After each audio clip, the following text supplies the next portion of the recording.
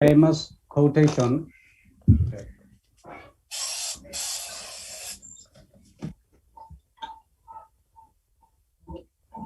Slide change করব কেন?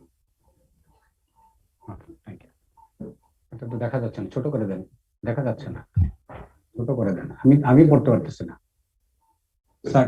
44 sorry for ছোট করে দেন। আমরা কিন্তু ঠিকই দেখতে পাচ্ছি স্যার। এখন ঠিক আছে স্যার? এখনো ঠিক আছে, আগেও ঠিক ছিল, অসুবিধা নেই। Sir thank you sir. না, আমার অংশ দেখতে পাচ্ছিলাম না। Thank you sir. তো স্যার, এটা হচ্ছে Benedict the Spinoza. He was a Dutch philosopher back in 16th century. He said, he who would distinguish the true from the false must have an adequate idea of what is true and what is false. তো sir, এটা আমরা যারা sir field লেভেলে কাজ করি এবং যারা sir লোকের বক্তব্য শুনে তাদের বিচার দেওয়ার চেষ্টা করি, for them we have to know which of the words are indicating truth and which are the words indicating the false. In a researchers by the psychologists say that the people who speak the truth, they have some common words within their statement, and the people who tell a lie, they have some common words in their statement. So based on the observations by the researchers, there are several words, sentences that I'll be telling in the slides to come with my experiences. So let me begin with a very simple riddle. একটু ধাঁধা দিয়ে শুরু করতে চাই। সেটা sir হচ্ছে, 5 frogs are sitting on a log. Four decide to jump off. How many are left? আমরা sir এই ধাঁধাটা অ্যানালাইসিস করলে বুঝতে পারি যে এই 5টাই স্যার ওই লগের উপরে থেকে গেল, because they decided to jump off but they did not jump. মানে সিদ্ধান্ত নিয়েছে বাট স্যার এক্সিকিউট করেনি। এই ধাঁধার অ্যানালাইসিসটা সমাধানে আমাকে সাহায্য করেছে the analysis of the word used by the man who created this riddle. তো এইভাবে sir, when people speak, if we listen to them attentively, if we try to understand what exactly they want to say by analyzing their words, it gives me some additional information. It also helps me to detect whether he is being truthful to me or he is being false to me. We begin with a famous story from the Holy Quran. Our Prophet Sulaiman alayhi salam, he was not only a prophet, but he was a ruler and a judge. One day he was sitting in his chair.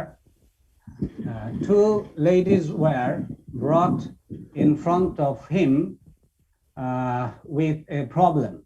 The problemটা এরকম sir, the 2 mothers are claiming the live baby for herself, but there was a dead baby. So এই বিষয়টা যখন prophet Sulaiman আলাইহিস সালামের দরবারে নিয়ে যাওয়া হয়, তখন Prophet Sulaiman alayhi salam was a very good listener. He was listening to the both ladies. So এখানে স্যার আমরা ছোটবেলায় from our grandfathers or grandmas, what we come to learn is that after listening the stories of the 2 ladies, Sulaiman alayhi salam ordered the killer to kill the baby, divided into 2 parts and hand over each part to each lady.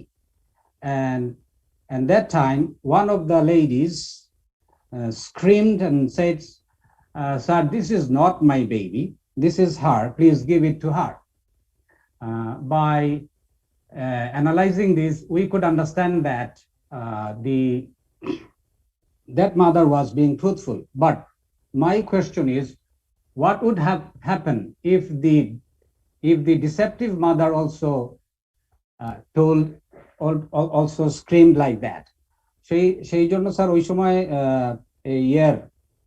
এই হযরত সুলাইমান আলাইহিস সালামের পক্ষে এই মায়ের কোন মার এটা sir আসল মা সেটি মাতৃত্ব মালিকানা নির্ধারণ খুব জটিল হয়ে পড়তো, but because he was a very good listener, because he was a very good judge, he was listening to both ladies and discovered that এখানে যে ওয়ার্ডারে the two ladies arranged their words indicate something else.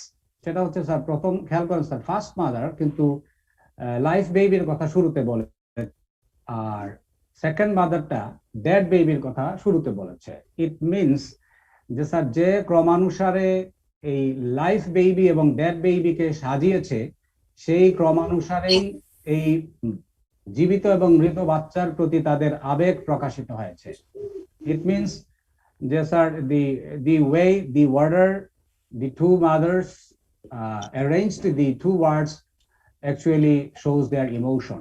এই যে দুই ভাবে সাজানোর এটি analysis করেই প্রাথমিকভাবে হযরত সুলাইমান আলাইহিস সালাম বুঝতে পেরেছিলেন যে first mother is the truthful mother, because সে শুরুতেই তার বাচ্চার কথা বলেছে, সে জানে যে সামনের জীবিত বাচ্চাটা তার, ওকে সে ফিরে পেতে চায়, সেজন্য সে তার শুরুতেই তার জীবিত বাচ্চার কথা বলছে। আর যে মায়ের বাচ্চাটা মারা গিয়েছে সে জানে যে তার বাচ্চাটা মারা গেছে, সে যদিও তার জীবিত বাচ্চাটাকে দাবি করছে কিন্তু এটাকে ঠেলে ঠেলে পিছনে পাঠিয়ে দিয়েছে।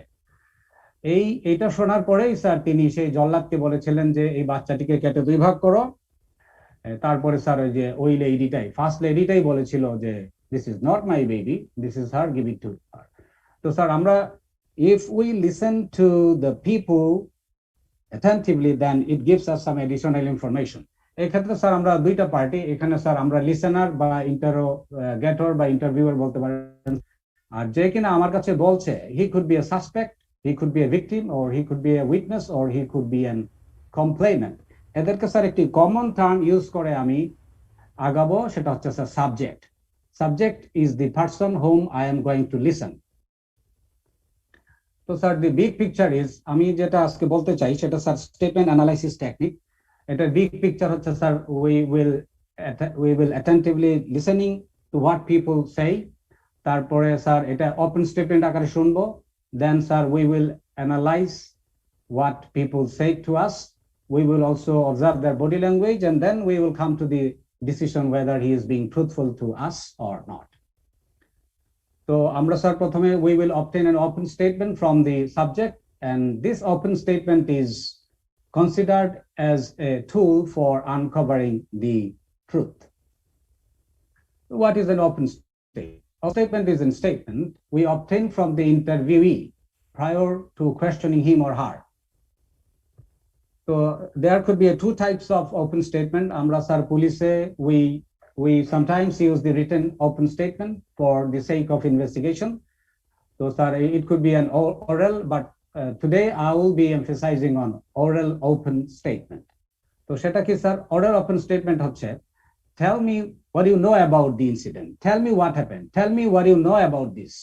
It is the open statement. Open ei jonno sir, I did not give him or her any time limitation or limitation for the sentences. It would become a closed statement if I would say him or her, tell me what happened in 10 minutes, tell me in sentences. But as we are keeping it open in terms of the sentences and in terms of in the time, so it becomes an open statement. আমরা sir দুই ধরনের open statement consider করি। Written open statement, সেই ক্ষেত্রে we can say, write down what you know about the incident, tell me what you did from the time you wake up till you went to the bed. আমরা sir open statement নেওয়ার সময় কয়েকটা জিনিস খেয়াল করব, সেটি হচ্ছে sir we will allow the speaker to speak at a stretch, we will not be asking any question while he is narrating his story, we will be an attentive listener, we will not edit anything what he or she says, and we have to give him or her adequate time. If we analyze the open statement, we will find some indicators of truthfulness, we will find some indicators of deception, we can obtain some additional information, and we can also discover some concealed information within this statement.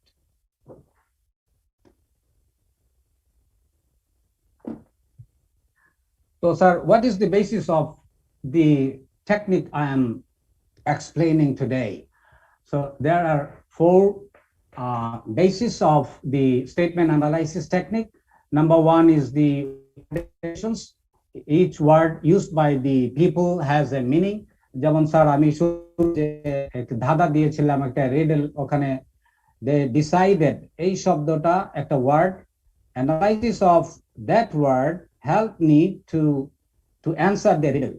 সেই জন্য sir যে সকল word people would say to us, if we analyze the word, if we search for the definition of the word, এটা sir আমাকে করতে হবে. This is the primary basis of the statement analysis technique.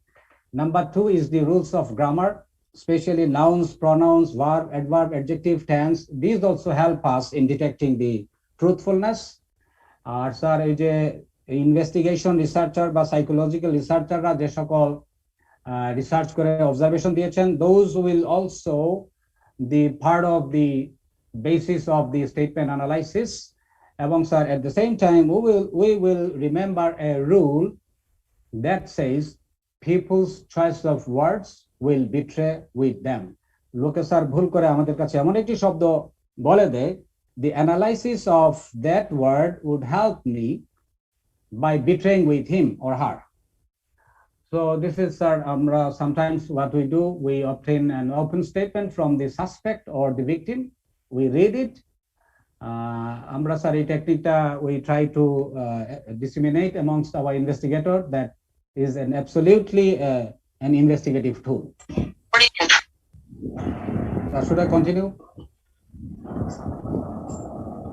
Yes, sir. Okay, thank you. So sir, আমরা সেই একটি যদি open statement শুনি, সেই স্টেটমেন্টে আমরা কি কি জিনিস দেখবো বা খুঁজবো বা অবজার্ভ করবো, সেটা স্যার আমি কয়েকটা এক্সাম্পল দিচ্ছি স্যার, বাস্তব এক্সাম্পল। প্রথমে স্যার একটু ব্যালেন্স অফ স্টেটমেন্টটা খুঁজবো।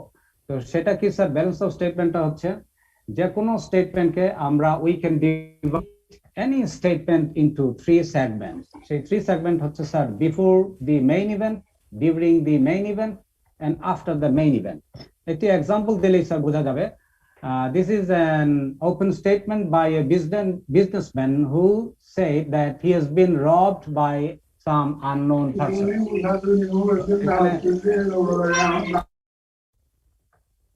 Okay. এখন স্যার এটা হচ্ছে একজন বিজনেসম্যানের ওপেন স্টেটমেন্ট। সেটা কি স্যার? সেটা হচ্ছে বলতেছে এরকম, my name is Shaheen, I am a businessman, I am 45 years old, I live in Malibag area.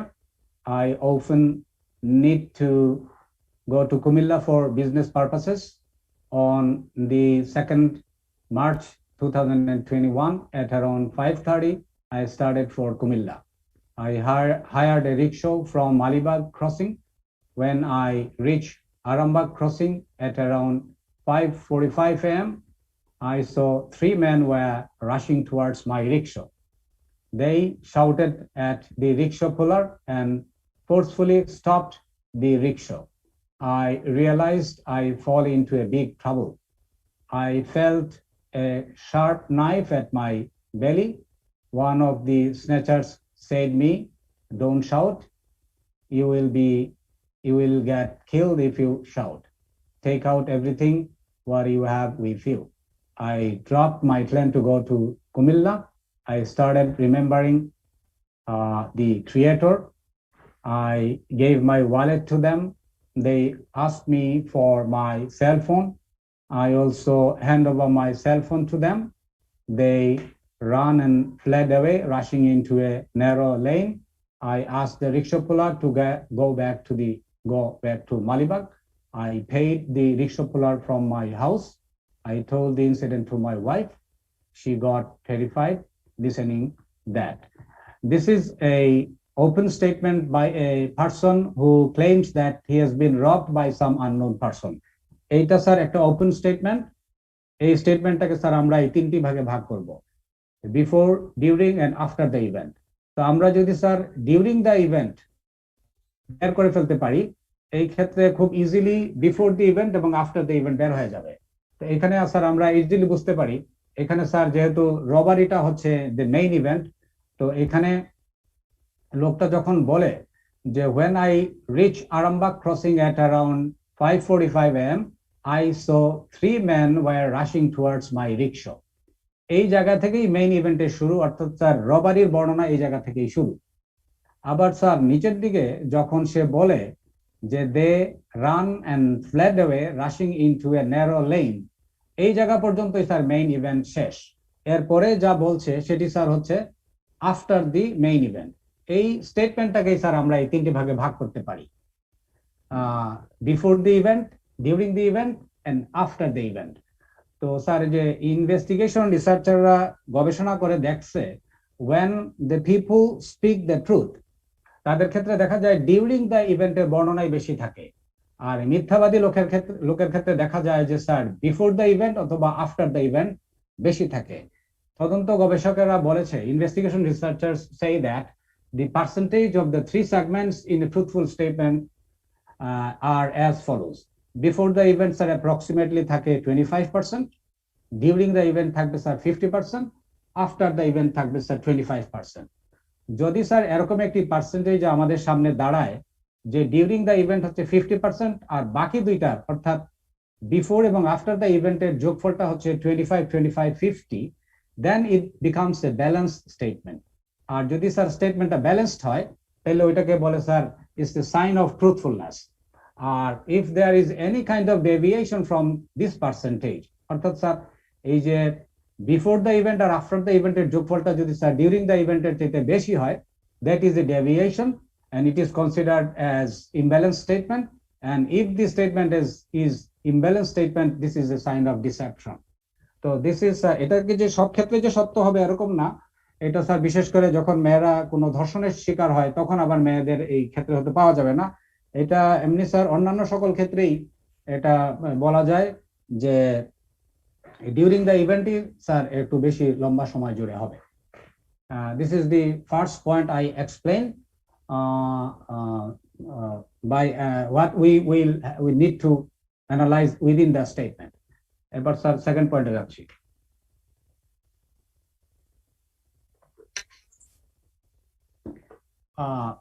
In the statement we have to look for unique sensory details. What are the unique sensory details? আমরা বাংলায় বলি যেটা sir পঞ্চ ইন্দ্রিয়, সেটা হচ্ছে sir unique sensory detail. The eyes, the ear, the smell, the taste, the touch, these are the unique sensory details. তো investigation রিসার্চাররা দেখছে স্যার যে দেখা যায় যে স্যার যে যখন লোকে সত্য বলে তখন সে he or she uses his or her unique sensory details. Or when people are telling you the untruth or the false, they cannot use these unique sensory details. Let me give you a very simple example. ধরুন sir 16 বছরের একটি মেয়ে ধর্ষণের শিকার, সে তার বাবাকে নিয়ে থানায় গিয়েছে। এখন স্যার তার বক্তব্য শুনছে অফিসার যে মামলা রেকর্ড করবে। এখন সেই মেয়েটি যদি স্যার সত্যই ধর্ষণের শিকার হয় তাহলে দেখা যাবে সে বলছে যে ওই লোকটার বয়স ছিল 35-40, মাথার চুল ছিল না, হলুদ রঙের গেঞ্জি ছিল, নীল রঙের একটা লুঙ্গি পরছে। তার মানে হচ্ছে সে মেয়েটি ঠিক ওই ঘটনার সময় সে ওই ছেলেটাকে দেখছে, এটা তার চোখের মাধ্যমে তার মেমোরিতে স্টোর হয়ে গেছে। এখন সেই মেয়েটি যদি বলে যে ও আমাকে বলছে আমি যদি রাজি না হই তাহলে আমাকে সে ছুরি দিয়ে জবাই করে ফেলবে, তাহলে এই কথাটা সে শুনেছে, হার ইয়ার ওয়াজ ইউজড, সেই জন্য স্যার এটা তার মেমোরি থেকে সে বলতে পারতেছে। সে যদি বলে যে ওই লোকটার মুখ থেকে মদের গন্ধ বের হচ্ছিল, তার মানে হচ্ছে যে ওই সময় যে তার নাকের মাধ্যমে যে স্যার গন্ধটা ঢুকে গেছে, ওইটাও স্যার স্টিল ওইটা তার সে বলতে পারতেছে, বিকজ ওইটা তার মেমোরিতে স্টোর হয়ে গেছে। যদি স্যার তাকে ধর্ষণ করার পরে যদি মেরে ফেলার জন্য যদি বিষ ধরনের কিছু তার মুখে ঢেলে দেয়, তার খারাপ লাগে, সে বলবে যে তার মুখটা তার বিষাক্ত কি একটা ঢেলে দিয়েছিল, মনে হচ্ছে মরে যাচ্ছিলাম। যদি মেয়েটি বলে যে তাকে ছুরি দিয়ে কেটে ফেলতে চাইছিল, তার পেটের মধ্যে এরকম চাপ দিছে, ব্যথা পাইছে, সেটা রিফ্লেকশন হবে স্যার। মানে সোজা কথা স্যার, যে যখন লোকে সত্যই কোনো ঘটনার শিকার হয়, ওই সময়টুকু হচ্ছে তার জীবনের সবচেয়ে গুরুত্বপূর্ণ সেন্সিটিভ সময়। ওইটা স্যার প্রতি সেকেন্ডের কথা তার মেমোরিতে স্টোর হয়। আমাদের মেমোরির স্যার দুইটা অংশ আছে, একটা স্যার মেমোরি পার্ট আর একটা হচ্ছে ক্রিয়েটিভ পার্ট। মেমোরি পার্টে সঞ্চয় হয়, গবেষণায় দেখা গেছে truthful people they speak from the memory part, the deceptive people they use their creative part to to create a story. এবং স্যার সেই ক্ষেত্রে এই ইউনিক সেন্সরি ডিটেইলস এর অ্যাবসেন্ট থাকবে। গবেষণায় এটাও দেখা গেছে যে sir true memory generally includes unique sensory details. এটার ক্ষেত্রে স্যার সরি স্যার, এটা হবে স্পেশাল ডিটেইলস হবে। স্পেশাল ডিটেইলস মানে হচ্ছে স্যার স্পেস মানে স্থান, বস্তু, অবস্থান, এগুলা স্যার স্পেস। যে ব্যক্তি স্যার ঘটনাস্থলে উপস্থিত থাকে, সে যখন ঘটনার বর্ণনা দেয় তখন সেই ঘটনার বর্ণনায় ঘটনাস্থলের আশেপাশে যে সকল বস্তু থাকে, অবস্থান থাকে, সেগুলার বর্ণনা দিতে থাকে। মিথ্যাবাদী লোক বলবে I hid behind the carton, কিন্তু সত্যবাদী লোক বলবে I hid behind some fridge carton boxes in the store room located next to the kitchen. দেখা যায় যে স্যার সেকেন্ড যে ব্যক্তি যে কথা বলছে সে he includes more special details within his statement and this of being truthfulness. মিথ্যাবাদী লোক ঘটনাস্থলের বর্ণনা ঠিক মতো দিতে পারে না, ঘটনাস্থলের আশেপাশের বস্তু কি কি ছিল সেটারও বিস্তারিত বর্ণনা দিতে পারে না। তার গবেষণায় এটাও দেখা গিয়েছে যে truthful people includes emotion in their statement. Emotion includes the fear, anger, sadness, crying, shame. আবার স্যার দেখা গিয়েছে যে লোক মিথ্যাবাদী কিন্তু ঘটনার সময় সে যে কোনো ধরনের ইমোশনের যে ইয়ে হয়েছিল সেরকম কিছু পাওয়া যায় না তার স্টেটমেন্টে। আমি একটা ছোট এক্সাম্পল দিতে চাই।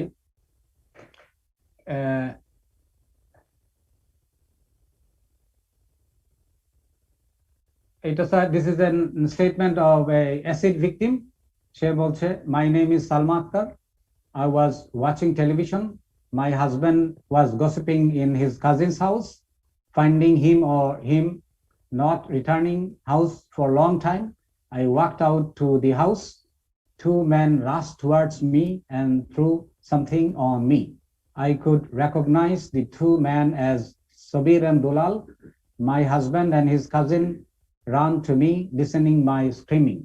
এই ক্ষেত্রে দেখা যায় যে স্যার এই ঘটনাটা আমি শুনেছিলাম, আই ওয়াজ এসপি রাজশাহী। তখন এই মহিলাকে অ্যাসিড ভিকটিমের ভদ্র মহিলা আমার সামনে আসেন, I was listening to her story. তো এই কাঁধের এই জায়গায় দুটো ফুটো অ্যাসিডের ইয়ে ছিল, দাগ ছিল।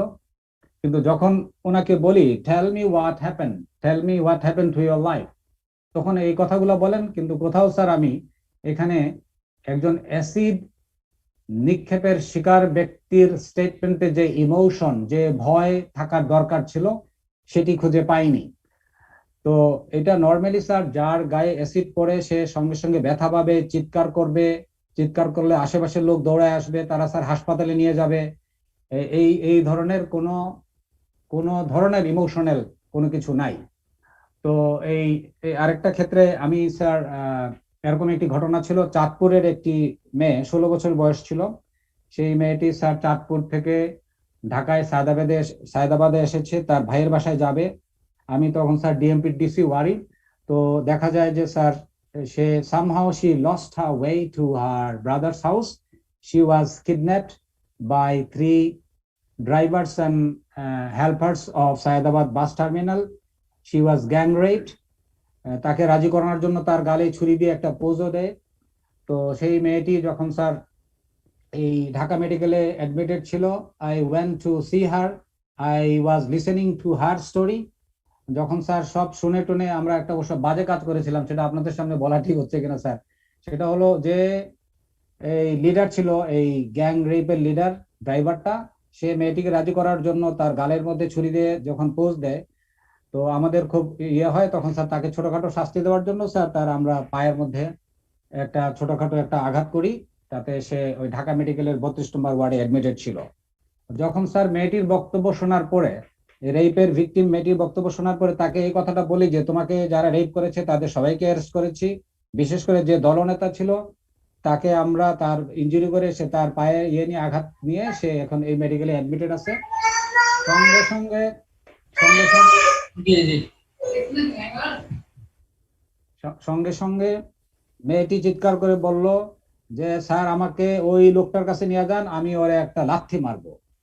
তো স্যার এইটাই হচ্ছে ইমোশন। এইটা হচ্ছে স্যার এটা কিন্তু স্যার ইমোশন না। আমাকে ওই লোকটার কাছে নিয়ে যান, আমি ওরে একটা লাথি মারবো, এই বক্তব্য অ্যানালাইসিস আমাকে এইটুকু পেতে সাহায্য করে যে ওই সময় ওই মেয়েটি কতটুকু ভয়াবহ নির্যাতনের শিকার হয়েছিল। This is the reflection of the torture she face during the course of the rape. তো স্যার এই কথাটা কিন্তু তার emotion. If that was A conceptual sexual intercourse, I wouldn't find this emotion from this girl's statement. সুতরাং sir আমরা স্টেটমেন্টে emotion আছে কিনা সেই জিনিসটা দেখব। তবে স্যার আবার খেয়াল করতে হবে যে এই back in the course of the event এখানে কোনো ভয়ের কিছু থাকা লাগবে। নর্মালি ডাকাতি মামলা, দস্যুতা মামলা, খুনের সাক্ষী বা রেপের ভিকটিম, এগুলোর ক্ষেত্রে স্যার বেশি ইমোশন খুঁজে পাওয়া যায়। We have to look if people are convincing to us or being conveyed to us. দেখা গেছে স্যার যে কনভিন্সিং পিপল আর ডিসেপটিভ পিপল, দি কনভেইং পিপল আর ট্রুথফুল পিপল। তো ছোট্ট একটা এক্সাম্পল দিয়ে আমি বোঝাতে চাই, সেটি হচ্ছে যে sir what did you do last night. একজন আরেকজনকে কোয়েশ্চেন করছে, তুমি গত রাতে মানে কি করেছিলা? তো লোকটা বলতে পারতো I went to a party, আমি একটি পার্টিতে গিয়েছিলাম। That could be a conveying message, but সে আমাকে বলছে অ্যাকচুয়ালি। বাংলায় করলে দাঁড়ায় প্রকৃতপক্ষে বা আসলে।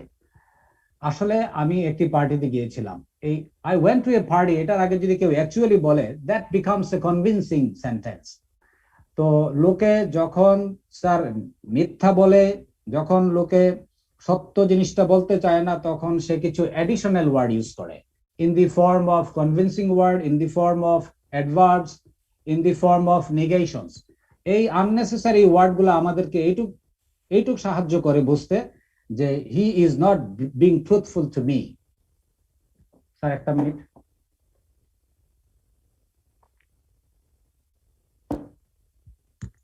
স্যার ইনভেস্টিগেশন রিসার্চাররা রিসার্চ করে দেখছে some people use some equivocations during the course of his story when specially telling the untruth. Words that have no specific meaning or having dual meanings are called equivocations. যেমন sir ইংলিশে করলে দাঁড়ায় maybe, perhaps, possibly, I guess, I think, this is a kind of some. এগুলা বাংলা করলে দাঁড়ায় sir হতে পারে সম্ভবত, আমি অনুমান করছি, আমি চিন্তা করছি, এটা এক ধরনের কিছুটা। তো দেখা যায় যে স্যার যে লোক মিথ্যা বলে, সে কোনো কিছু দেখছে বলে যখন অস্বীকার করতে চায়, তখন তাকে কিছু আননেসেসারি ওয়ার্ড ইউজ করতে চায়। এই ইকুইভোকেশন গুলা হচ্ছে স্যার সেই unnecessary word. Use of such words allow the witness to evade the risk of telling the truth. Even আমি স্যার এই যে পুলিশের এই ক্লাসগুলো নেওয়ার পরেও আমি যখন মিথ্যা বলি, তখন মনের অজান্তেই এই ইকুইভোকেশন গুলা আমি ব্যবহার করতে থাকি। তো স্যার মিথ্যাবাদী লোকের স্টেটমেন্টে ইকুইভোকেশনস বা ব্যর্থবোধক, বাংলায় বলে স্যার ব্যর্থবোধক শব্দ, সেগুলো খুঁজে পাওয়া যায়। নিগেশন আমরা জানি স্যার যে বাক্যটি বা যে শব্দটি অ্যান্সার হয় নেগেটিভ, সেটা হচ্ছে স্যার নিগেশনস বা না সূচক শব্দ। যেমন sir no no, I did not do it, I don't know, I cannot do that. এইগুলা স্যার আপনি যদি আমাকে প্রশ্ন করেন তুমি কি গতকাল মিরপুর গিয়েছিলে, তো আমি যদি অস্বীকার করতে চাই, তাহলে আমি বলবো I did not go to Mirpur last evening. তো এই পর্যন্ত স্যার ডিড নট পর্যন্তই ঠিক আছে। কিন্তু যখন স্যার লোকে আননেসেসারি এই সকল না সূচক শব্দ ব্যবহার করে, then that becomes sign of deception. কিভাবে স্যার একটা ছোট এক্সাম্পল দেখাই।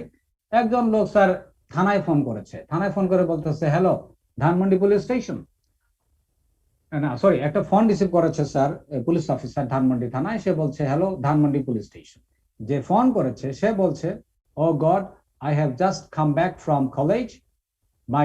Our domestic health, his throat is completely cut off. I don't know. I guess he is dead. Hello. এখানে দেখুন স্যার যে এই পর্যন্ত তো ঠিক ছিল। Oh god, I have just come back from college, our domestic help, his throat is completely cut off, I guess is that hello. এতটুকু ঠিক ছিল, কিন্তু মাঝখানে হঠাৎ করে সে যখন বলছে আই ডোন্ট নো, এটা স্যার হচ্ছে নিগেশন, না সূচক শব্দ। এটা মাঝখানে ব্যবহার করা sir, this is a sign of deception, and this is being found by the investigation researcher or the psychologist. So in a statement, if we find the negations are being used unnecessarily, we will have a close look into that. We have to look for extraneous information. Extraneous information are those information that is not relevant to the event. Extraneous মানে হচ্ছে of external origin. Anything that does not answer the question is extraneous information. যেমন sir, আমি যদি কেউ একজনকে প্রশ্ন করছে did you do it, এটার প্রাসঙ্গিক বা relevant answer is yes I did it or no I did not do that. এটা হচ্ছে স্যার রেলেভেন্ট বা ট্রুথফুল অ্যান্সার। কিন্তু কেউ যদি ওটার অ্যান্সারে বলে how I wouldn't have done that, how could I have done that, it does not answer my question. Questionটা ছিল sir did you do it, কিন্তু বলছে কি I wouldn't have done that, how could I have done it, এইগুলা it does not answer my question.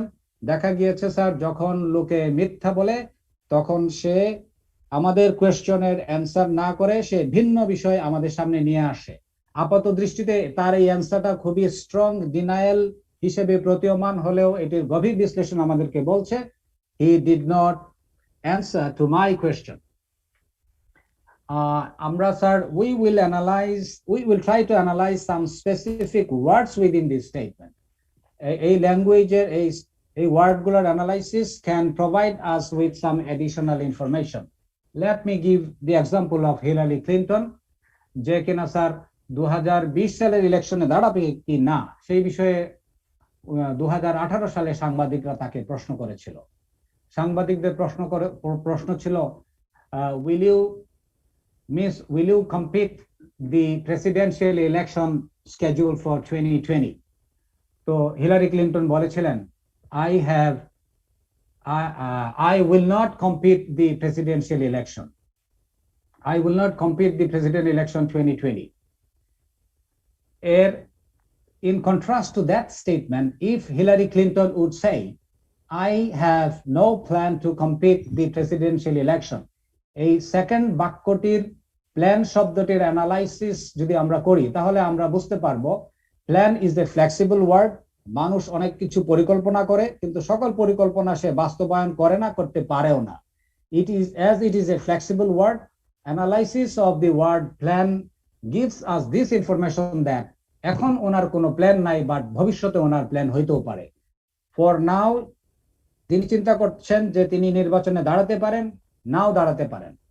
তো কিন্তু তিনি যেহেতু সরাসরি আমাদেরকে বলছেন I will not compete the presidential election 2020, তাহলে স্যার আমরা ধরে নিব তিনি আসলেই এই প্রেসিডেন্সিয়াল ইলেকশনে দাঁড়াবেন না। কিন্তু তিনি যদি বলতেন আই হ্যাভ নো প্ল্যান, তাহলে জিনিসটাকে তিনি ওপেন রেখেছিলেন, তার মানে তিনি সামনের মাসগুলোতে চিন্তা ভাবনা করে সিদ্ধান্ত জানাবেন।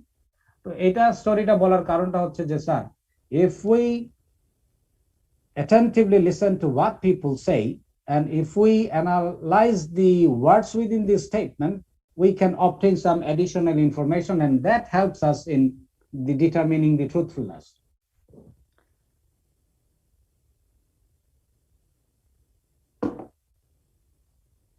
আমি শুরুতে বলেছিলাম যে স্যার গ্রামার গুলো আমাদেরকে স্যার অনেক সময় সাহায্য করে, এডিশনাল ইনফরমেশন পেতে আমাদেরকে নাউন গুলো সাহায্য করবে। এখন স্যার আমাদেরকে দেখতে হবে examine the order of appearance of the nouns. যেমন স্যার একটা বাবা তার ছেলেকে জিজ্ঞেস করছে যে বাবা তুমি আজকে কার সঙ্গে খেলতে গিয়েছিলা? ছেলেটি অ্যান্সারে বলতেছে I went to play with Rana and Jasim. এখানে স্যার দুটো নাউন ইউজ হয়েছে, রানা এবং জসিম, কিন্তু সেই বাবাটি জানে যে ওই এলাকায় সে অনেকদিন আছে, জসিম হচ্ছে তার ছেলের প্রিয় ফ্রেন্ড, বাট আজকে হঠাৎ করে একটি নতুন নাম রানা সেটি স্যার তার ছেলেটি শুরুতে বলছে। বাবা ছেলেকে জিজ্ঞেস করছে, আমরা তো এই এলাকায় বহুদিন আছি, তো তোমার তো রানা নামে কোনো ফ্রেন্ডের কথা শুনি নাই, সেটাকে? তখন ছেলেটি তার বাবাকে বলছে, ও তুমি শোনো নাই, এই রানা এলাকায় নতুন আসছে, কিন্তু এই তো প্রত্যেকদিন আমাদেরকে খেলতে ডেকে নিয়ে যায়।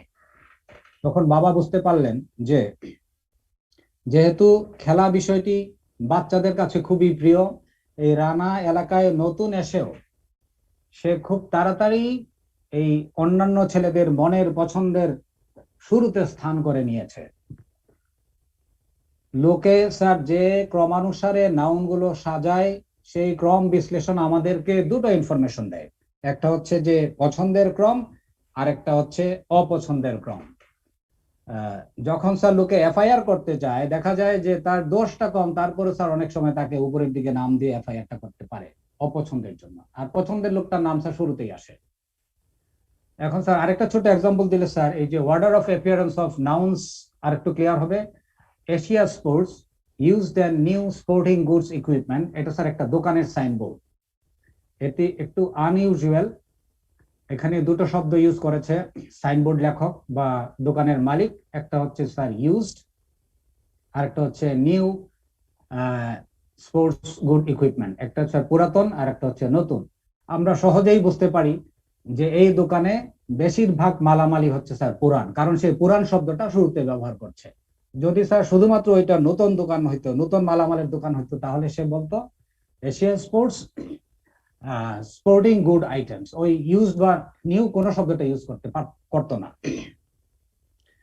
So the examination of the order of appearance of the nouns provide us with some additional information.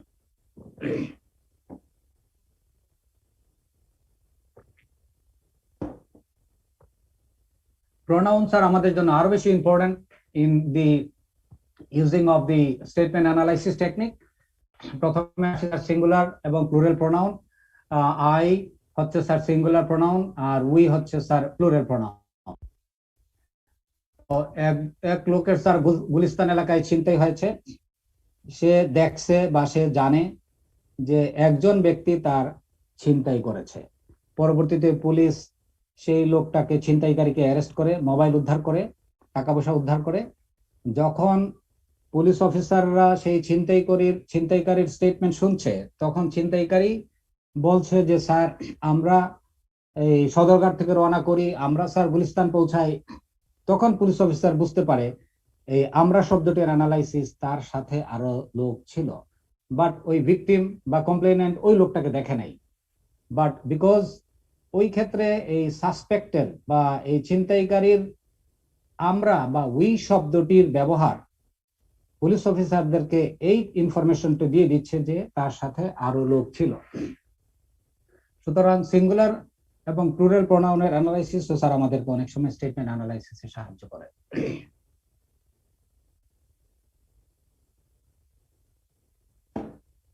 Sorry sir. তারপরে আসে স্যার পসেসিভ প্রোনাউন। পসেসিভ মানে সত্যসূচক, মাই, আওয়ার, হিজ, হার, এগুলা স্যার হচ্ছে পসেসিভ প্রোনাউন। সাধারণত দেখা যায় যে স্যার যখন একটা এক্সাম্পল দিয়ে বোঝাই, আর্সনের কেসে, গৃহে অগ্নিসংযোগের মামলায় দেখা যায় অনেক সময় বাড়ির মালিক বাড়িতে আগুন দেয়, অনেক সময় স্যার শত্রুপক্ষ আগুন দেয়। যদি বাড়ির মালিক নিজের বাড়িতে আগুন দেয়, তখন যখন ইনভেস্টিগেটররা যাবে, তার বক্তব্য শুনবে, সে যদি নিজে নিজেই আগুন দেয়, তাহলে সে সেই বক্তব্য প্রদানের সময় আমার বাড়ি আমার বাড়ি, এই বাড়ি শব্দের আগে আমার শব্দটা সে ব্যবহার করতে পারবে না। আর যদি স্যার শত্রুপক্ষ যদি সেই বাড়িতে আগুন দেয়, তাহলে যদিও বাড়িটা পুড়ে গেছে, তারপরেও দেখা যায় যে সে এই পুরা বাড়িটাকেই সে আপন মনে করছে এবং সে বলছে আমার বাড়ি আমার বাড়ি। এই ক্ষেত্রে স্যার আমার শব্দটা মিসিং হবে না। তার মানে স্যার পসেসিভ প্রোনাউন দিয়ে একটি জিনিসের প্রতি মায়া বা দরদ কতটুকু আছে সেটি প্রথমে প্রাইমারিলি ডিসকভার করা যায়, পরবর্তীতে ইনভেস্টিগেশন বা during the course of the judgement এটা আমাদেরকে হেল্প করতে পারে। প্রোনাউন গুলো, বিশেষ করে পসেসিভ প্রোনাউন গুলো স্যার আন্তঃব্যক্তি সম্পর্ক নির্ধারণে আমাদেরকে সাহায্য করে। এক ব্যক্তির সাথে আরেক ব্যক্তির সম্পর্ক ভালো না খারাপ, সে বিষয়টি এই মাই এই পসেসিভ প্রোনাউনটা আমাকে সাহায্য করতে পারে স্যার। কিভাবে? আমি একটি এক্সাম্পল দিয়ে বোঝাতে চাই। একবার এই যাত্রাবাড়ি থেকে ড্যামরা যাওয়ার পথে হাতের ডানে একটি খাল আছে স্যার, খালটির নাম হচ্ছে ডিএনডি ক্যানেল। ডিএনডি ক্যানেলে একটি 21 বছরের ছেলের ডেড বডি ভেসে ওঠে। I went to the crime scene.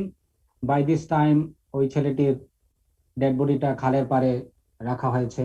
ছেলেটির পা, হাত একটি গামছা দিয়ে বাঁধা ছিল। তো অনেক লোকের ভিড়। একটা পর্যায়ে স্যার জানতে পারলাম এই ছেলেটির ইমিডিয়েট ছোট ভাই, তার বয়স ছিল স্যার 17, সে পাশেই দাঁড়ানো। তাকে স্যার আরেকটু দূরে সরিয়ে বললাম যে তোমার ভাইয়ের মৃত্যু সম্পর্কে কিছু জানো, তুমি কিছু বলবা? তো খেয়াল করলাম যে সে স্যার অনেকক্ষণ থেকে আমার সঙ্গে কথা বলল, কিন্তু সে একটি বারের জন্য বলল না আমার ভাই, বলল না যে বড় ভাই। সে শুধুমাত্র একটি শব্দ ব্যবহার করলো তার ভাই সম্পর্কে, সেটা হচ্ছে উইয়ে। উইয়ে এটা করতো, উইয়ে সেটা করতো, উইয়ে ওই মসজিদে পড়ে থাকতো। উইয়ে হচ্ছে একটি প্রনাউন। ওই ড্যামরা অঞ্চলে সে এই প্রনাউনটিকে আঞ্চলিকভাবে বলে উইয়ে বা উইয়া। যখন বড় ভাইকে আমার ভাই বড় ভাই না বলে উইয়া বলে, তখন স্যার আমি বুঝতে পারলাম সে তার ভাইকে পছন্দ করে না। তার মানে স্যার বাড়িতেই গন্ডগোল আছে। I went to that house, started searching the house, এবং একটা পর্যায়ে স্যার এই গামছার অবশিষ্টাংশ ভিকটিমের খাটের নিচে পাইলাম। পরবর্তীতে আমরা আবিষ্কার করি ছোট ভাইটা তার মামা এবং আরেকটা লোককে ভাড়া করে স্যার 3 জন মিলে তাকে শ্বাসরুদ্ধ কর মেরে ওই খালটার মধ্যে 2 দিন আগে ফেলে দিয়েছিল। কারণ ছিল স্যার পারিবারিক, সেটাতে না যাই ডিটেল, বাট আমাকে যে শব্দটি এই ইনভেস্টিগেশনের একটি সূত্র ধরে দেয় সেটা হচ্ছে my. My is a pronoun, is a possessive pronoun. এটা স্যার ইন্টারপার্সোনাল রিলেশনশিপ ডিসকভারে সাহায্য করে। প্রোনাউনের ক্ষেত্রে স্যার আরেকটি বিষয় স্মরণীয়, সেটা হচ্ছে missing pronoun. Missing pronoun sir নাই, মানে যে প্রোনাউনটা থাকে না, does not take responsibility of his action, grab the gun and try to take it away from him. এখানে স্যার প্রোনাউনটি missing. I grabbed the gun and tried to take away it from him. এক লোক sir তার পুলিশের কাছে complain করে যে তার সে এবং তার স্ত্রী ছিনতাইয়ের শিকার, ছিনতাইকারীরা তার ওয়াইফকে গুলি করে মেরে ফেলে। এটার ইনভেস্টিগেশনে পুলিশ অফিসাররা ওর ওপেন স্টেটমেন্ট নেয়। নেওয়ার পরে দেখা যায় যে স্যার ওর স্টেটমেন্টে এই প্রোনাউনটি নেই। আই গ্র্যাব, হু গ্র্যাব দি গান, এই আই শব্দটা নাই, মিসিং। লোকে যখন কোনো কাজের দায়িত্বভার নিতে চায় না, শিফট করতে চায়, তখন সে স্যার আননোয়িংফুলি সে ওই প্রোনাউনটা মিস করে যায়। Missing pronoun is an indicator of being deceptive. Adjective আমরা জানি স্যার, অ্যাডজেক্টিভ হচ্ছে স্যার নাউনের দোষ, গুণ, অবস্থা, পরিমাণ, সংখ্যা ইত্যাদি বোঝায়। আমরা in the statement analysis technique we will search for some unexpected adjective. এটা আমাদেরকে অ্যাডিশনাল ইনফরমেশন ডিসকভারে সাহায্য করে। কিভাবে sir? I saw Bahar in his blue car. প্রথম বাক্যে ব্লু হচ্ছে অ্যাডজেক্টিভ আর কার হচ্ছে নাউন। এই ভদ্রলোক বলতে পারতো I saw Bahar in his car। এটা বললে সে আমাদেরকে এটা মিন করতো যে বাহারের একটি গাড়ি আছে। যেহেতু বাহারের আর একটা লাল কালারের গাড়ি আছে, ওইটার সঙ্গে ডিস্টিংগুইশ করার জন্যই সে ব্লু শব্দটি ব্যবহার করেছে। এই অ্যাডজেক্টিভ ব্লু অ্যানালাইসিস আমাদেরকে এটি এই এডিশনাল ইনফরমেশনটুকু পেতে সাহায্য করে যে বাহার হ্যাজ মোর দেন ওয়ান কার। যদি একটা কার থাকতো তাহলে সে বলতো I so Bahar in his কার। তো এই ইয়েগুলা অ্যাডজেক্টিভ গুলা আমাদেরকে এডিশনাল ইনফরমেশন পেতে সাহায্য করে। কেউ যদি বলে I went to the north building, তাহলে বুঝতে হবে সাউথ একটা বিল্ডিং আছে। আমার স্যার গলাটা একটু ধরে গেছে। আমি দেখতে পাচ্ছি যে লক্ষ্মীপুরের যে mister Iqbal Hossain, would you mind please reading the slide for me and assisting me? Can you please read this slide? Or anyone can help me reading this slide, please?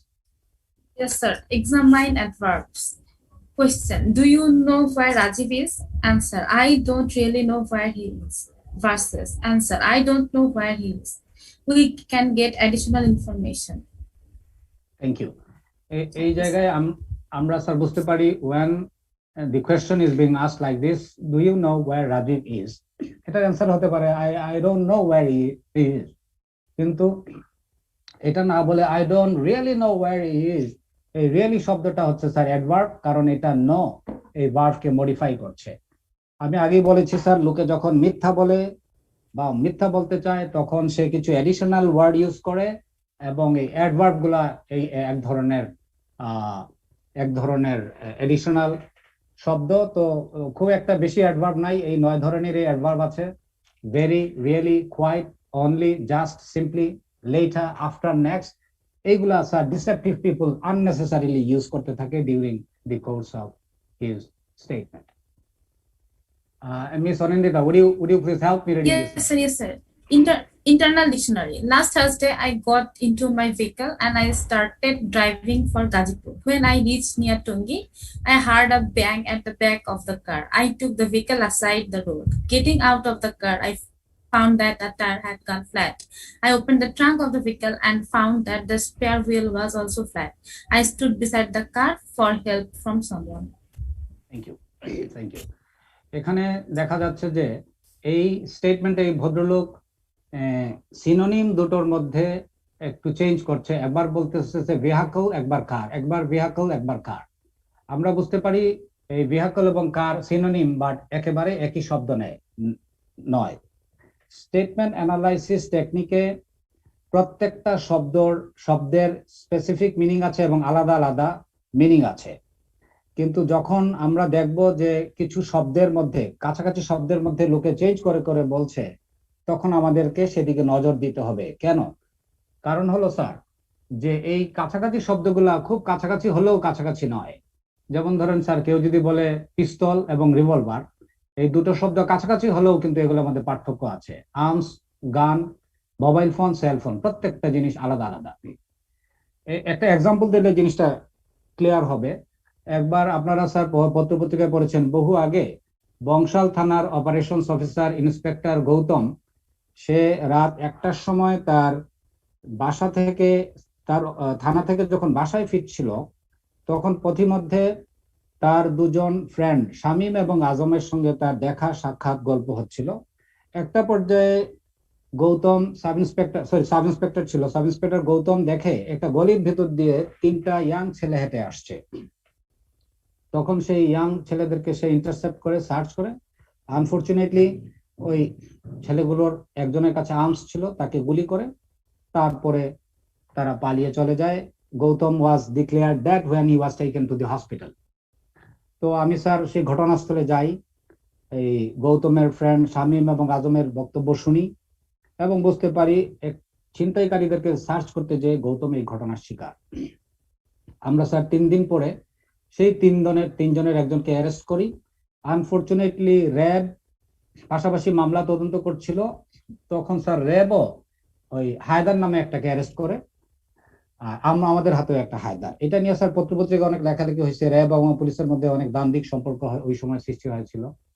তো একটা পর্যায়ে স্যার র্যাব, যেহেতু মামলা আমরা তদন্ত করি, র্যাব তাদের ধরা হায়দারকে আমাদের হাতে দেয়। হায়দারকে যখন বলি তুমি ঘটনাস্থলে ছিলে এবং কি দেখছো আমাকে বলো, তখন সে বলছিল আরেকজনকে ব্লেম দিয়ে, হায়দার ব্লেম দিচ্ছিল স্যার জাকির নামে আরেকটা ছেলে ছিল, ওকে দিয়ে বলতেছে যে জাকির পিস্তল দিয়ে গুলি করছে। একটু পরে সে বলতেছে স্যার যে জাকির রিভলভার দিয়ে গুলি করছে। আমরা যারা পুলিশ অফিসার আমরা জানি যে স্যার, আপনারাও জানেন, পিস্তল এবং রিভলভার সম্পূর্ণ আলাদা জিনিস। যদিও স্যার দুটাই আর্মস, একটা স্যার ঘুরে আর একটা সোজাসুজি ব্যারেল থেকে গুলি বের হয়। তো যারা ক্রিমিনাল, যারা স্যার অস্ত্র চিনে, তারা যদি পিস্তল শব্দটা ব্যবহার করত, তাহলে পুরো স্টেটমেন্টের মধ্যে সে পিস্তল বলতো। যে কিনা পিস্তল চেনে না, রিভলভার চেনে না, তাকে যখন কেউ শিখিয়ে দিবে এইটা যায় বলো পুলিশ অফিসারের কাছে, এটা যায় কোর্টে বলো, তখন সে স্যার ওই সমার্থক শব্দের মধ্যে পরিবর্তন করে ফেলে। কারণ সে তার স্যার মেমোরি পার্ট ইউজ করছে না, সে ইউজ করছে তার ক্রিয়েটিভ পার্ট। লোকে যখন মিথ্যা বলে তখন সে সমার্থক শব্দের মধ্যে চেঞ্জ করে ফেলে because he is using his or her creative part, he or she is not using their memory part. তো এই ধরনের ইন্টারনাল ডিকশনারির মধ্যে যখন সমার্থক শব্দের মধ্যে আমরা চেঞ্জ দেখতে পাবো, তখন আমরা ডিসকভার করতে পারবো if he is being truthful or not being truthful to us. Miss Anindita, would you please read this? Examine the verb tenses. I was driving the car. One man walked close to my car. He points a gun towards me. Get on my car and asks me to drive. Switching over from past tense to present tense and vice versa. আমি শুরুতে বলেছিলাম sir grammar আমাদেরকে use করে, এর মধ্যে sir most important হচ্ছে pronoun এবং sir verb. ভার্বের ক্ষেত্রে দুটো বিষয় লক্ষণীয়, একটা হচ্ছে sir switch over the tenses. এটা এক্সপ্লেন করি স্যার এইভাবে, একটা লোক বলা শুরু করছে I was driving the car. Was driving হচ্ছে স্যার পাস্ট টেন্স, ওয়াকড হচ্ছে পাস্ট টেন্স, কিন্তু এরপরে সে যখন বলে হি পয়েন্টস এ গান টুয়ার্ডস মি, পয়েন্টস হচ্ছে প্রেজেন্ট টেন্স, গেট হচ্ছে প্রেজেন্ট টেন্স এবং আস্ক হচ্ছে প্রেজেন্ট টেন্স। এই মাত্র এই 4-5টা সেন্টেন্সের মধ্যেই সে পাস্ট টেন্স থেকে প্রেজেন্ট টেন্সে সুইচ ওভার করেছে। এটাও স্যার ইন্টারনাল ডিকশনারির পরিবর্তনের মতো। লোকে যখন মিথ্যা বলে তখন সে এই পাস্ট টেন্স থেকে একবার প্রেজেন্ট টেন্সে যায়, প্রেজেন্ট টেন্স থেকে একবার পাস্ট টেন্সে ফেরত যায়। এই ধরনের যখন টেন্সের মধ্যে স্যার বারবার ঘন ঘন সুইচ ওভার করে, সেই বিষয়টি যদি মনোযোগের সঙ্গে আমরা খেয়াল করতে পারি, that also helps us in detecting the truthfulness of the statement. এই ভার্ব টেন্সটা, প্রেজেন্ট টেন্স, পাস্ট টেন্সটা স্যার আবার মিসিং পারসন কেস, অর্থাৎ যদি কোনো ব্যক্তি নিখোঁজ হয় সেই ক্ষেত্রেও স্যার কাজে লাগানো যায়। একটি এক্সাম্পল দেই স্যার, 1994 সালে মার্কিন যুক্তরাষ্ট্রের সাউথ ক্যারোলিনা, ওখানে স্যার একটি শহরে একটি বাচ্চা আলেকজান্ডার নিখোঁজ হয়। নিখোঁজ হওয়ার পরে স্যার পুলিশ খোঁজাখুঁজি করে। আলেকজান্ডার এবং মাইকেল তারা দুই ভাই ছিল স্যার। তো সেই সময় আলেকজান্ডার এবং মাইকেলের যে বাবা এবং মা ছিল সুসান আর বাবা ছিল ডেভিড স্মিথ, তারা আলাদা আলাদা বসবাস করছিল। তো অনেকটা ডিভোর্স হওয়ার মতো, বা ডিভোর্স হয়নি। তখন একটা পর্যায়ে এই ভদ্র মহিলা পুলিশের কাছে রিপোর্ট করে যে তার দুটো বাচ্চাকে নিয়ে সে যখন গাড়ি দিয়ে চালাচ্ছিল তখন একটা কালো লোক তাকে ঠেকায়, অস্ত্র ঠেকিয়ে তার বাচ্চা দুইটাকে সহ গাড়ি নিয়ে চলে যায়। গাড়ি ছিনতাই করেছে, সঙ্গে তার দুটো বাচ্চাও চলে গিয়েছে। তো এই ঘটনার জন্য সাউথ ক্যারোলিনায় তোলপাড় শুরু হয়, বিশেষ করে ব্ল্যাক কমিউনিটি খুবই রিয়াক্ট করে। তারপরে একটা পর্যায়ে এই পুলিশ অফিসাররা এই ইনভেস্টিগেশনের সময় এই সুসান এবং ডেভিড স্মিথের স্টেটমেন্ট আলাদাভাবে নেয়, কিন্তু অবাক হয়ে খেয়াল করে যে এই স্টেটমেন্টের একটা অংশে অবাক হয়ে পুলিশ অফিসাররা খেয়াল করে বাবা তার বাচ্চা সম্পর্কে প্রেজেন্ট টেন্সে কথা বলছে, মা বলছে পাস্ট টেন্সে। বাবা বলছে হি ইজ ওকে, বা এখানে স্যার আমি একটু ভুল করেছি, they are okay, I believe they are alive and will come back home soon. কিন্তু মা বলছে my sons were being loving, they wanted me, they needed me, and now I can't help him, I can't help them. তো দেখা যায় যে sir এই যখন কথা বলে তখন বাবা বাচ্চাদের সম্পর্কে প্রেজেন্ট টেন্সে আর মা বলছে পাস্ট টেন্সে কথা বলছে। তো সহজেই অনুমেয় যে বাবা মৃত বাচ্চাদেরকে দেখেনি বলেই সে ওই প্রেজেন্ট টেন্স ইউজ করছে, আর মা যেহেতু জানে যে বাচ্চা দুটো নেই এই দুনিয়ায়, সে যেহেতু মনের অজান্তেই সে হঠাৎ করে পাস্ট টেন্স ইউজ করে ফেলছে। পুলিশ অফিসাররা এই ভদ্রমহিলাকে জিজ্ঞেস করতে করতে একটা পর্যায়ে বাইর করে যে এই মায়ে ড্রাইভ করে শহরতলির একটি লেকের মধ্যে তাকে তার বাচ্চা দুটিকে ড্রাইভ করে ইয়ের মধ্যে ঢুকাই দেয়, লেকে ফেলে দেয়। পরবর্তীতে পুলিশ ওই লেক থেকে গাড়ি সমেত বাচ্চাদেরকে উদ্ধার করে। তো সে 25 বছরের জেল হচ্ছে লাইফ লং, এই 2-1 বছরের মধ্যেই সে স্যার বের হবে এই সুসানটা। তো এই ঘটনাটা এই জন্য বললাম যে পুলিশ অফিসারদেরকে যে কয়েকটা ইন্ডিকেটর হেল্প করে এই মামলার রহস্য উদ্ঘাটনে, তার মধ্যে একটা ছিল হচ্ছে ভার্ব টেন্স। এই যখন লোকে জানে যে কেউ মারা গিয়েছে তখন সে যতই বলুক না কেন একটা পর্যায়ে স্লিপ করে সে পাস্ট টেন্স ইউজ করে ফেলবে। আবার স্যার এর বিপরীত হতে পারে, যেমন কেউ জানে যে একটা লোক জীবিত আছে কিন্তু সে যদি ক্লেম করে সে মারা গেছে, তাহলে ভুল করে সে প্রেজেন্ট টেন্স ইউজ করে ফেলবে। একটি বাংলাদেশের পাবনা জেলায় স্যার একটি মহিলাকে অ্যারেস্ট করা হয় এই জন্য যে সে তার স্বামীকে কিডন্যাপ করেছে। তো স্বামী দাবি, মহিলাটির সঙ্গে আসলে পরকীয়া ছিল, মহিলাটি দাবি করে যে তার হাজবেন্ড মারা গিয়েছে। During the course of interrogation সে স্লিপ করে ওই তার স্বামী সম্পর্কে প্রেজেন্ট টেন্স বলে ফেলছে। তো তার মানে হলো সে জানে যে তার স্বামী জীবিত আছে। পরবর্তীতে পুলিশ অফিসাররা তার স্বামীকে জীবিত অবস্থায় ওই পাবনা জেলার এই বিলের একটা বাড়ি থেকে তাকে উদ্ধার করে। Look at the order of the events. আমরা স্যার এই পর্যায়ে যখন লোকের ঘটনার বর্ণনা শুনবো তখন সে ঠিক অর্ডারটা মেনটেন করছে কিনা সেটি যদি আমরা খেয়াল করি তাহলে আমরা বুঝতে পারবো whether he is being truthful to us or not. তো আমি স্যার ছোট একটি ঘটনা দিয়ে বলতে চাই। এটা স্যার স্কুবা ডাইভিং, সমুদ্রের নিচে একজন জাম দেয়ার, এই খেলাটাকে বলে স্কুবা ডাইভিং। তো একবার মার্কিন যুক্তরাষ্ট্রের এই 18-19 বছরের একটি ছেলে পুলিশকে জানায় যে সে তার বাবা সহ সমুদ্রের পাড়ে স্কুবা ডাইভিং করতে যায় একটি নৌকায় করে। সে এবং তার বাবা জাম দেয় এবং বলে যে 5 মিনিট পরে উঠে আসবো, কিন্তু পরবর্তীতে সে উঠে আসতে তার বাবা উঠে আসেননি, বাবা নিখোঁজ। এখন পুলিশ তুমি খুঁজে বের করো। এই ঘটনার ইনভেস্টিগেশনের সময় পুলিশের সন্দেহ হয়। পুলিশ স্যার এই ছেলেটির স্টেটমেন্টটি তারা ওপেন স্টেটমেন্টটি কালেকশন করে এবং একটা জায়গায় ডিসঅর্ডার পায়। আমি এবার miss Anindita, please can you please assist me?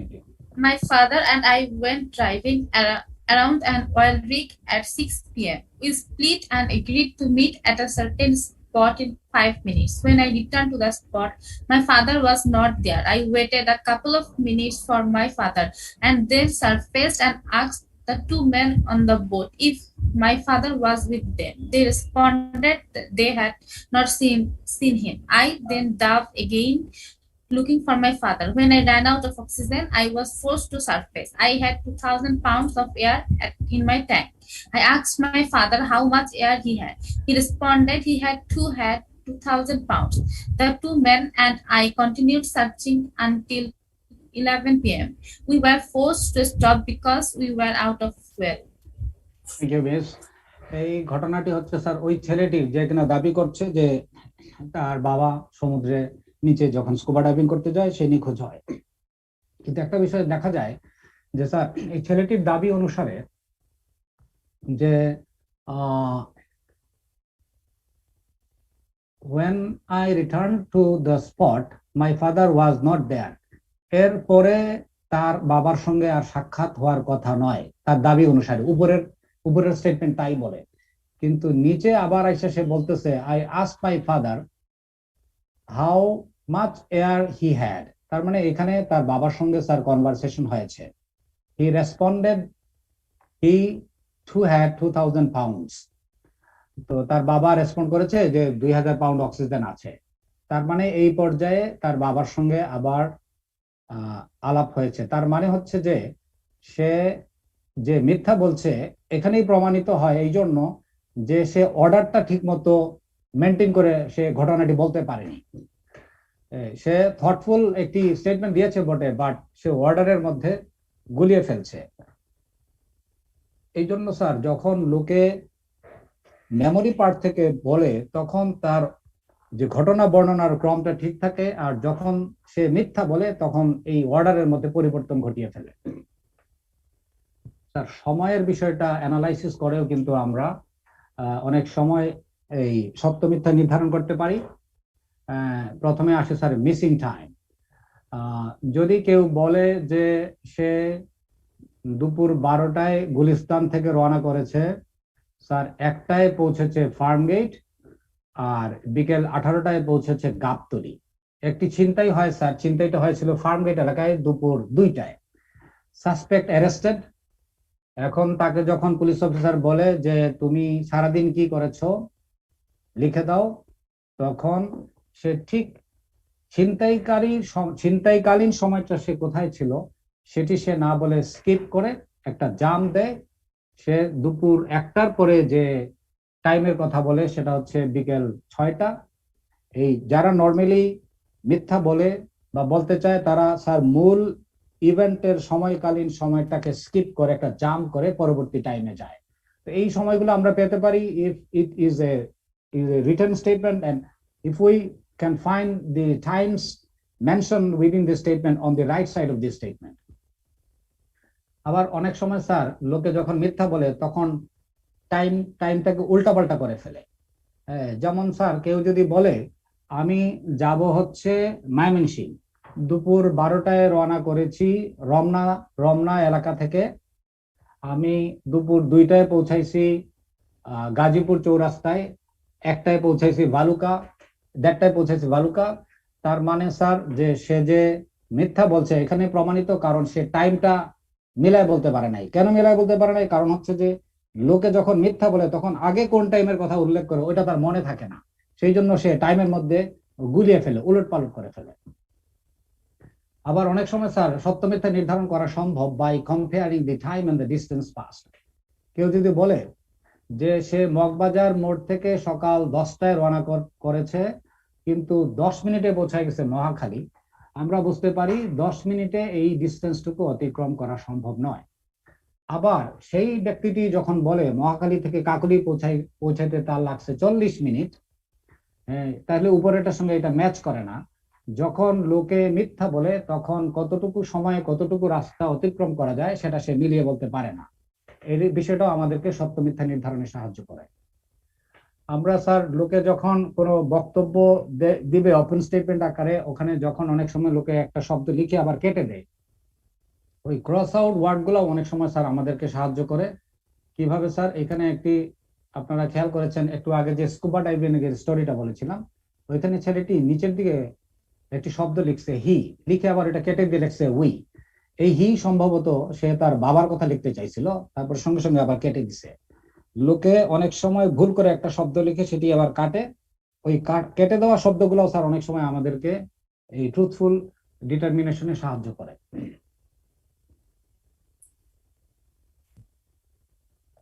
এবার স্যার আমি শেষের দিকে চলে আসছি। এই লোকের বডি ল্যাঙ্গুয়েজ অনেক সময় স্যার আমাদেরকে সাহায্য করে ট্রুথফুলনেস ডিটারমিনিং এ। লোকে যখন people get stressed when they tell a lie, this stress is reflected through his body language. একটি এক্সাম্পল দেই স্যার। এই ছবিটি ডোনাল্ড ট্রাম্প যখন প্রেসিডেন্ট নির্বাচিত হয় 2016 সালে, তখন সে বারাক ওবামার সঙ্গে দেখা করতে যায় ওয়াশিংটন ডিসির হোয়াইট হাউসে। তো যাওয়ার পরে দেখা যায় যে স্যার সেই ডোনাল্ড ট্রাম্প কন্টিনিউয়াসলি তার দুটো হাত এইভাবে নাড়াচ্ছে, কিন্তু এর বিপরীতে দেখা যায় বারাক ওবামার জাস্ট এইভাবে ছিল। আমরা এটা জানি যে স্যার এই নির্বাচনের আগে এই ডোনাল্ড ট্রাম্প বারাক ওবামাকে গালাগালি করছে এবং এটাও বলছে যে সে এই দেশের নাগরিকই না। তো সেই প্রেসিডেন্ট নির্বাচিত হওয়ার পরে যখন ট্রাম্প তার সামনে যায়, সে স্বাচ্ছন্দ্য ফিল করে নাই, ক্যামেরার সামনে স্বাচ্ছন্দ্য ফিল করে নাই, সে কন্টিনিউয়াসলি তার দুটো হাত এইভাবে নাড়াচ্ছিল, because he was feeling stress থাকলে স্যার এটা বডি ল্যাঙ্গুয়েজ আকারে নানাভাবে বের হয়ে আসে। এই ছবিতে দেখা যায় এই দুই প্রেসিডেন্ট যখন হেলসিঙ্কিতে সাক্ষাৎ করে তখন দেখা গেছে ভ্লাদিমির পুতিন কন্টিনিউয়াসলি তার দুটো হাত সোফার হাতের মধ্যে রাখছিল। তো স্যার এই সিএনএন এই ছবিটাকে এইভাবে অ্যানালাইসিস করেছিল যে পুতিন যেহেতু এই ডোনাল্ড ট্রাম্পের চাইতে সাইজে ছোট, কিন্তু রাশিয়া দেশটা যেহেতু পৃথিবীর সবচেয়ে বড় দেশ, তো তাকে কেন ছোট দেখাবে, সেই জন্য সে সার্বক্ষণিক তার দুটো হাত সোফার হাতলের মধ্যে রাখছিল যাতে তাকে বড় দেখায়। কিন্তু এর বিপরীতে ডোনাল্ড ট্রাম্প সবসময় হাতটা ওইভাবে রাখছিল। This all because people expresses their body language, what people have their mind, whether they are stressful or not. তো আমরা যখন স্যার লোকের বক্তব্য শুনবো তখন যদি এরকমটি পাই, যখন স্যার ছোট গবেষকরা বলে যখন ছোট বাচ্চা মিথ্যা বলে তখন তার হাতের সর্বাংশ দিয়ে মুখটা ঢেকে দেয়, যখন টিনেজাররা মিথ্যা বলে তখন নাকের মুখের আংশিক ঢাকে, যখন স্যার অ্যাডাল্টরা মিথ্যা বলে তখন নাকের নিচ চোখের নিচ এইগুলাতে ইয়ে করে স্যার, এই চুল টুল ইয়ে করবে, এখানে চুলকাবে, এই ধরনের বডি ল্যাঙ্গুয়েজ আকারে দেখা যায়। অনেক সময় দেখা যায় স্যার যে কন্টিনিউয়াসলি এক জায়গায় চুলকাইতেছে, আসলে ওই জায়গায় চুলকায় না, চুলটা পরিপাটি করে আঁচড়ানো আছে তারপরেও চুলটা আঁচড়াবে। অনেকে স্যার কন্টিনিউয়াসলি খালি কলাল নাড়ায়, কারণ যখন মিথ্যা বলে স্ট্রেসড হয় তখন গলদেশ গরম হয়ে যায়, তখন ওইটা ঠান্ডা করার জন্য কলার বারবার নাড়ায়। These are all signs of being deceptive. যখন স্যার লোকে মিথ্যা বলে দেখা যায় যে দুটো হাত এই আর্মস বুকের উপরে এরকম ক্রস করে রাখে, নর্মালি যারা সত্যবাদী তাদের ক্ষেত্রে দেখা যায় হাত খোলামেলা। যখন স্যার লোকে সত্য বলে তখন দেখা যায় যে তাদের চোখের যোগাযোগ তদন্ত কর্মকর্তা বা স্যার আপনাদের সঙ্গে রাখবে, যখন মিথ্যা বলে তখন ডানে বামে উপরে নিচে তাকায়। তো স্যার আমি এই স্টেজে আমার বক্তব্য শেষ। সর্বশেষে স্যার এই বডি ল্যাঙ্গুয়েজ এবং স্টেটমেন্ট অ্যানালাইসিস আপনাদেরকে স্যার সাহায্য করবে, what he or she is telling to you. By this I want to say goodbye. If you sir have you any question you can ask me.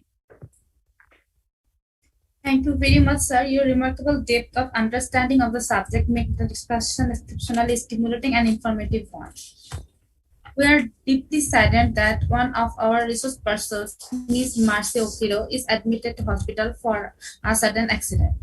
We pray to our God Almighty for her quickest recovery. Now, at this stage, I'd like to invite Ms. Priyanka Chakraborty, advocate and accredited mediator, to discuss on getting 2 years and impasse in mediation. Good afternoon, everyone. Hello, am I audible? Yes, yes, ma'am. Okay, sure. Thank you so much, Anindita. Yes, it does so happen that Mercy has met with an unfortunate accident, but we hope that she recovers fast and soon. So I will be taking up Sorry, her. Priyanka, interrupt. Yes. I think before you, Madam Akira, stop it. Yes, sir. It is in mediation, maybe. So I'm requesting you to take. Yes, sir. I will be taking this topic here. Thanks. Sure, sir. I will take her topic up. No worries on that. Hello, is my network okay? Hello? Yes, proceed. Yes, ma'am. Yes, ma'am. Okay. Thank you so much. Definitely, sir, I will be taking up her topic. Hopefully, next time we'll get to hear her as well and her viewpoints on it. So I've got 2 topics to cover for today. Anindita, please let me know if I'm exceeding my timeline. So, first of all, I am really obliged to have a platform to speak amongst such eminent members of our legal society and legal fraternity. Special thanks to Justice Ali for always being such an incredible part to all these sessions and always giving out his knowledge to everybody, and most importantly to Goswami sir for holding such positive sessions to bring around mediation, which is something which is very important. And I think it is sir's great doing that we meet every once at least a month and we talk about this very subject. And Anindita, thanks a lot as well for bearing with all of us since morning to the evening. I understand it's a very tedious task. So I will go around with sharing my screen. I have made presentation. I have tried my level best to cover up both the topics which is there. So I hope I can do justice to them.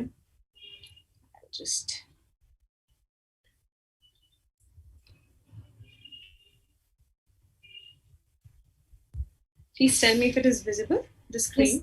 Yes, ma'am, it is visible. Okay, great. I'll just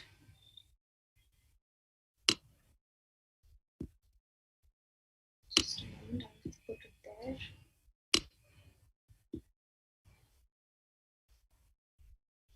Okay, so the first topic of the day that I will be dealing with is impasse in mediation.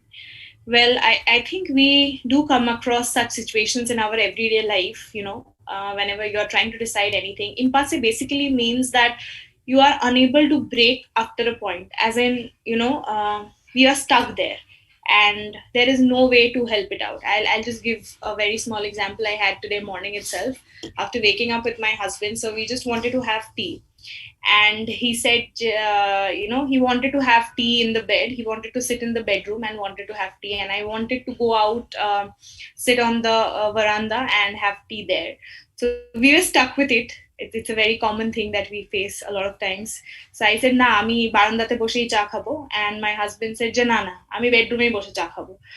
So this is where we got stuck, and then we said, okay, chalo, theek hai, neither your ways nor mine. So what we did is we have a small balcony. I mean, it's sort of a window, but it's sort of an extended, small balcony space. It's an extended window. So we sat there and we had our tea.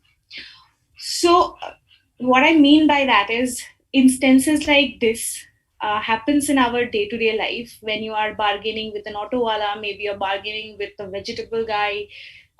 Every time we come across a point where probably you are bargaining about 1 kg of tomatoes and the guy says, no, I will not give it below 30 rupees.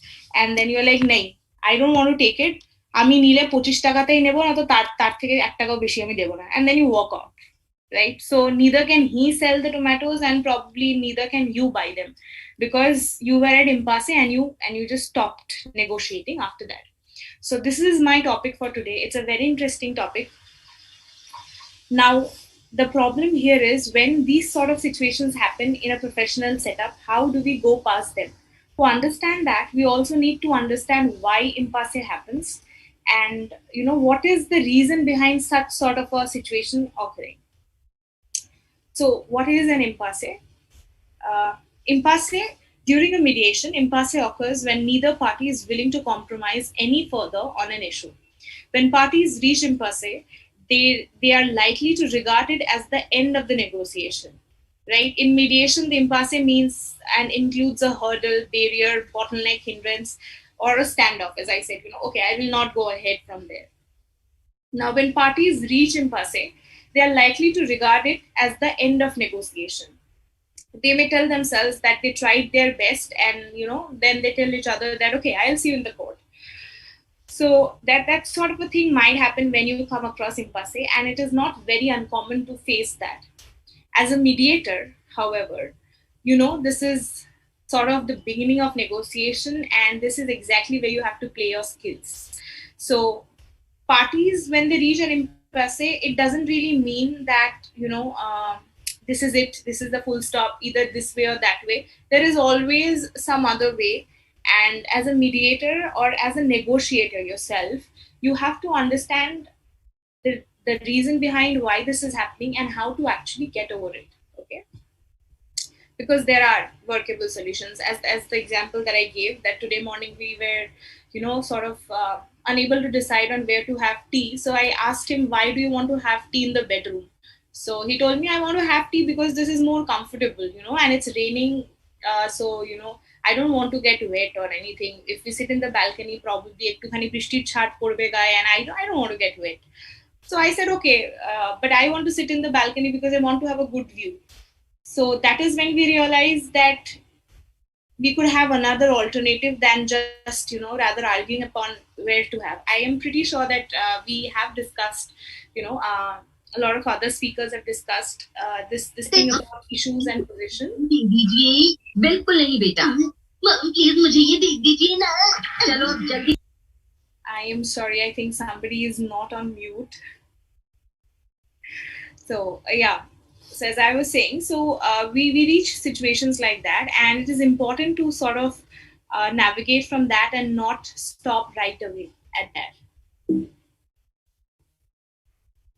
So now, why do impasse occur? Okay, so if we talk in very direct terms, it basically happens due to an overt conflict between the parties. For example, there is probably a conflict which is there, which is impending, and we haven't discussed about it.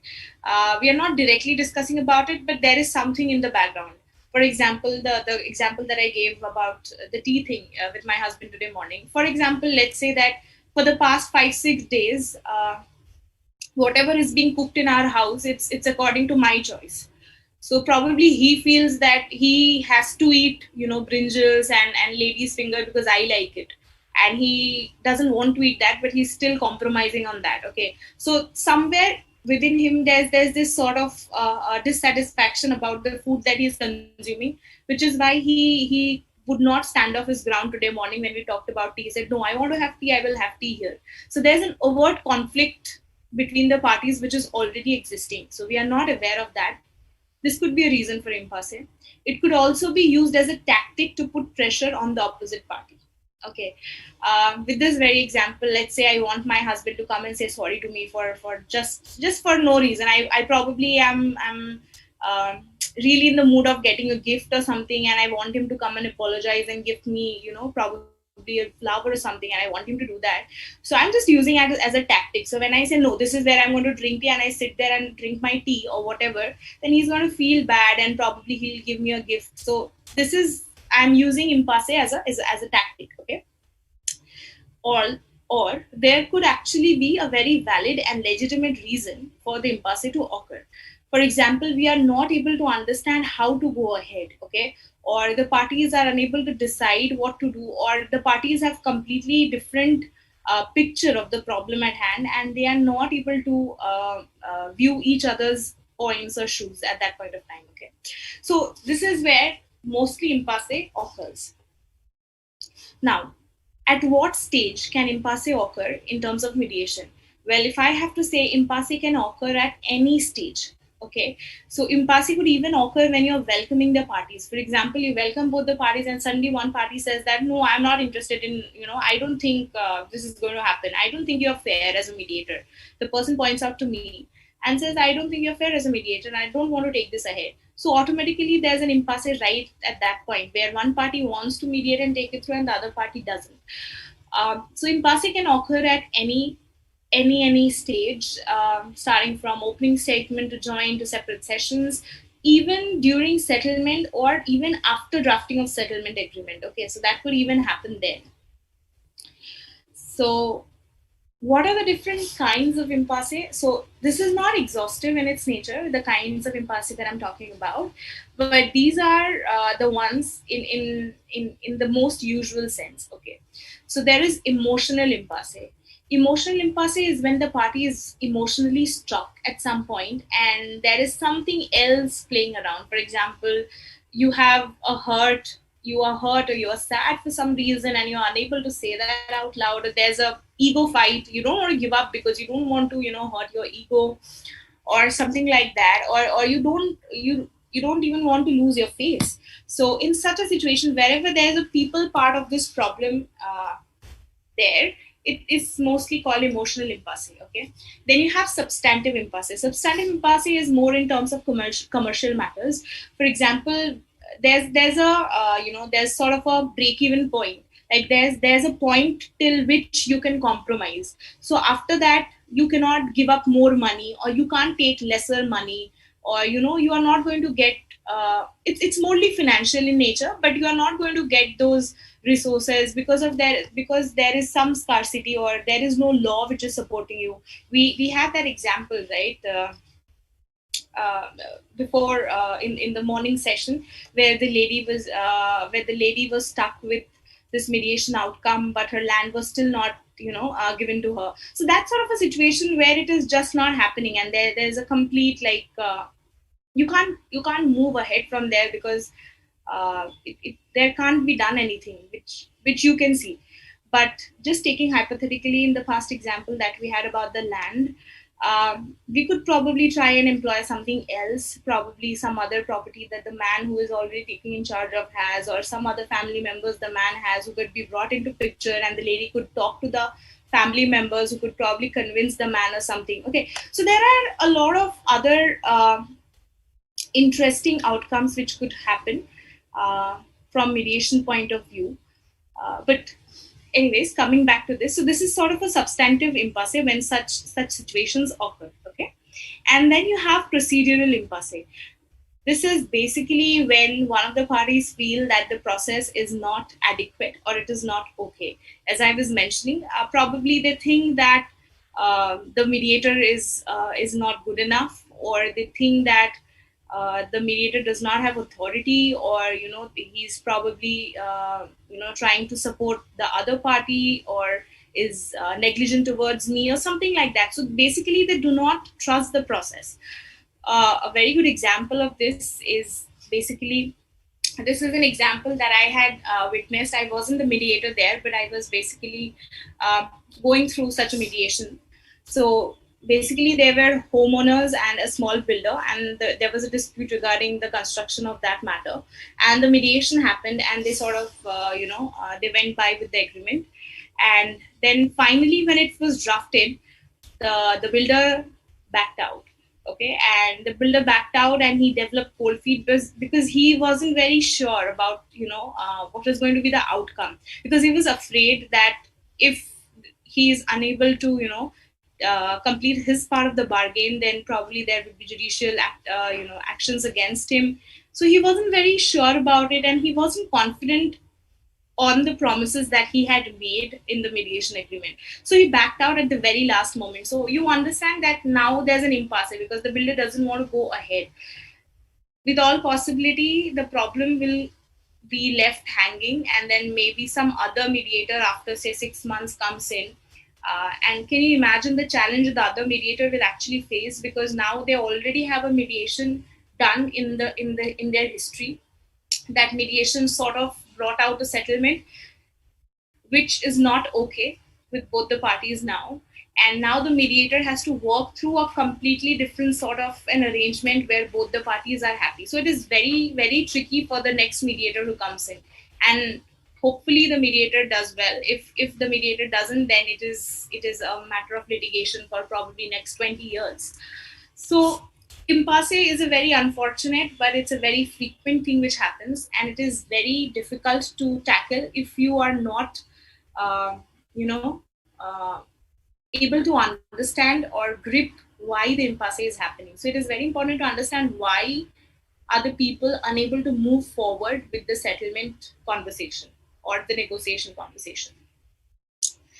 Now, people might think that, why would there be an impasse? Because it's a voluntary process. The parties came in knowing that they want to settle. Then why an impasse? So as I said, that there could be a covert reason that they have been actually fighting for a long time, and they're like really just angry and tired, and they're just, it's like too much for them. Or probably it is true that the issue is very, very complicated, and maybe there are more parties to the problem than the two which are sitting across the table. So it's a very complicated problem with probably a very, very complicated solution, which is why it's very difficult to break it down. In such situations where problems are very complicated, as mediators, the best way to deal with it is to actually write down the issues that you have and go issue wise. So if you can resolve at least 2 issues out of 10, you see there is some positive progress. And the moment you make that sort of a positive progress, you can automatically encourage the parties, saying that, Chalo, you did pretty well with the first 2 issues. Why don't we take up some other issue now and, try to resolve it? So that's something. Then the parties have not had a chance to vent out their feelings. Okay, this is very, very important. When you are doing family mediations, or when you are doing mediations where 2 people are related, it could be commercial as well. For example, you have 2 business partners who are brothers or best friends, or have been business partners for, say, past 20 years or so, who have already developed a relationship. A lot of times there's a lot of emotion inside which they are unable to vent out. Okay, and that leads to impasse. Impasse in those situations doesn't mean that they don't understand there's a solution. It basically means that they are so much under the pressure of that emotional rock that they are unable to, think straight, because they are so hurt or they are so angry. It is just that emotion talking. I am pretty sure all of us must have seen this, specifically in litigation situations, when one party comes in and says, okay, you think I am going to have trouble, I am okay with it, ঠিক আছে, আমার অসুবিধা হবে তো আমার অসুবিধা হোক, কিন্তু আপনার যে 3 গুণ বেশি অসুবিধা হবে তাতেই আমার চলবে. So you hear things like this, right?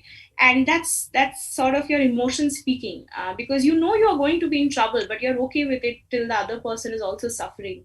In Hindi we say this, hum to dubenge sanam, tumhe bhi le dubenge.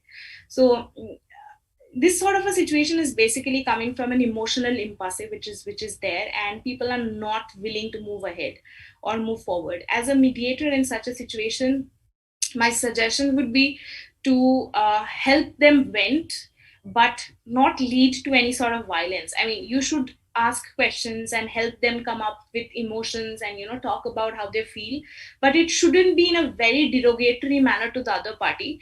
Otherwise, the mediation will fail immediately, because if the other party is too uncomfortable, he or she might feel that you're supporting the A side of the mediation, and that will automatically lead to failure. So it's all very tricky, honestly speaking. Then we come down to another probable reason is where the parties are not able to identify their interests, and they are stuck onto the position. This is a very common thing, and I think this is not a very difficult task. As mediators, this is the first thing that we learn. Even as advocates or as judges, I think this is where we should always be, and I think we all of us do that somewhere, that we try and understand why, who, when, the W part of the story in the back end, as to why is somebody demanding that, and where it is coming from. I have my favorite orange story which talks about it at length. I think it probably would have been narrated to you. If not, I'll just speak in very short format.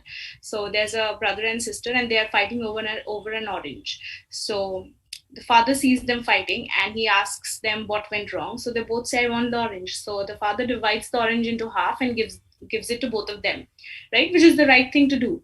But then they both are pretty unhappy because they did not get what they want. So they're still sad. The mother looks at them and she realizes there's something wrong. So she goes around and asks them, what went wrong? Why are you both sad? So they both say, I wanted an orange, but I haven't got it. She then goes around and asks, why did you want the orange? So the girl says that I wanted it to make marmalade out of it, okay? And the boy says, I wanted it because I wanted to have orange juice. So she realizes that both of them can have what they want. So she takes back half oranges that they both had, and she gives the entire orange pulp to the boy and the entire orange orange peel to the girl, right? This way they both actually have what they want. So this questioning that the mother did sort of helped identify what is the interest rather than the position which is there, right? Now, what are the 5 common scenarios in which impasse occur? Okay. Prior negotiations, we have talked about it. If there is already a negotiation that has happened, and probably the parties are coming for another round of mediation with a new set of mediator, it's very difficult to get over the last, because what happens is once you have already sat in an unsuccessful mediation, unsuccessful in terms of settlement. So in an unsuccessfully settled mediation, if you have sat through that, you sort of tend to think that you have already covered all the possible pathways, whatever options are there. You think that, আমার যতটা explore করার ছিল করে নিয়েছি, যা যা option possible ছিল তো দেখে নিয়েছি, আর কি বেঁচে আছে এর মধ্যে দেখার, যা একবার দেখে নিয়েছি. So you sort of get into that mode, okay? So it gets very, very difficult for you to think যে না হতে পারে কিছু ছাড়া রয়ে গেছে, হতে পারে অন্য কিছুও বেঁচে আছে যেটা আমি দেখছি না, বা এমন কিছু তথ্য আছে যেটা আরেকবার খুঁটিয়ে দেখলেও হতে পারে কিছু একটা সলিউশন বেরোবে. It's very difficult for anybody to jump from a negative mindset to a positive mindset. So prior negotiations mostly lead to impasse.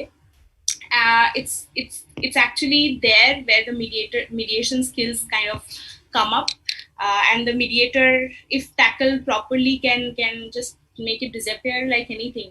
So to do that, honestly, you have to do a lot of back-end work. You have to study the problem. You have to probably go through the previous settlement agreement, and you have to see the issues and what has been resolved from a very different sort of eye and different lens. So this is mostly when impasse occurs. Now you have a difficult personality.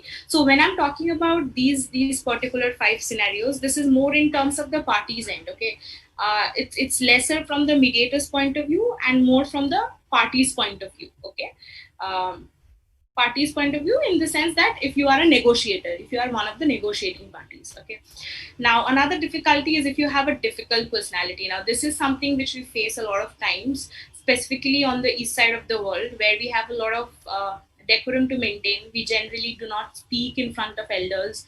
We generally do not disrespect people in authority, or we really adhere to the hierarchy system. আমাদের এখানে আমরা মানে কে বড়, কে কোন জায়গায় কাজ করছেন, বা কার কি জেন্ডার, এটা আমরা ভীষণ বেশি স্পেসিফিক ভাবে কথা বলি। মানে আমরা যেইভাবে ধরুন বাবার সাথে কথা বলবো সেইভাবে হয়তো মার সাথে বলবো না। So this is how we are built, okay, which is very different from the Western world, because in Western world people hardly call each other with surnames like ma'am or sir. I was actually astounded when I went for my university. My professor told me to call her by her name, and it took me like 5 to 6 days to not call her ma'am. Okay, it was very difficult. So that sort of a society, it's easier to balance this sort of a power imbalance situation. But in our side of the world, specifically in the Asian side of the world, it's very difficult, because we do have a culture where we tend to put certain sort of hierarchy in motion. So if you have such a difficult personality, it's not necessary that the mediation or the negotiation will get stuck there. But with all possibility, the best thing that can be done is, if you are in such a negotiating zone, you can always reach out to the mediator, okay, because the mediator can do wonders there. One of the most important thing as a mediator, I think, one needs to do is to balance the power imbalance, and this is where this difficult personalities sort of a thing come in. So if the other party is not letting you speak at some point, or you think it is difficult for you to speak, you can always request the mediator for a single session with the mediator, instead of the joint session. And then you can talk to the mediator, you can tell the mediator this is what it is, and maybe you can even request the mediator to speak that on behalf of you. So the mediator would actually talk to the other person on your behalf and give ahead the information that you want to. So this is not very difficult to tackle. So it's an easy thing to do if such sort of an impasse happens. Then you have disparate evaluations. As I said, you have two parties who are coming, and what if they have absolutely contrasting evaluation of the situation? Okay, for example, you have two neighbors and who are fighting upon a small driveway. So one wants to keep a car in it, and the other wants to keep it free, because the other one thinks that it's important to have that place so that their kids can play, and the other thinks that it's important because they have a car and there's no other place. So basically they're sort of understanding, and when one of the parties so let's say party A wants to park the car and party B wants to keep it clean. So what party A does is they sort of get the road done, and they make a concrete pathway so that their car could be kept there. So now party A has just basically done it to ensure that the car could be kept, and party is not thinking that maybe when the car is not parked, the kids can always play. Now party B is thinking that, oh no, party A wants to keep the car so that my kids don't play. But probably party B is not thinking like that. Okay, it's a completely different understanding of what the problem is. Maybe party B is thinking that I have a big lawn at the back of my house. The kids can come and play there. Why do they have to play in the pathway? Any which ways it's not safe. Let my car be there. So it's a completely different evaluation of what is happening. Okay, the best way to avoid that is through preparation. So whenever you are entering such a negotiation, or any negotiation for that matter, also as a mediator, you are entering a negotiation. So you have to be very, very well prepared. You have to read the facts. The best way is to have a written opening statement, from both the parties. And you could actually exchange the opening statements amongst themselves as well if the parties are okay. This is a method which I had seen being used in New Zealand, and I think it's pretty great. They call it pre-mediation counseling. So what they do is they all go through the story, and when they know behind what is the thought behind the action that is happening, it becomes very easy to prepare. You know what mindset the other person is bringing on the table. So that sort of a preparation is very, very important. And effective presentation, I think, is the most important, as we had in the previous presentation. So was saying that you have certain body languages, something like that. For example, now if I'm sitting like this and I'm talking to you, probably it means I'm not very interested because I have a closed body. So things like this, which convey sort of message, you should avoid. Maybe I'm just sitting like this because my hands are paining. There is no reason behind it. There is no, you don't need to really psychoanalyze me for that. But probably the other person is doing it. So just to avoid that, you have to ensure that whatever presentation or communication you're making, it has to be very, very, very effective, and it has to be understood well by the other person. Okay. Then the third is a flexible strategy to negotiate. So when we talk about flexible strategy to negotiate, we'll discuss about this strategies of negotiation in my next presentation, which is getting to yes. So there are ways in which people negotiate. Some people negotiate like very, very hard. They are like, no, this is what I want. This is how it's going to be. You decide whether you want it or not, pushing the person too much against the wall. So it's not the right way to do it. It shouldn't be too hard, or you shouldn't be too soft. Okay, you take whatever you want to take. It's okay. I'll get whatever I have. It shouldn't be like that. Okay, so it should be a very flexible strategy of negotiation as to how you want to take it ahead. So now, when such mediation situations happen because of completely contrasting evaluation, if you are well prepared, if you are presenting yourself well, and if you are trying to get into a flexible strategy negotiation, you can mostly avoid, or you can mostly solve or resolve these sort of impasses. Now, lack of authority. Lack of authority is something which is extremely, extremely common when it comes to impasse. And this has happened with me a lot of times, and I have learned my lesson a pretty hard way. So you have two corporates, or you have two people in the room from certain organizations, or you have an employer, an employee, and somebody from the upper management, and you're sitting in such sort of a mediation, and they discuss problems, and then they come down to a conclusion. And the moment you want to draft a settlement agreement, the person who's from the higher manager says that, I'm sorry, I don't have the authority to decide if I can give something like this. Why don't I talk to my senior manager? The moment that happens, it's come to a pause, okay? Because what if the senior, and it has so happened that the senior person has said, no, I am not okay with giving a concession of, say, $10,000. I am not okay with giving such compensation. The maximum I can pay is, say, $5,000. So what do you do in such a case, okay? Then you again go back and you again discuss the issues. So it's really, really bad. The best way to avoid that is to make sure that you are talking to somebody who does have the authority to decide the matter that you have at hand, okay? It's a very common thing that happens, and please be very, very careful whether you're negotiating that thing for yourself or you are, mediating that sort of a dispute.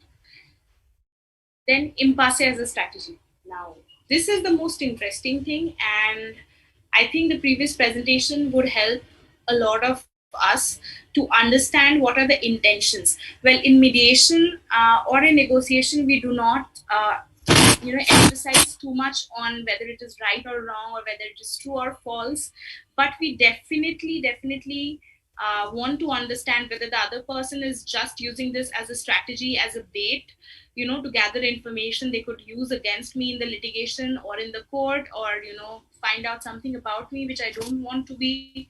So for such things, it is very important to understand. So the previous presentation, I was getting so many ideas into that. So a lot of times people use impasse as a strategy. This is the best way to understand how much you are willing to give and where do you stand and what are the facts of it. So it's like that. The best way to get that out is to probably have a very, very good idea about your background. I'm sure Madeline yesterday talked about it and have explained it pretty well.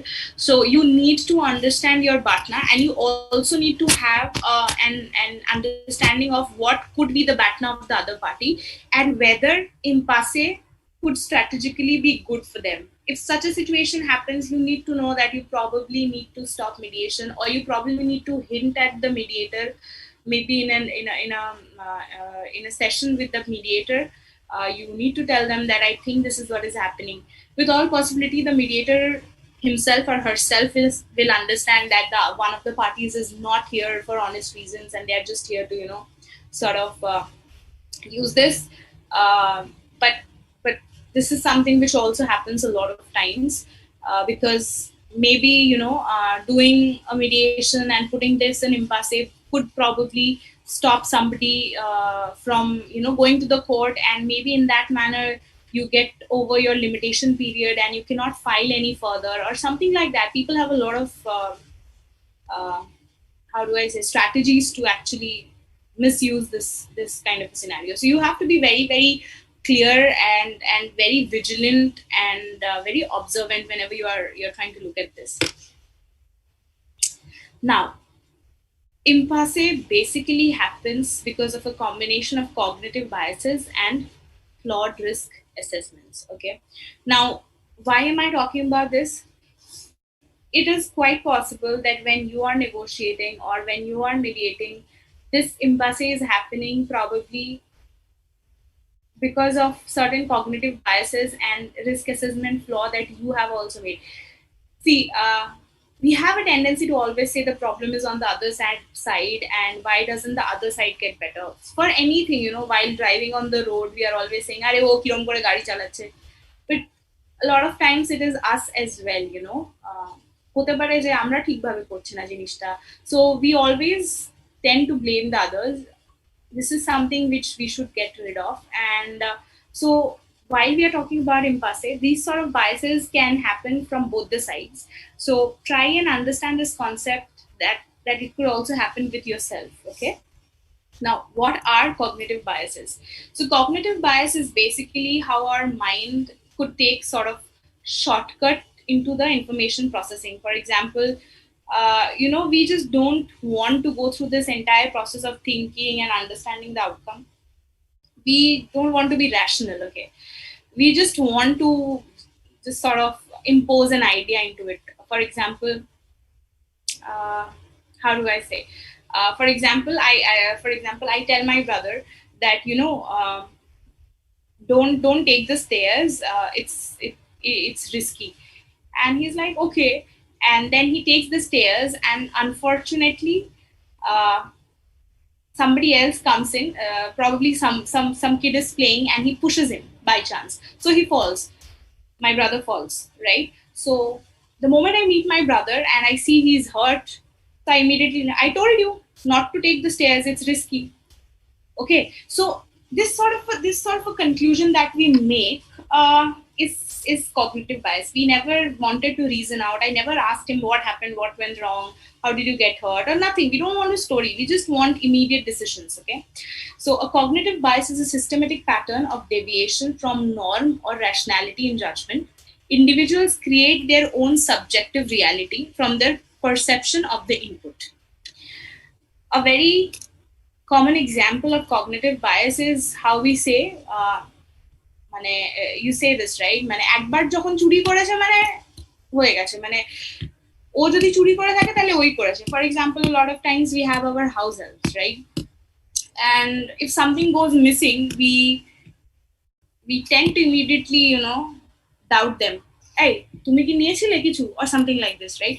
It's not correct. It's not right. Just because we have had an instance where somebody in the past who was a house help took something, doesn't mean that everybody else who is coming is doing that, right? It is exact this cognitive biases which makes very difficult for one-time offenders to have a normal life, because everybody's always judging. Okay, so this is sort of a thing which could lead to an impasse, because we are already coming with a prejudice, or we are already thinking or making such judgments.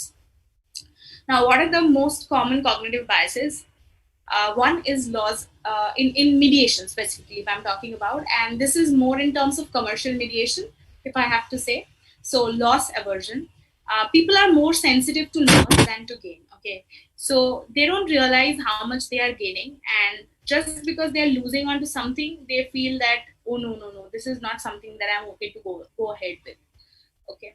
Then we have overconfident effect. A lot of times while doing our BATNA, we try to overanalyze and we tend to give a lot more to ourselves because we are very positive, thinking that, oh, I'm going to win. This is something which is in my hand. So we sort of overvalue ourselves and we become very confident. So in that manner, we come down to a point where we say, no, this is something I deserve. I'm not going lesser than that. Okay. So that is something which could create an impasse.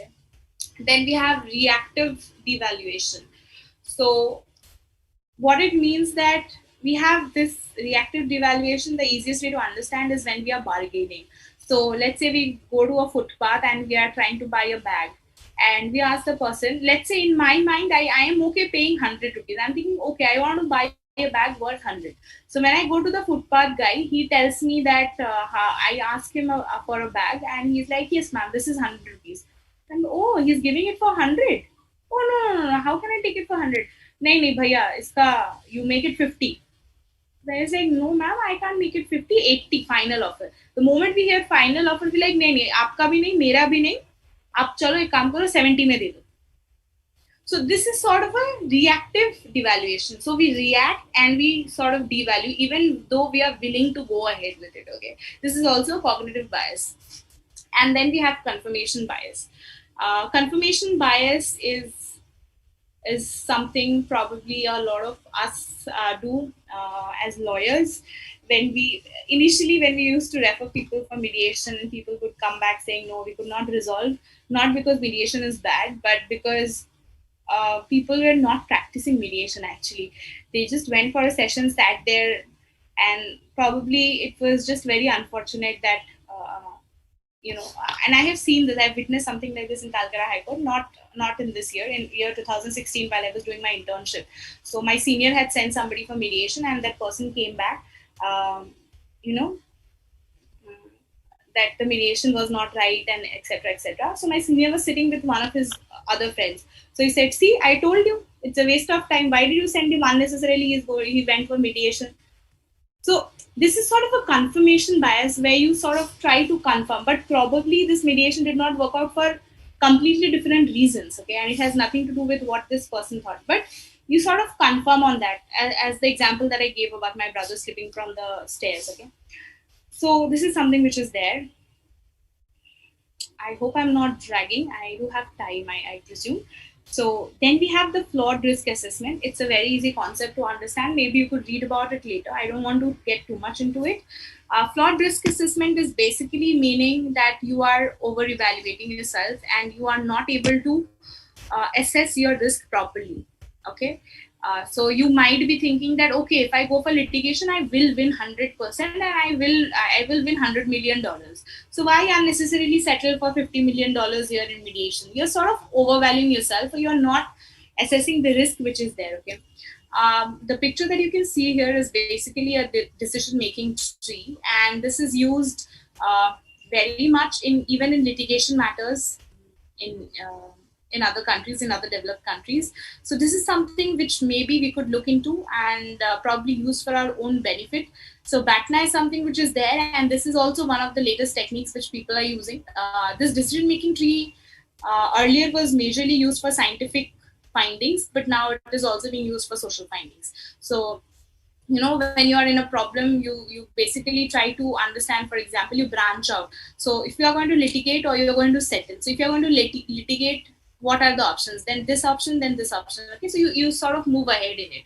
If you're going to settle, then how are you going to settle? For how much you're going to settle? And then you branch that out as well. Okay.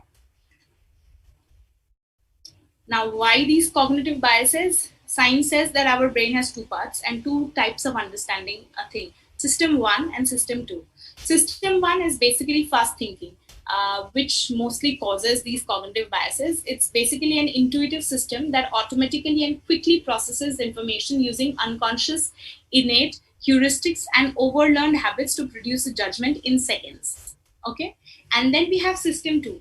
On the other hand, is an analytic system that uses reflective, conscious thought processes to solve problems, which is also called slow thinking.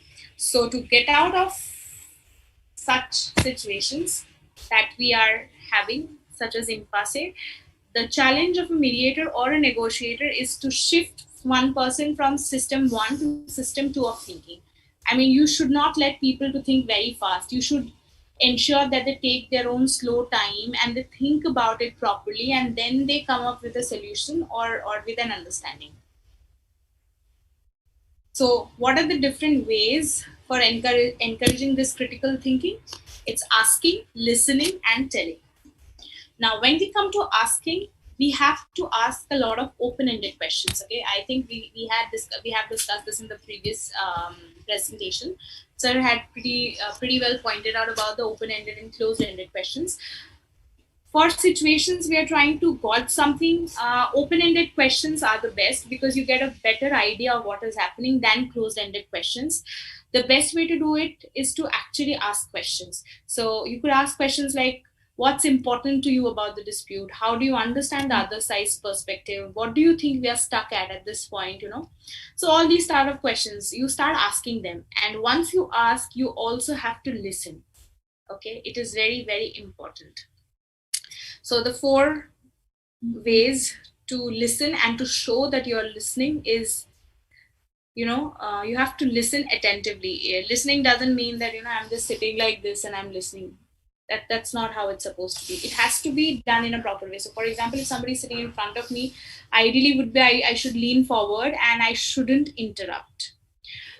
Pause before replying. This is very, very important. A lot of times when somebody asks a question, we, in order to answer first, we sort of don't take 2 seconds to understand what the person is asking, and we just jump on to answer too quickly.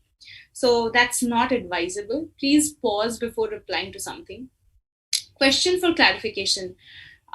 Whenever you listen to something or you hear something, you can always say that, so how do you mean by that? Or, and then what did you do? Sort of taking interest in what the other person is saying so that the person feels heard and they speak more about the issue. You can always do feedback and paraphrase it in your own words. And you could, for example, you could say that, okay, so what I could understand from what you said is, so you're sort of paraphrasing and summarizing what the other person is saying. These are very important things which helps in listening. And this breaks the cognitive bias. And then telling. Telling is sort of the last step to do. If nothing else is working out, you can always tell them that,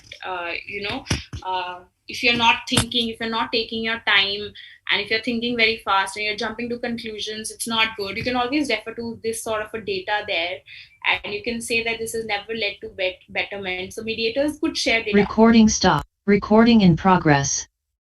So try to avoid sharing this sort of a data when you're in a joint session because it doesn't look professional. You can always tell them in the caucus session that, this sort of a data is there which says that lawyers and clients to spend more time in system 2 slow thinking rather than, taking fast decisions. So please take your time, think about it, and speak after that or take a decision after that. So this is very, very important. These all might seem like really basic things, but trust me, when it comes to our day-to-day life and practice, we forget it most of the times. So what are the techniques to cut down impasse? Whenever we are talking about impasse, the idea is never to, sort of break down impasse or tell them that, no, this is not it and you have to settle. You as a mediator can never push the parties to settle. The only idea is to keep the negotiation going on. Okay? Now, what are the practical approaches to do? Reality testing. As a mediator, you can always tell them that, okay, why don't we discuss about the Vatna and what do you think is happening or something like that. Then you have a brainstorming technique. Brainstorming is when you tell the parties to, create options and evaluate what is there. I'll give you an example to this. A brother and a sister. The brother was settled in US and the sister was based out of Bangalore. Their mother had a home in Ranchi and she died. So she had a 3-storied building home.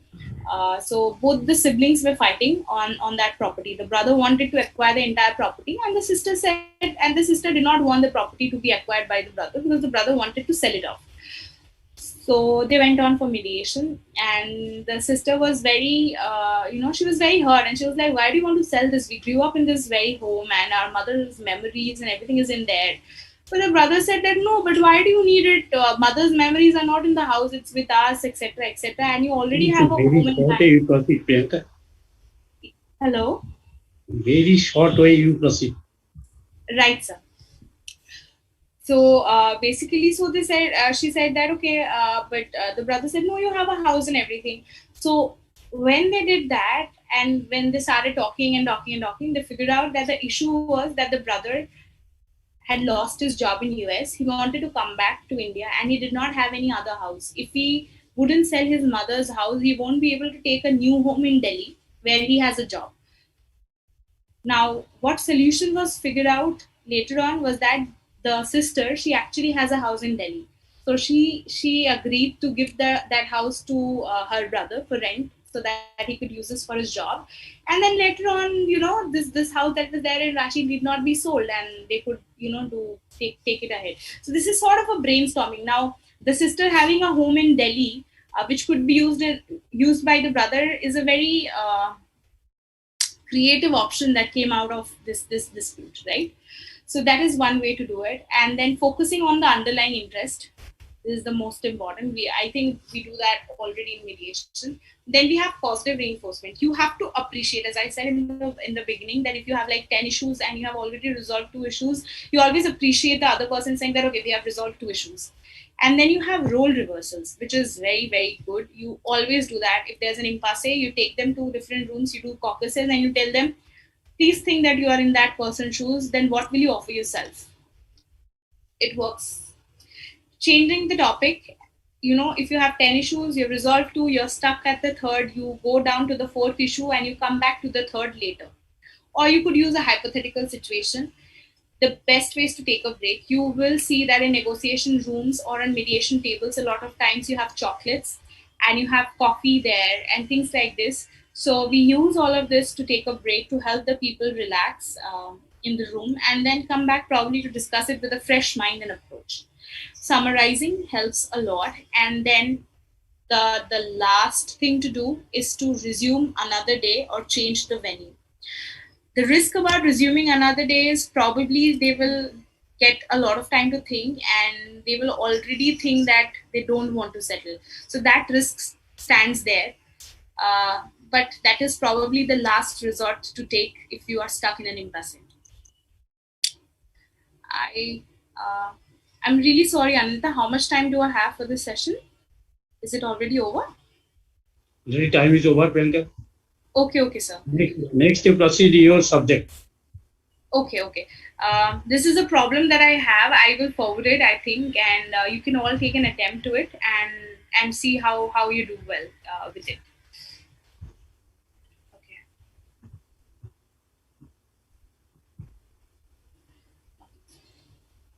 I hope all of you are okay with the presentation because I understand it's the same voice and the same tone and it's afternoon right after lunch. So being a Bengali myself, I know it's very difficult to keep up. But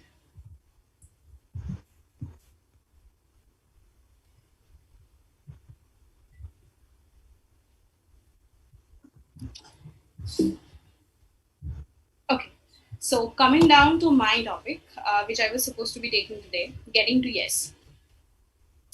This topic is majorly about negotiation. We are going to discuss what are the different types of negotiation, what are the different styles of negotiation, and which is a better way to go ahead and how to finally get to yes, or how important it is to actually get into yes. So the first thing that I would like to start off with is that any dispute is more than just getting to yes. Okay. A good agreement is one which is wise and efficient and which improves relationships. So just a mere yes is not important, or it's not sufficient enough. Wise agreement I could satisfies say 21 days. both parties' interests and are fair and lasting. Okay. So in order to preserve and hopefully improve relationships, how to get to yes matters. So it is not only important for us to get to yes, but how we get to yes is very important. Now let's talk about negotiation. Negotiation is a basic means of getting what you want from others. We are all negotiators in both our personal lives, in our professional lives, or even as professional negotiators. Or when you are in the mediator shoes, you are basically helping two parties negotiate. So this is the basic life skill which we all have. Okay. So back and forth communication designed to reach agreement when you and the other side have some shared and some opposed interests. Negotiation is not easy to do well. Standard strategies often lead people dissatisfied, worn out, or alienated. A lot of us basically think that negotiation means getting what you want or losing it.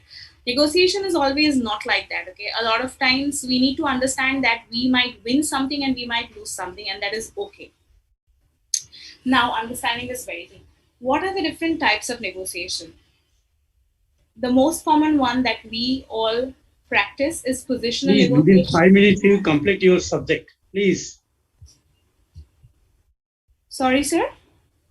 Within Hello? 5 minutes. Within 5 minutes, you complete your topics. Please. Getting to yes as well, sir? Yes, sir. Okay. 5 minutes is... As because of Mr. Invasion waiting for us. Right, sir. I understand. Okay. 5 minutes is not sufficient, even close to Yes, finishing. I know, but within 7 minutes, please. No, sir. Just I understand that. I'll try and sum it up as much as possible. Problem, I think, Priyanka, was that you've taken too long. You've taken as much in in one session as you had allotted for 2 sessions. Next time we'll have to be a little bit more calculative. Right. So actually, I can't see the watch while putting on my screen, which is why Yes. it's very difficult to understand that. Anyways, so this is probably the crux of it, if I have to say. If you want to understand what I wanted to present, there's a book by Fisher and Uri, and it's called Getting to Yes. All of you could read that. It's a wonderful book. And the crux of it is, whenever you are negotiating, there are 2 sides to it. One is the importance of the other's interests, and one is the importance of your own interest. So the minimum is when you avoid negotiation, you don't want to talk about it, when both the sides lose. Soft negotiation is when you give too much importance to the other side's interest and much less to your own interest. So what happens? One side loses, which is mostly your side, and the other side's win. Then you have hard negotiation, which is where you are giving too much importance to yourself and you are giving too less importance to others' interests, which is also when somebody wins and somebody loses. And then you have the principal negotiation, which is a win-win. Principal negotiation basically means giving equal importance to the other side's interest and the interest of your own self. Okay, so the most important ways to practice principal negotiation is separating the people from problem.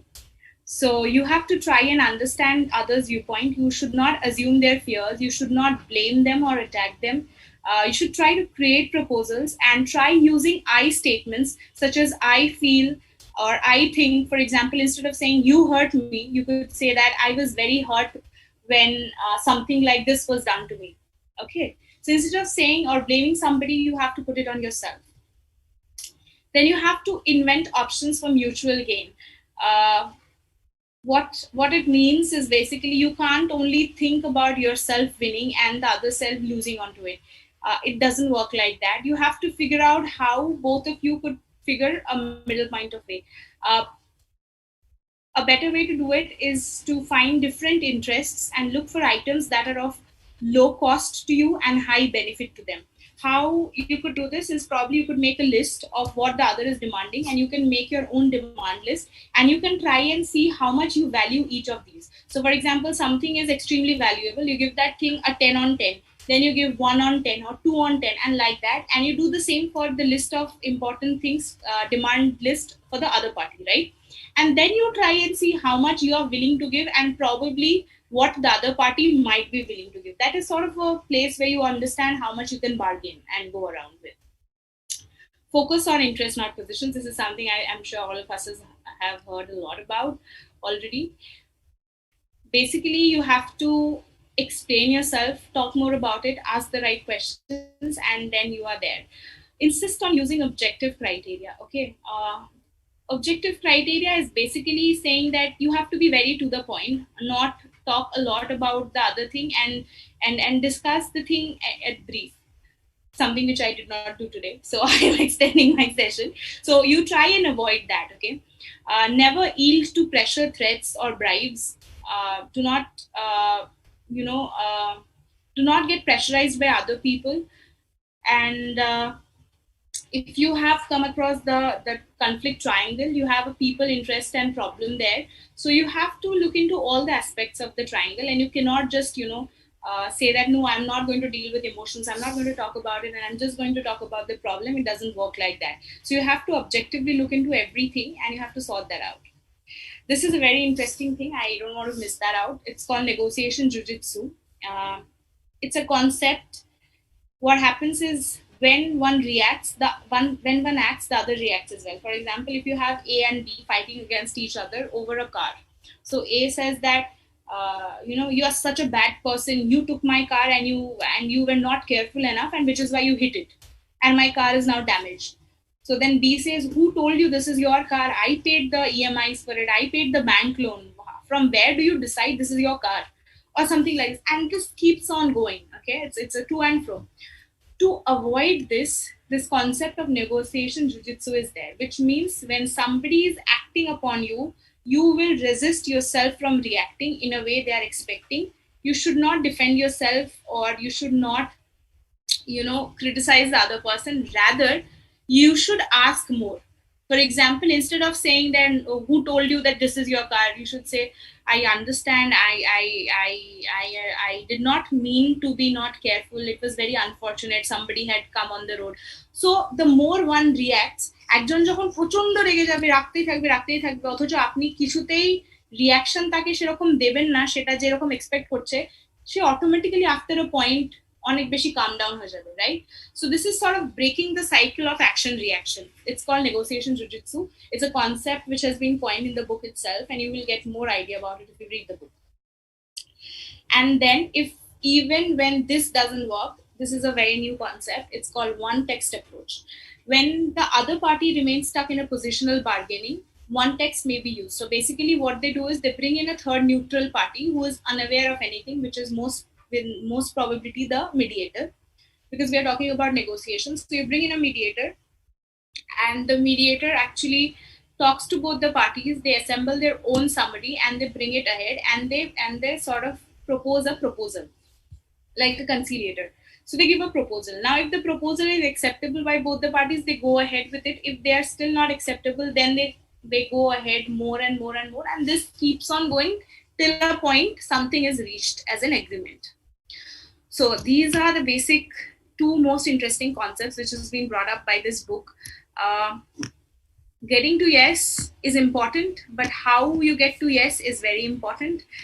As I said, Roger Fisher and William Puri basically wrote the book, and it's sort of a Bible for negotiation. So that is all from my end. I am really sorry for extending my session. I'm very bad with timings. So thank you very much, ma'am. Yeah, thank you so much. Thank you, ma'am, for such an extraordinary and impressive presentation, and also thanking you for discussing on Miss Marcy's topic. We really enjoy every second of it.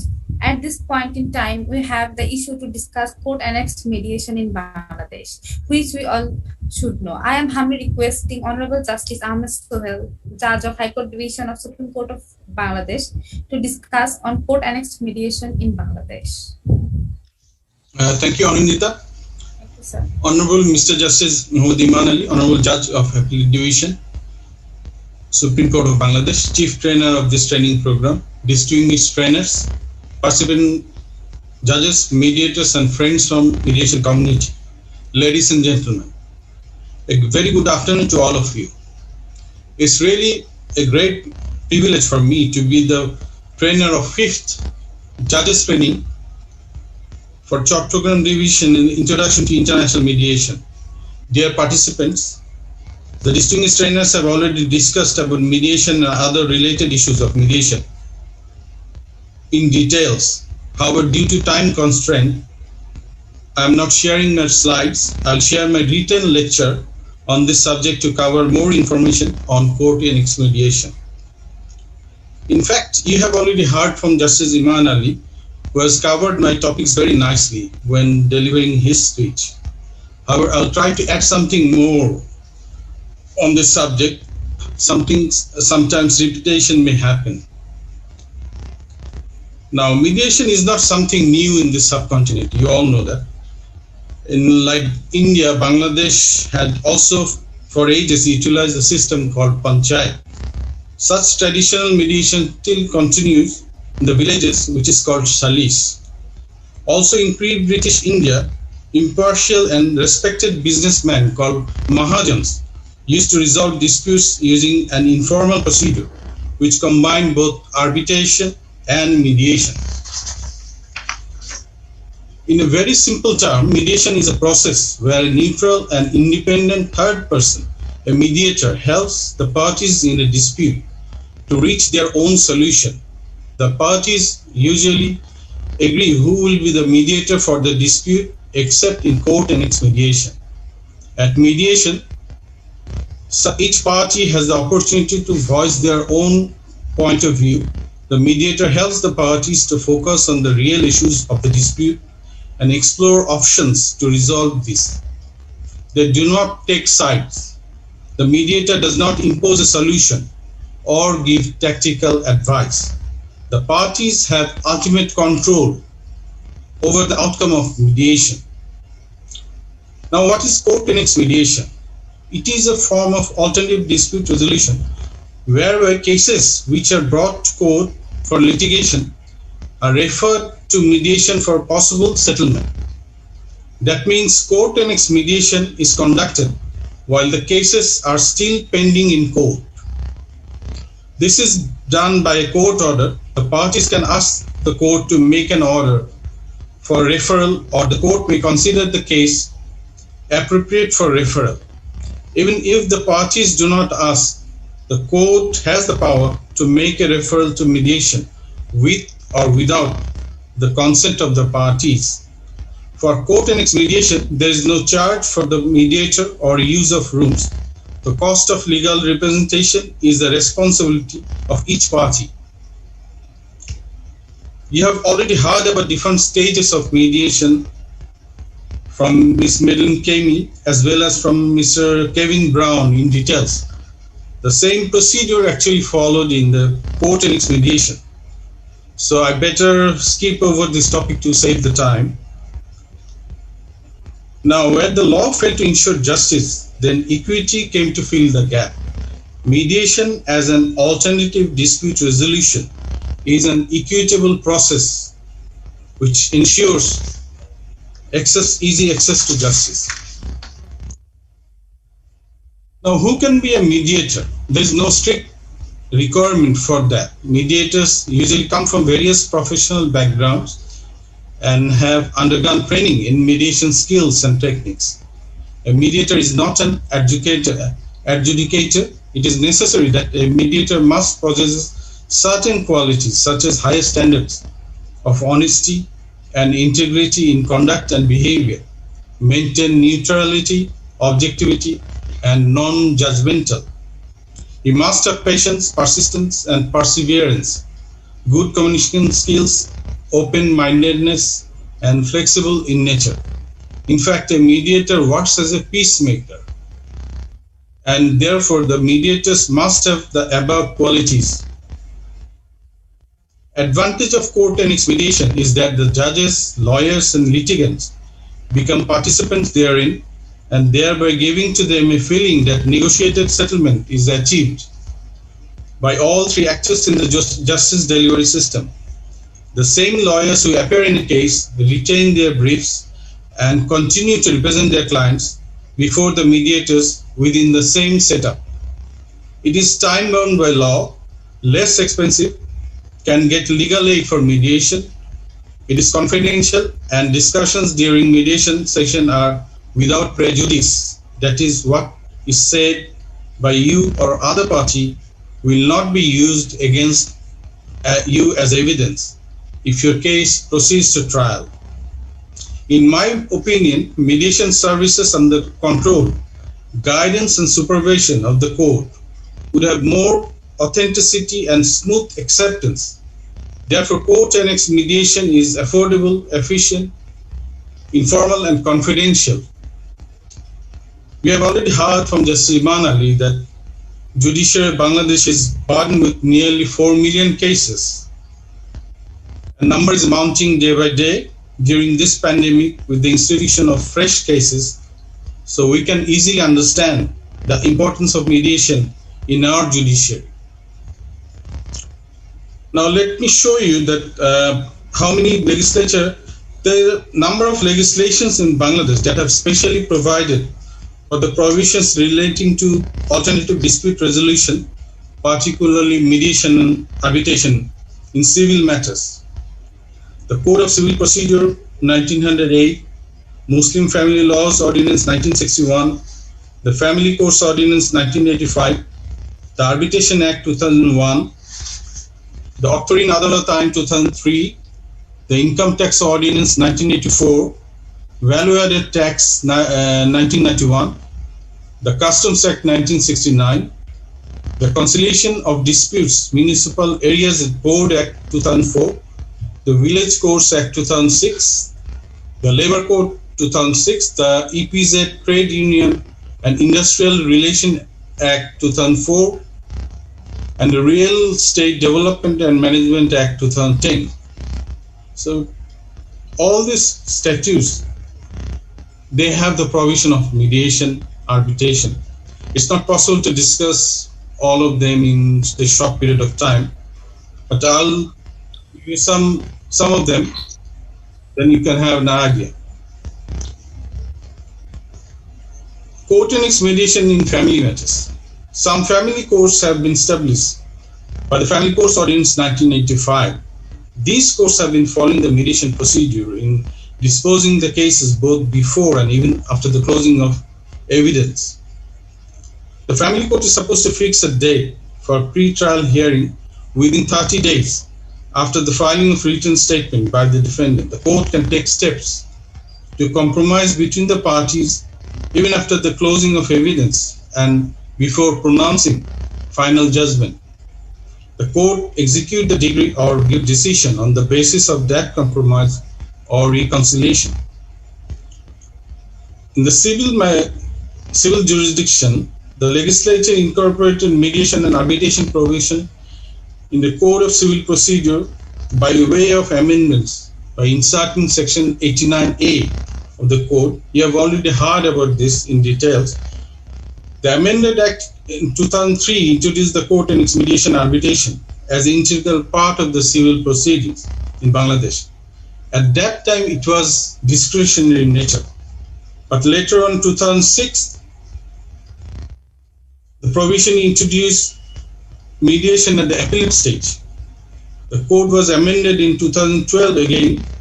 That made mediation mandatory in civil proceeding. And it was again amended in 2017 that made provision to refer the dispute or disputes to the concerned legal aid officer.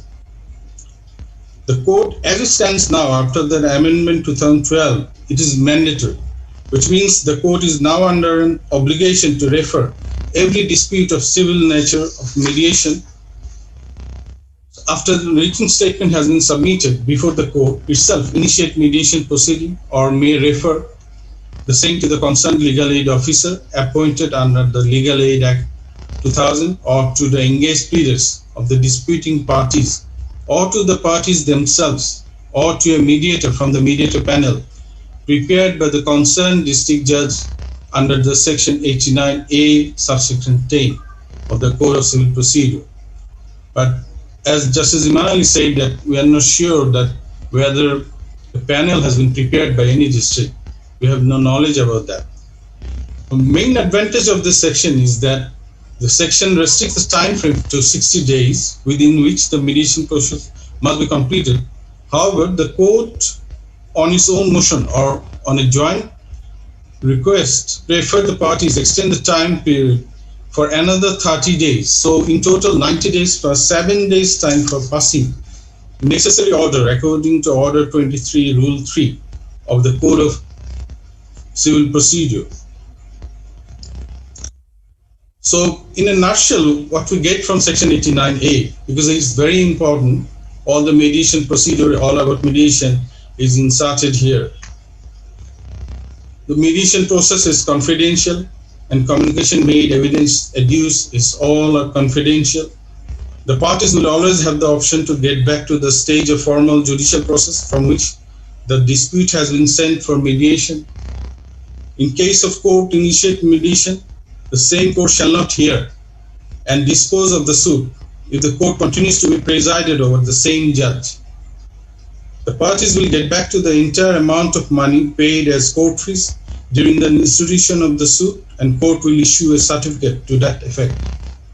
Once an agreement is reached and executed, the parties, the same is considered to be final, and no party will be permitted to reopen the same, either by way of fresh suit or by way of appeal or revision, which we have already heard from Justice Imanali in details. In Octorin Adalat Ain, you know that in 2010, Section 22, the amended Octorin Adalat Ain incorporated the provisions of mediation.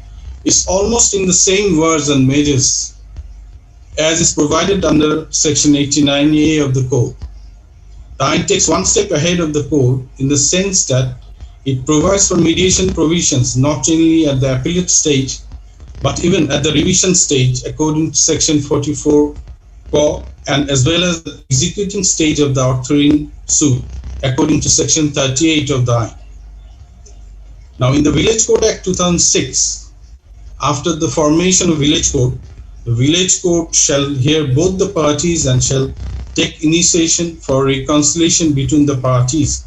If the mediation is successful, the terms and conditions as the parties agreed upon will be incorporated in an agreement, which is to be signed by both the parties and their nominated person. After that, the Village Court shall pass the order or decree accordingly. Section 22 of Arbitration Act. We all know that in Section 22, there is a provision of mediation. At any stage of arbitration proceeding, within the consent of all parties, if the parties resolve the matter amicably and notify the tribunal shall pass an agreed award, which is a consent award. Now, another aspect is alternative dispute resolution in criminal litigation in Bangladesh. Mediation has not been widely incorporated in criminal justice system. But however, in Section 345 of the Code of Criminal Procedure, a next provision for compromise in the compoundable offences. In this regard, I'd like to refer two decisions. It is noted that in the year of 1983, the case of Mohammad Joinal and others versus Rostam Ali, reported in 36 JLR Appellate Division, page 240.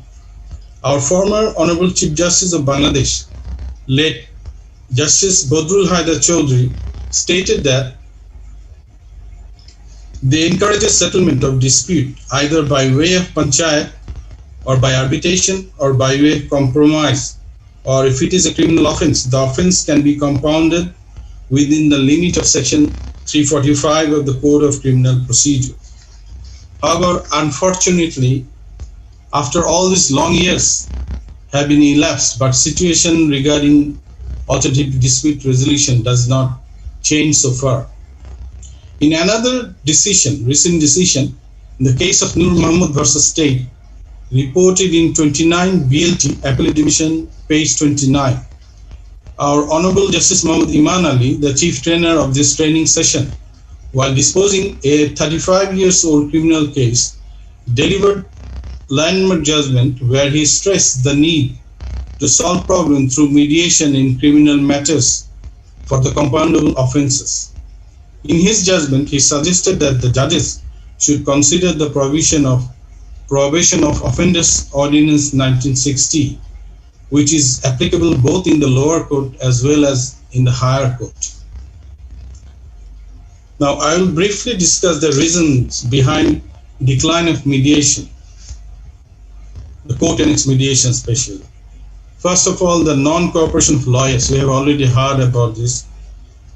So I was connected from yesterday and heard what Justice Kurian Joseph and today Justice Gita Mittal said. They have given some important tips how to involve the lawyers in mediation. I think they are very helpful. Most of the lawyers at district level are not cooperative at all. It is true actually in resolving dispute through mediation. The reason behind such non-cooperation on part of the lawyers, I think, primarily lies that the fear of losing their expected amount of income from the case if the case is disposed of through mediation at its very birth. So I suggest that positive measures should have to be increased among the lawyers regarding mediation by involving the Bar Council and the Bar Association as well. Also, I remember late Mr. Abdul Matin Khosru, MP, ex-law minister, who suggested in the earlier training sessions to include mediation in the LLB curriculum so that the law students should be encouraged and aware about mediation from the beginning of their career. I think it's a good idea and will be helpful to promote mediation. Ignorance on mediation. It is admitted that a significant number of litigants have very little or no knowledge at all about the mediation. Further, many are misguided and deceived by their engaged pleaders about the purpose and process of mediation. Absence of trained mediators and arbitrators is another reason for decline of mediation. Lack of mediation centers. The problem is that there are no formal mediation centers in the district. Most of the cases, the parties sit either in the chamber or the residence of a lawyer or in a restaurant in the district level, which I think quite inappropriate for mediation. We have already heard from Justice Iman Ali yesterday that there are about 40,000 mediation centers in India. So why don't we can prepare us? We have to solve this problem. The district judges and the law ministry should take initiative. Further, there is no specific law like Arbitration Act 2001 for mediation, which I feel that a statutory body should be incorporated for formulating rules, planning and monitoring mediation, as well as for whole ADR system to overcome the present problem of a huge backlog of cases of our judiciary. I was connected yesterday, so I noticed that yesterday our Honorable for Bangladesh, Aminuddin, has also suggested some tips regarding mediation. I think it will be helpful if we can follow them. Not sure whether he is present today. I believe as the highest law officer of the country, ex-officio chairman of the Bangladesh Bar Council, also the present Supreme Court Bar Association, he can play a vital role in encouraging mediation among the lawyers as well as to solve other problems regarding mediation. Now, mediation under Legal Act 2000, the provisions relating to ADR were incorporated in legal aid in 2013 by inserting Section 21A of the Act. Rules 4 to 17 of the legal aid rules mention the ADR provisions in the form of mediation and empowers the legal aid officer appointed under Section 21A to act as mediator in cases of disputes that come to him either in form of application for legal advice or by reference by any competent court or tribunal. So I have some suggestions for promoting court-ends mediation concerning the legal aid officer. There is confusion among the common people about the legal aid officer. Working as a mediator, the fact that of his being a judicial officer should be circulated to the common people properly so that the confusion can be resolved. The legal aid officer needs sit in separate sessions with disputing parties during mediation. He needs a secure room with privacy and necessary sitting arrangement. For the safety and security of legal aid officer as well as the people who come to legal aid office must be ensured for better result. Third, usually the legal aid officer sits at the district court. Many poor villagers who are willing for mediation but do not turn up considering the distance of legal aid office. Hence, in order to ensure increased participation from the farthest corner, my suggestion is that the legal aid officer may sit at Upojila on designated days by rotation. My expectation is that legal aid office will be a hub for mediation, which will help to curb the backlog of cases in the courts. And further, the public awareness needs to be created for promoting mediation, which Justice Emmanuel has discussed properly. To that effect, mass media like radio, TV channels, newspapers, Facebook, it can help us to know the benefits of mediation to the common people and as well as the judges all over the community. Adequate training for mediators and arbitrators is necessary. We know that Beams is trying his level best and already started training for the mediators and arbitrators with the help of domestic and internationally acclaimed trainers in a limited scale. And I think they will start training the lawyers as well so that they will be encouraged to take it as a profession with their legal practice. Reasonable fees should be given. I think one of the participants mentioned about this, I think Mr. Shirajuddin, which the lawyers do not cooperate with the court is because they are losing their income. That's one of the concern actually. And at district level, there is a practice that receiving day-to-day fees from the clients. So the longer the case lingers, the more are the chances of getting more fees. In this I suggest a standard amount of fees may be set consensually in every district for mediation. Now, for practical reasons, arbitration is not working properly. Let me share my real life experience regarding arbitration. While I was practicing as a lawyer, I had the opportunity to conduct many arbitrations as a lawyer, and I don't want to name the parties. Most of them took around 7 to 10 years to complete. I had some of the proceedings, they're still pending. So you can understand what is actually happening in arbitration in Bangladesh. Some of them proceedings have been completed in due time, but the problem is there's a provision for challenge the award. You can go up to the appellate division. So conflict arbitration, as you see that mediation is much better. There's no provision of revision or appeal, as you heard already. And on this context, I endorse the view of Justice Emmanuel that in the context of Bangladesh, mediation would be the best possible option to overcome the backlog of cases. Litigation should be the last resort. Now, let me tell something about the online mediation and during this pandemic. We all know that, in fact, since 2020, due to pandemic, whole world is in crisis. The functioning of the courts have been particularly hindered all over the world.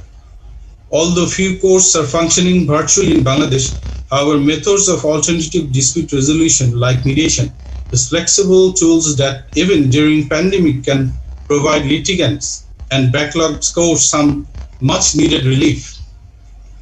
In response to the COVID-19 crisis across the country, mediation are increasingly using different forms of technology and online dispute resolution in the Western world, which allow parties to negotiate remotely, maintaining social distancing by virtually using smartphone, tablet, computer, or other similar technology, particularly from any location.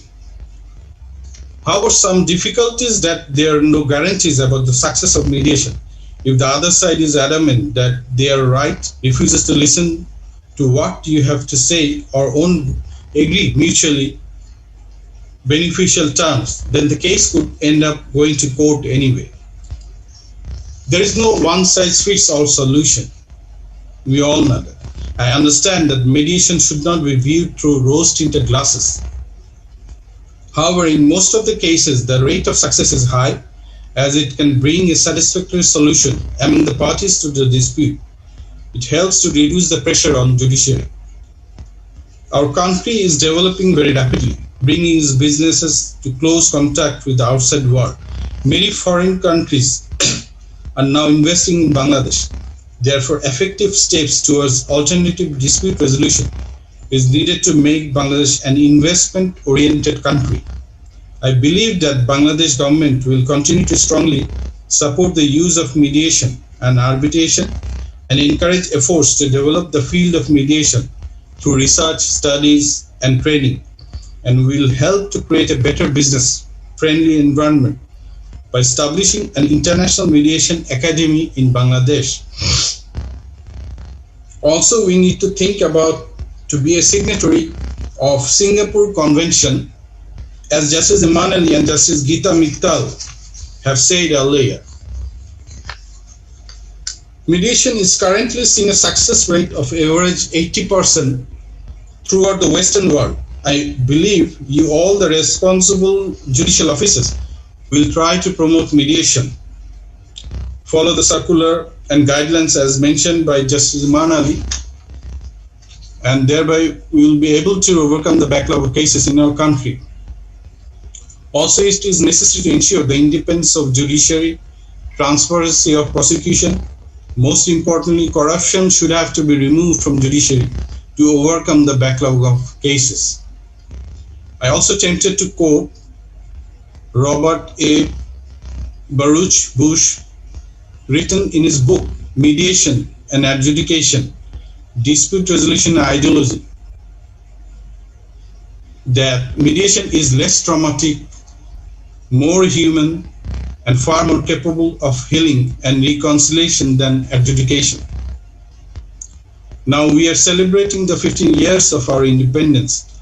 No one can deny Bangladesh has made tremendous progress in various social and economic indicators, give us the impression that the country is on an upward trajectory. This is a month of mourning, and we can show our respect to the father of the nation, Bangabandhu Sheikh Mujibur Rahman, by fulfilling his dream, who wanted a change in the traditional judicial system of Bangladesh by introducing alternative dispute resolution. Therefore, we all have to come forward to overcome the problems of judiciary. Dear participants, you have already heard that Ms. Mercy Okario had an accident. I pray for her early recovery.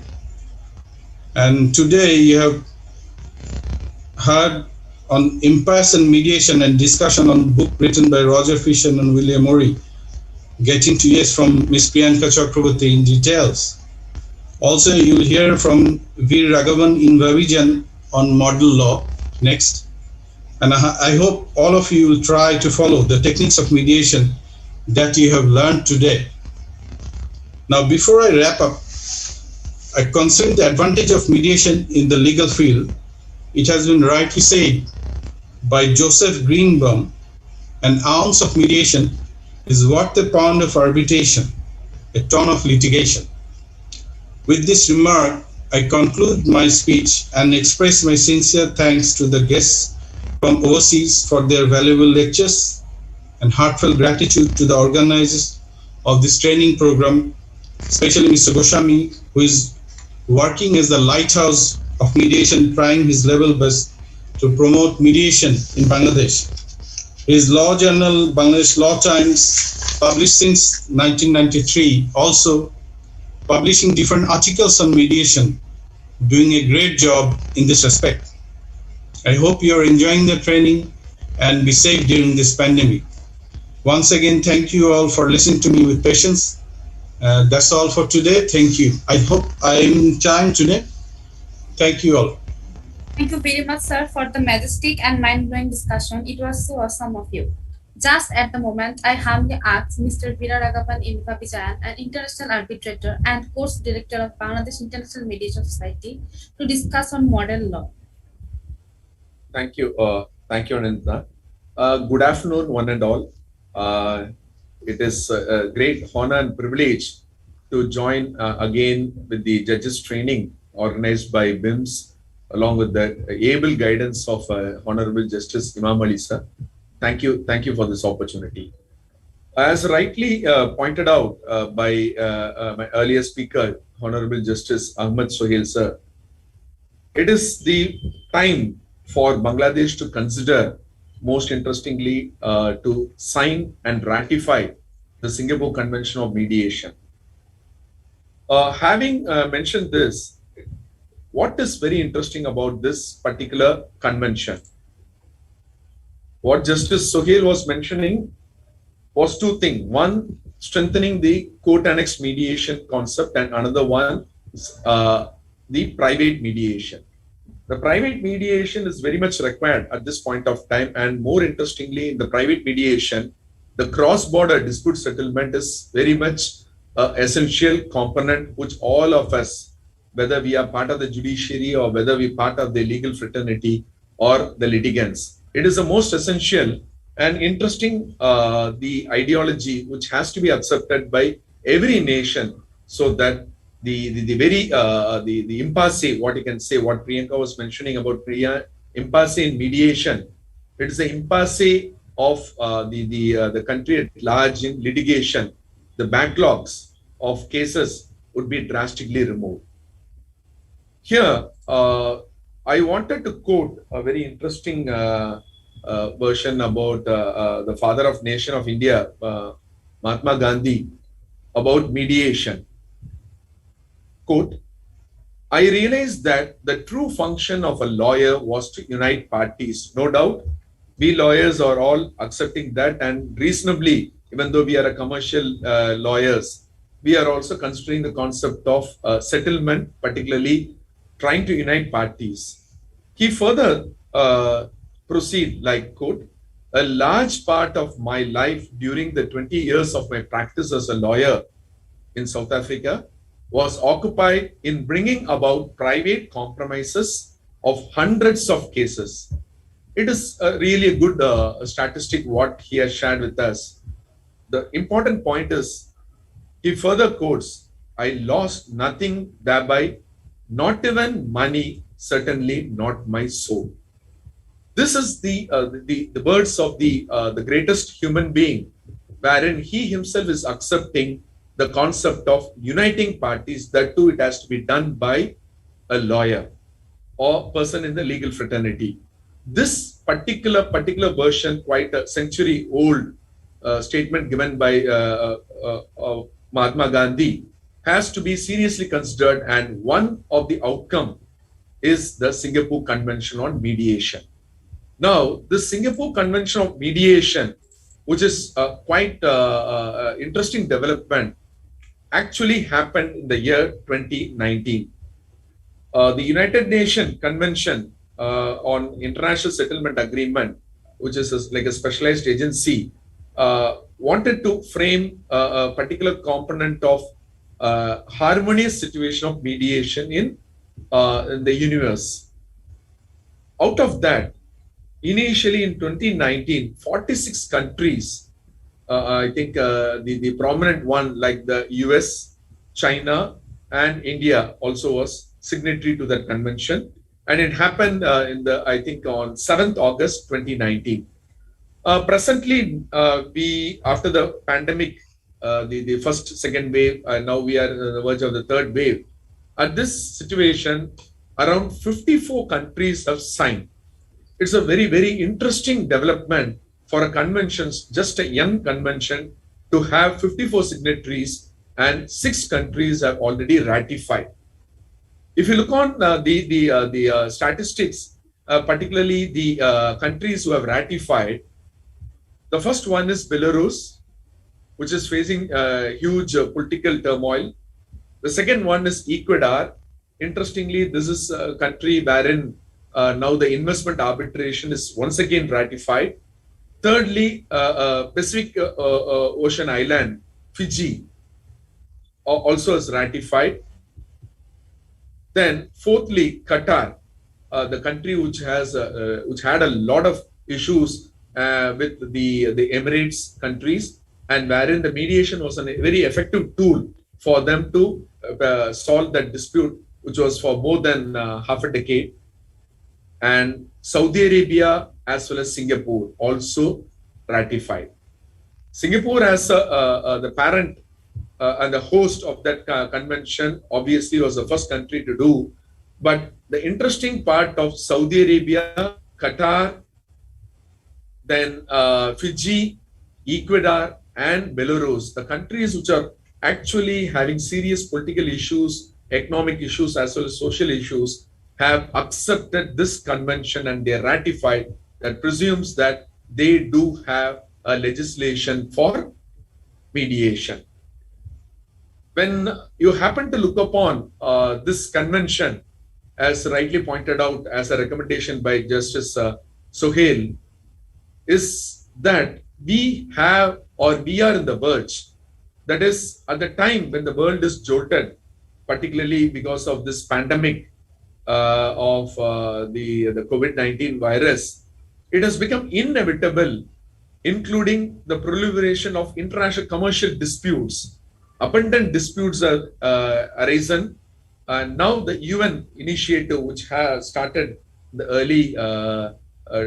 early years, has been seen as a timely and befitting step. This convention specifically provides an alternative to the traditional adjudicatory process of litigation as well as arbitration. Now, arbitration is considered in most of the jurisdiction to be a traditional adjudicatory process. Very well, in India also that's the situation. And I presume that in Bangladesh also it's happening, the way how the arbitration is being carried away as a quasi-judicial process. And here, this convention particularly creates a synchronized and integrated avenue for initially with the international settlement of commercial disputes, that too through mediation.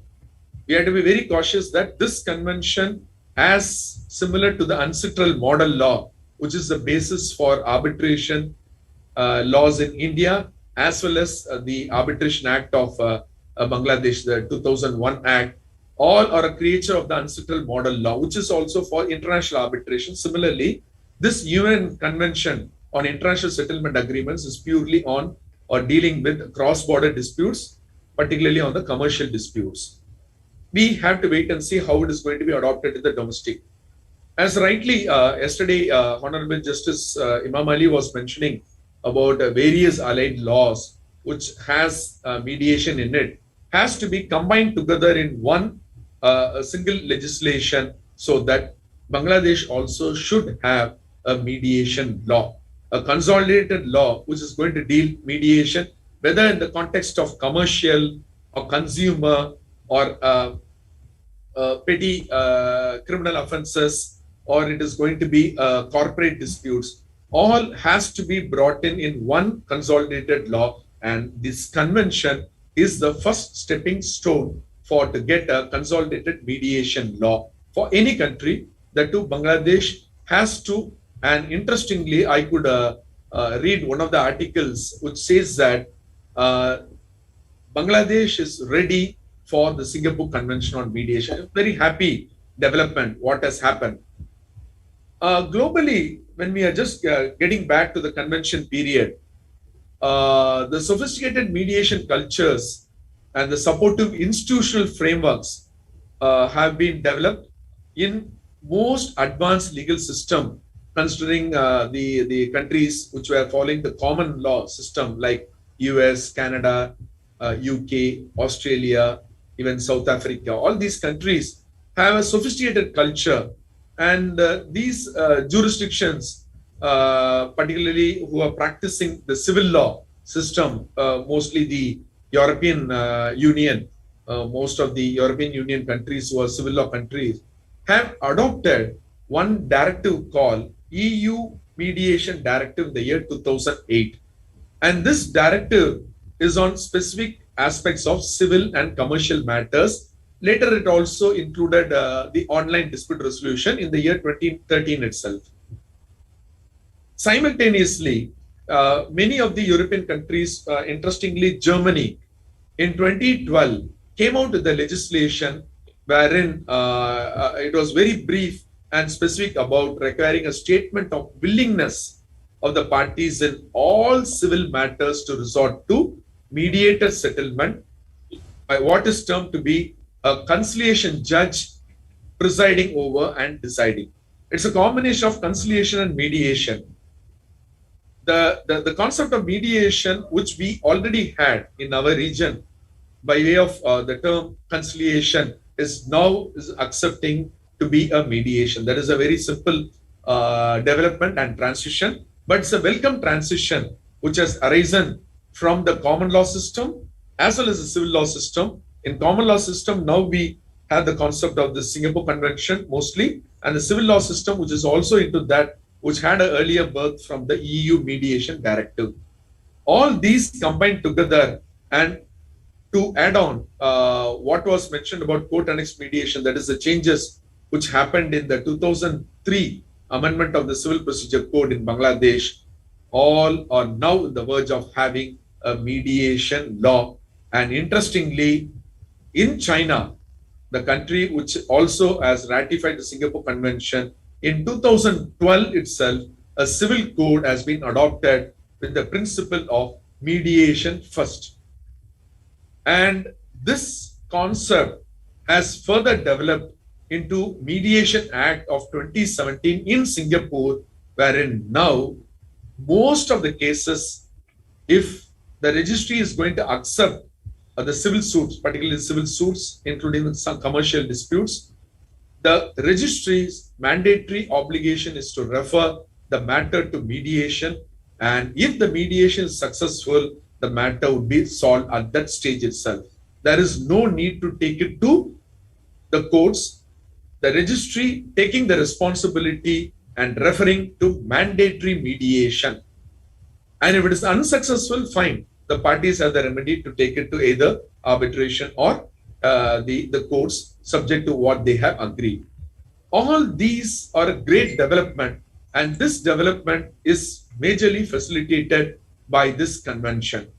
Now, it is a time for us to understand what is the basic key provisions of this convention. This convention certainly has certain important provisions that would facilitate the dispute settlement in international trade. What are those? This convention is very clear that it does not apply to all types of settlement due to mediation. That we have to very carefully understand.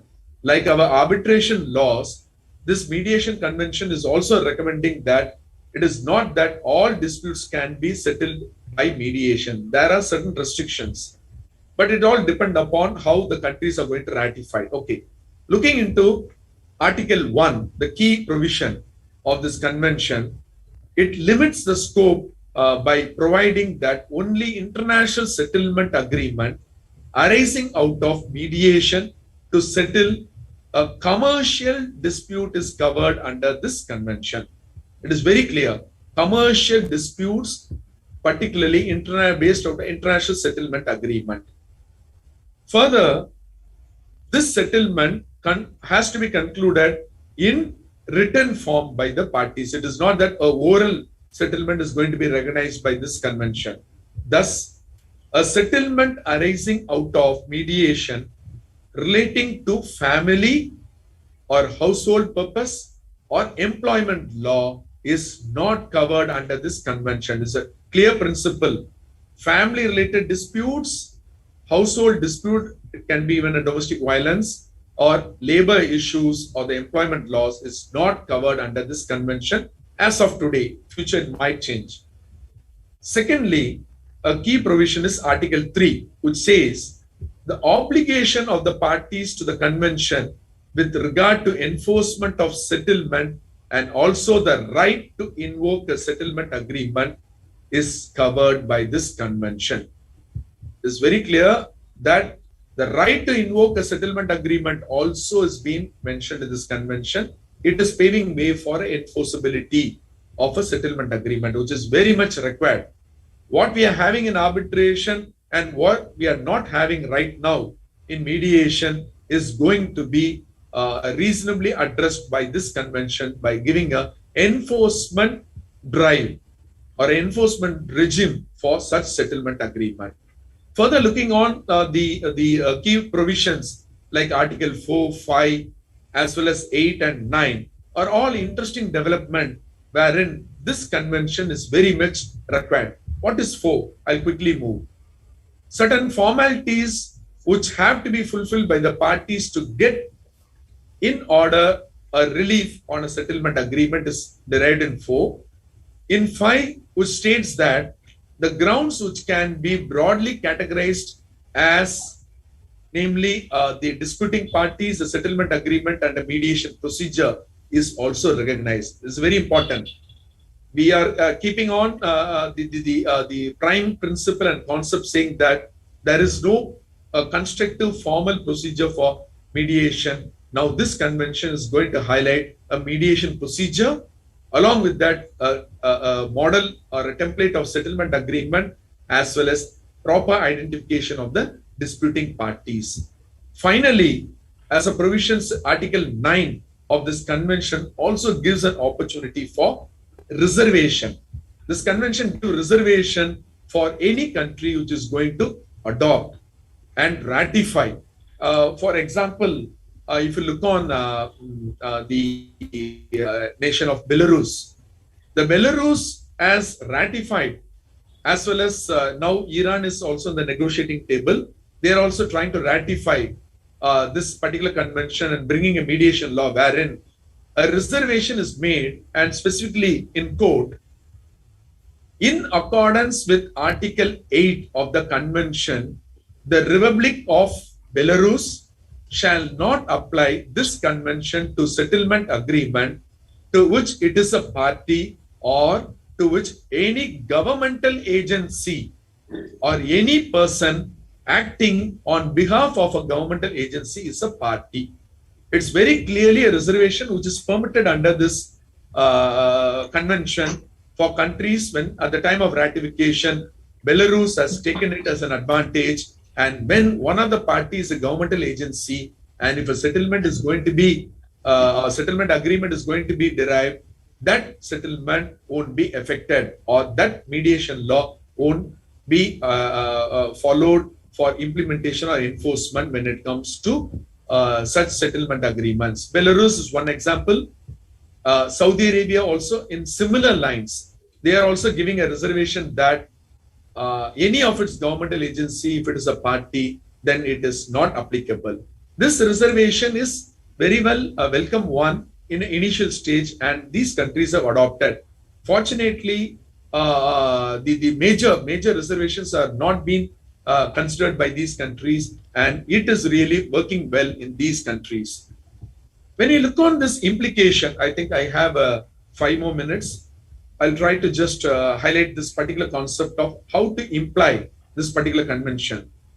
When we are trying to imply, the convention is obviously impacting international trade. And this convention will give rise to increased use of mediation as a method to solve international commercial disputes.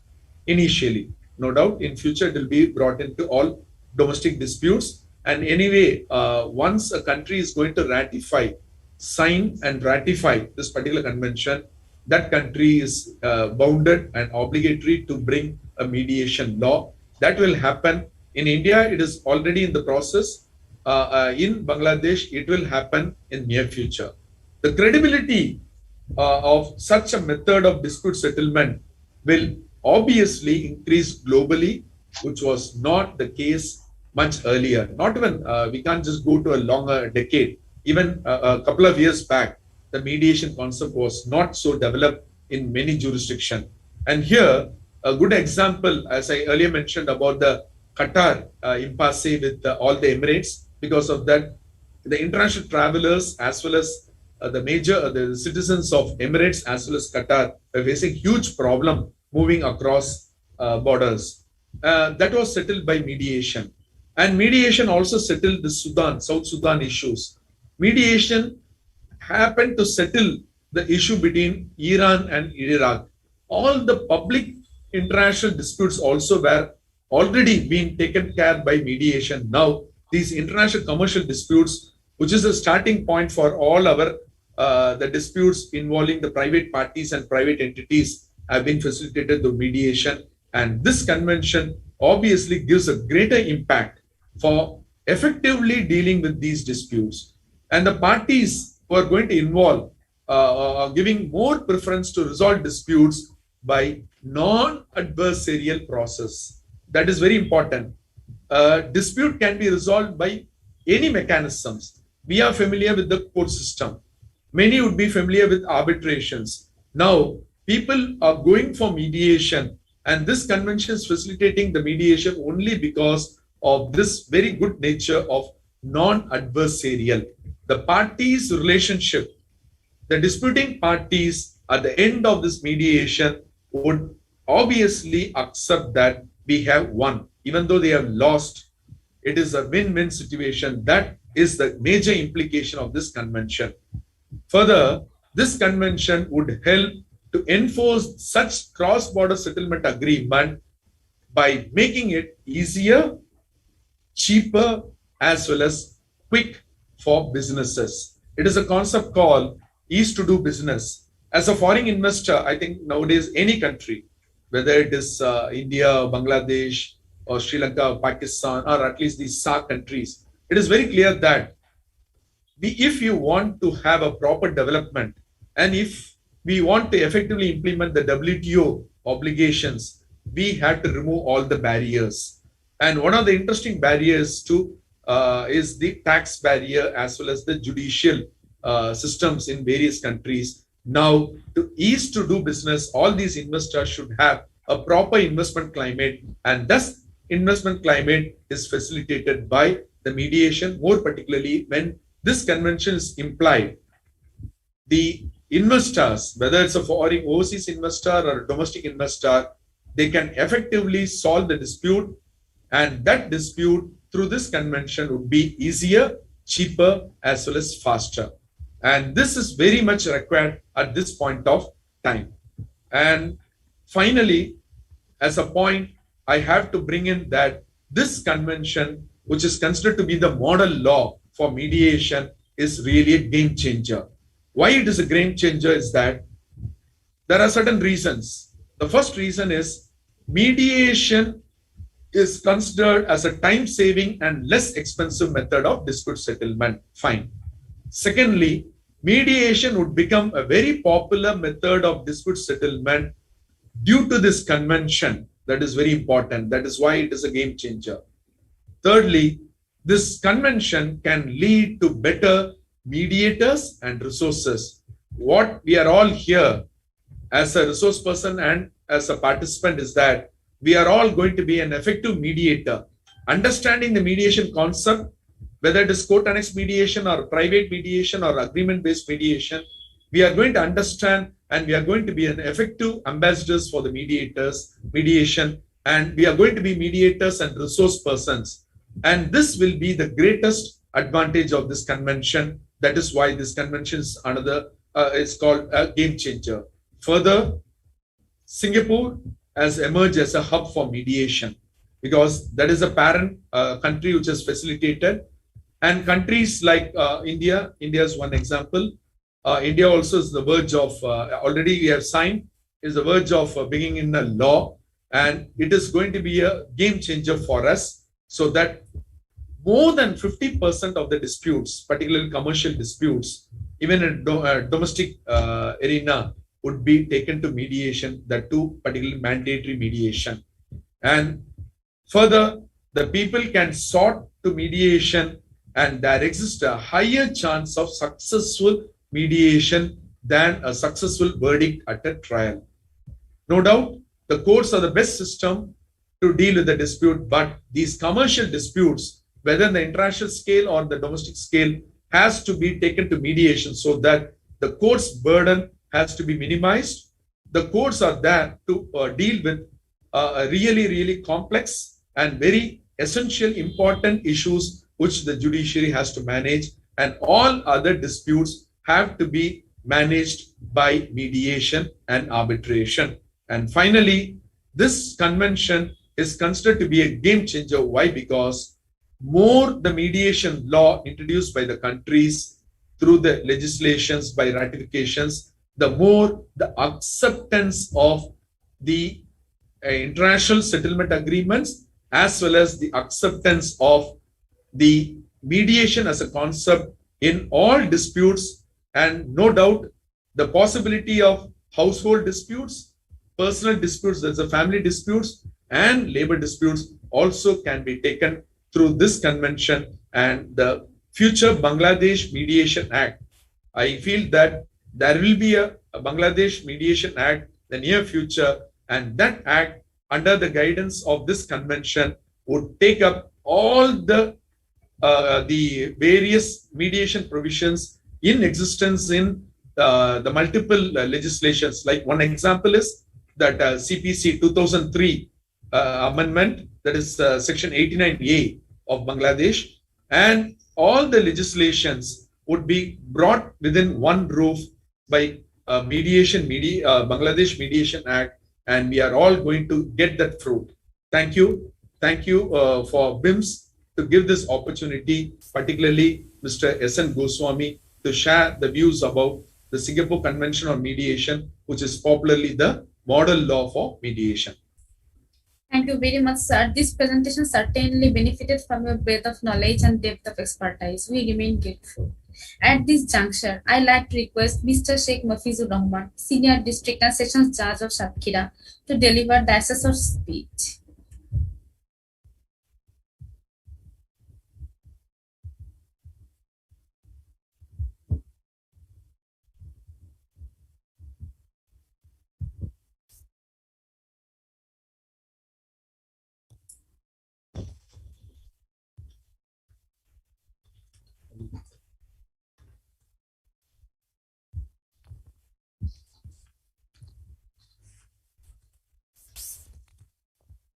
আসসালামু আলাইকুম।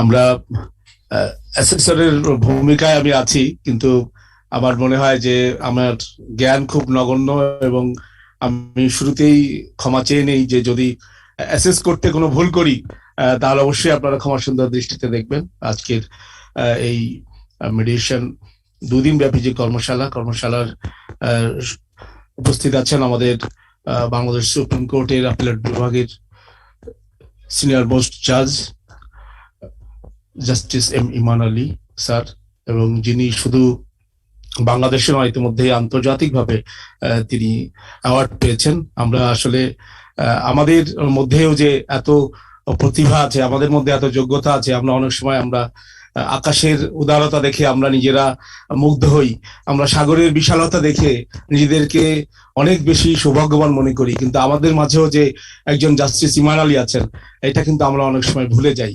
তো বাংলাদেশের একজন বিচারপতি তিনি আন্তর্জাতিক স্বীকৃতি পেয়েছেন মেডিয়েশনের ক্ষেত্রে, এটা আমাদের তিলে তিলে গড়ে ওঠা মেডিয়েশনের যে আন্দোলন, মেডিয়েশনের যে সূচনা হয়েছে সেই সূচনারই একটা স্বীকৃতি আমার মনে হয় আমরা ইতিমধ্যে পেয়ে গেছি। তো আজকে আসলে আমি এর আগে আমাদের খুলনা বিভাগের যে কর্মশালাটি হয়েছিল, আমি সেই কর্মশালায় কোর্স কোঅর্ডিনেটর ছিলাম। তো সেই কারণেই বোধহয় আমার এই বিআইএমএস এর সাথে একটা সখ্যতা সৃষ্টি হয়েছে। তো আমি বিআইএমএস কে ধন্যবাদ দিই যে আমাকে অ্যাসেসর হিসাবে আজকের পরবর্তী কর্মশালায় আমাকে একটা সুযোগ করে দিয়েছে এখানে কিছু বলার জন্য এবং কিছু অভিজ্ঞতা বিনিময়ের জন্য।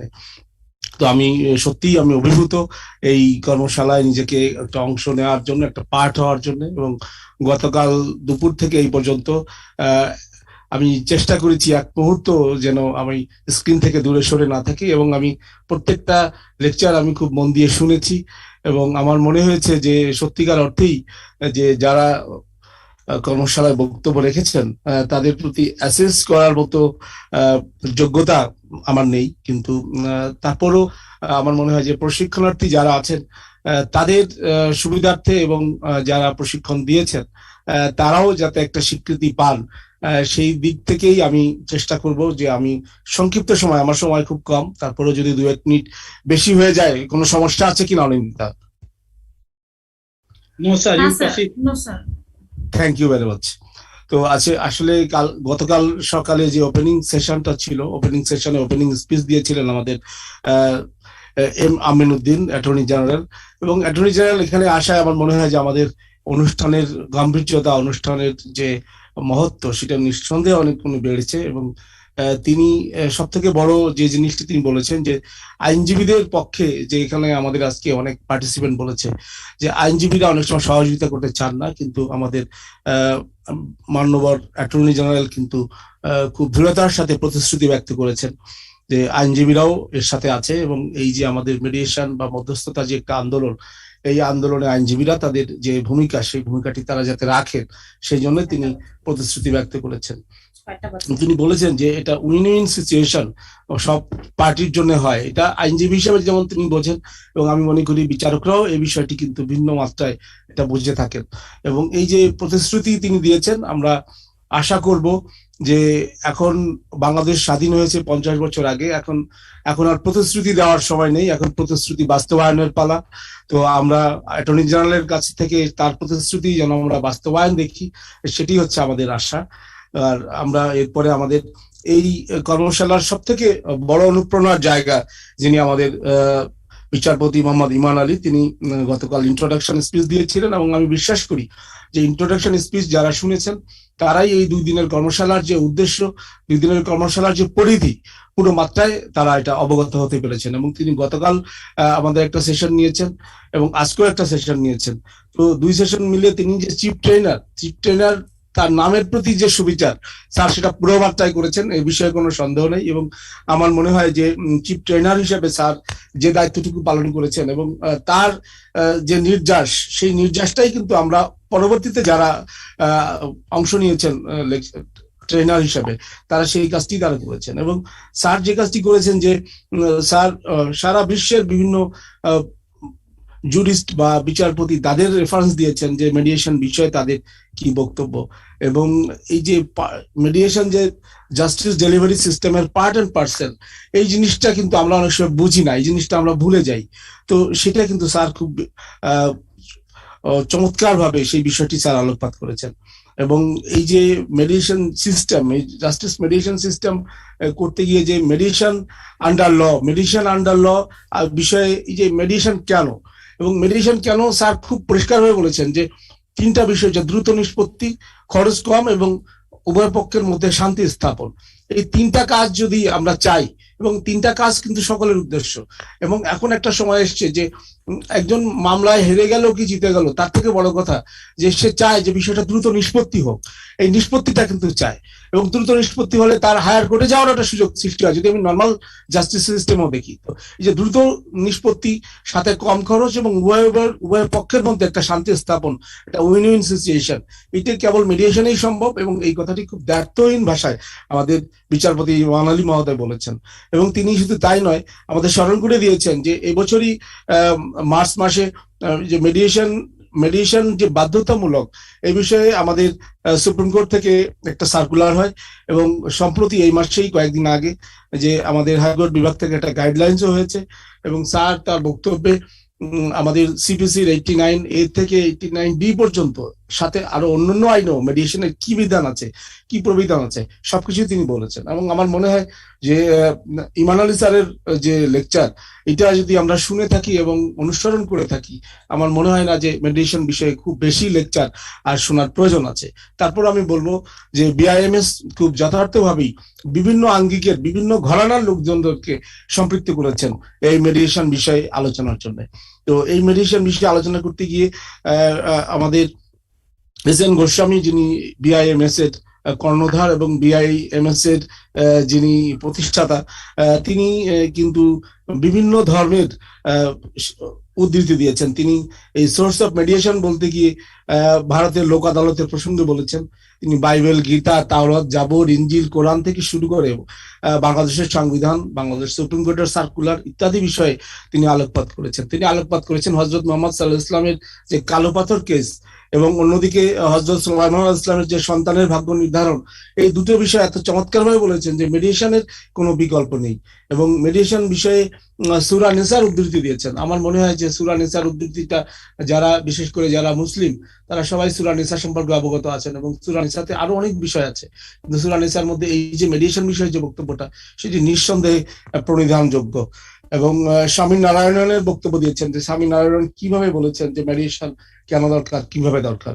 তো আমরা সত্যিকার অর্থেই আমরা খুবই উপভোগ্য হয়েছে আমাদের দুদিনের আলোচনা, এবং দুদিনের আলোচনার মধ্যে অ্যাডভোকেট তনুশ্রী রায়, যিনি একজন সার্টিফাইড মেডিয়েটর, অত্যন্ত স্মার্ট একটি প্রেজেন্টেশন তিনি গতকাল দিয়েছেন। এবং আমার মনে আছে যে খুলনা বিভাগের যখন কর্মশালা হয়, সেখানেও এই যে অ্যাডভোকেট তনুশ্রী রায় অত্যন্ত চমৎকার উপস্থাপনা করেছিলেন। এবং তিনি mediation in a globalised world, এবং এই বলতে গিয়ে তিনি mythology, religion, history of various countries, কেন মেডিয়েশন দরকার এবং মেডিয়েশনের যে বিভিন্ন স্টেজ সেগুলো তিনি বলেছেন। Cross border mediation, cross cultural mediation, এই যে মেডিয়েশনটাকে নিজে নানাভাবে ব্যাখ্যা করা, সেটি কিন্তু অ্যাডভোকেট তনুশ্রী রায় করেছেন। এবং আমরা যারা এই ট্রেনিংটা উপভোগ করেছি, আমি বলবো উপভোগ করেছি, তারা প্রত্যেকেই কিন্তু এর থেকে উপকৃত হয়েছি। আমি বিশ্বাস করি যে অ্যাডভোকেট ম্যাডেলিন কিমি গতকাল, যিনি একজন ইন্টারন্যাশনাল মেডিয়েটর, তিনিও আমাদের মেডিয়েশনের সব থেকে জনপ্রিয় যে দুটি শব্দ আছে, বাটনা এবং ওয়াটনা। তো এই যে BATNA এবং WATNA, বাটনা এবং ওয়াটনা বিষয়ে যে আদার অ্যাসপেক্ট রিলেটেড টু মেডিয়েশন, এই বিষয়ে তিনি বলেছেন। এবং আমি বিশ্বাস করি যে মেডিয়েশন করতে গিয়ে আমাদের যারা বিচারক আছেন, তারা যদি best alternative to A negotiated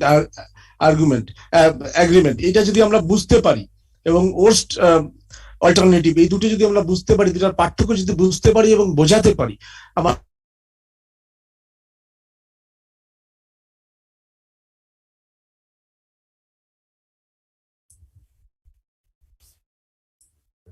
একজন প্রাক্তন বিচারপতি, তিনি গতকাল অত্যন্ত দক্ষতার সাথে role of judicial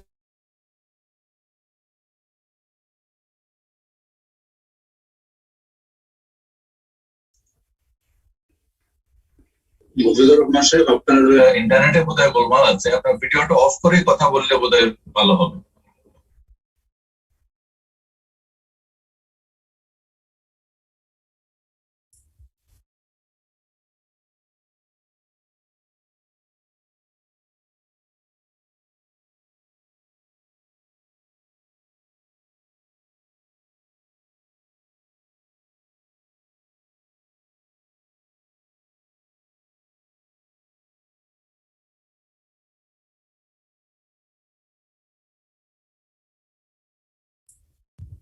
Sir, will I wait for him or I will continue?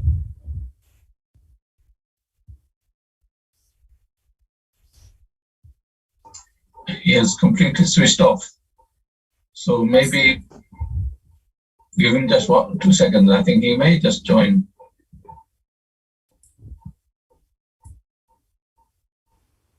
Mr. IT person, please help.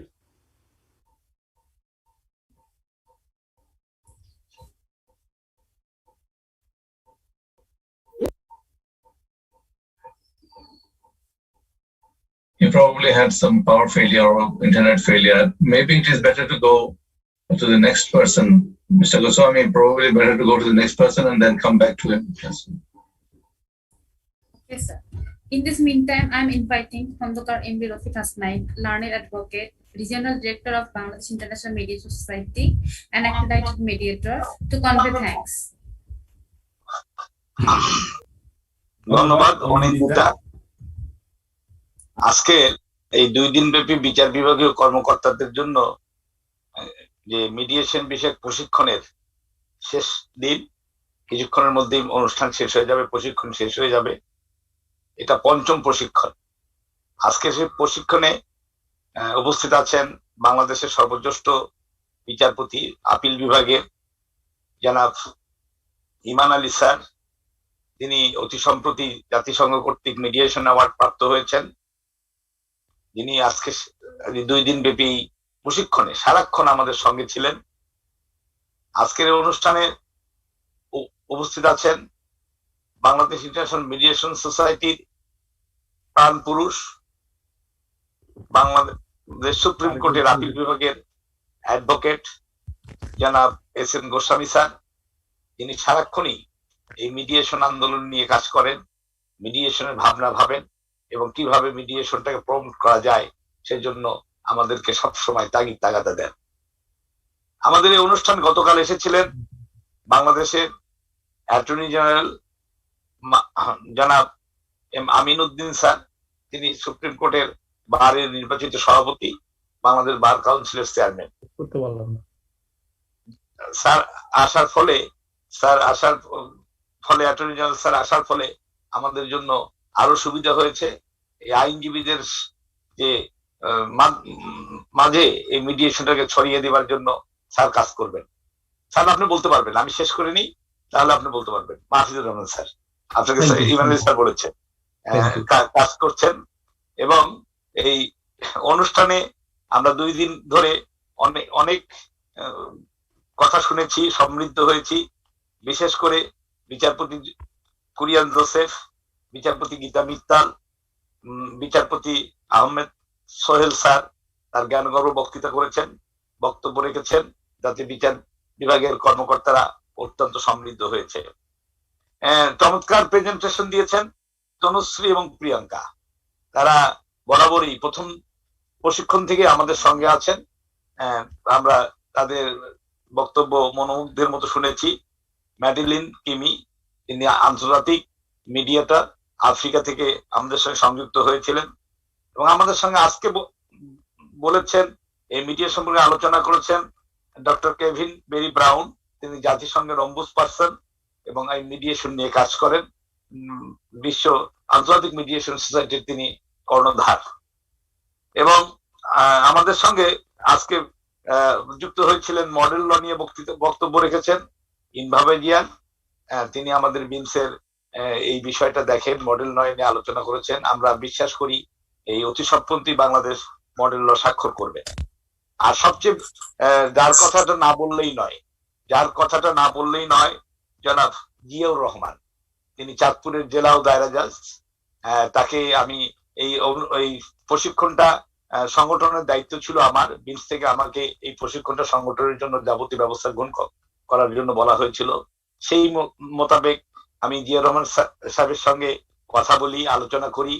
তিনি আমার কথাটা আমার সঙ্গে আলোচনা করে সমস্ত বিষয় খুঁটিনাটি জানেন এবং আমাদের সম্পর্কে খোঁজ খবর নেন। পরে ইমান আলী সাহেবের সঙ্গে তিনি কথা বলেন, ফোনে কথা বলেন, বলে উনি প্রথমে বলেছিলেন 25 জন দিয়ে হবে না, আমি বলেছিলাম তাহলে 30 জন হোক, উনি বলেছেন তাও হবে না। তা আমি বললাম যে তাহলে আপনি ইমান আলী স্যারের সঙ্গে কথা বলেন।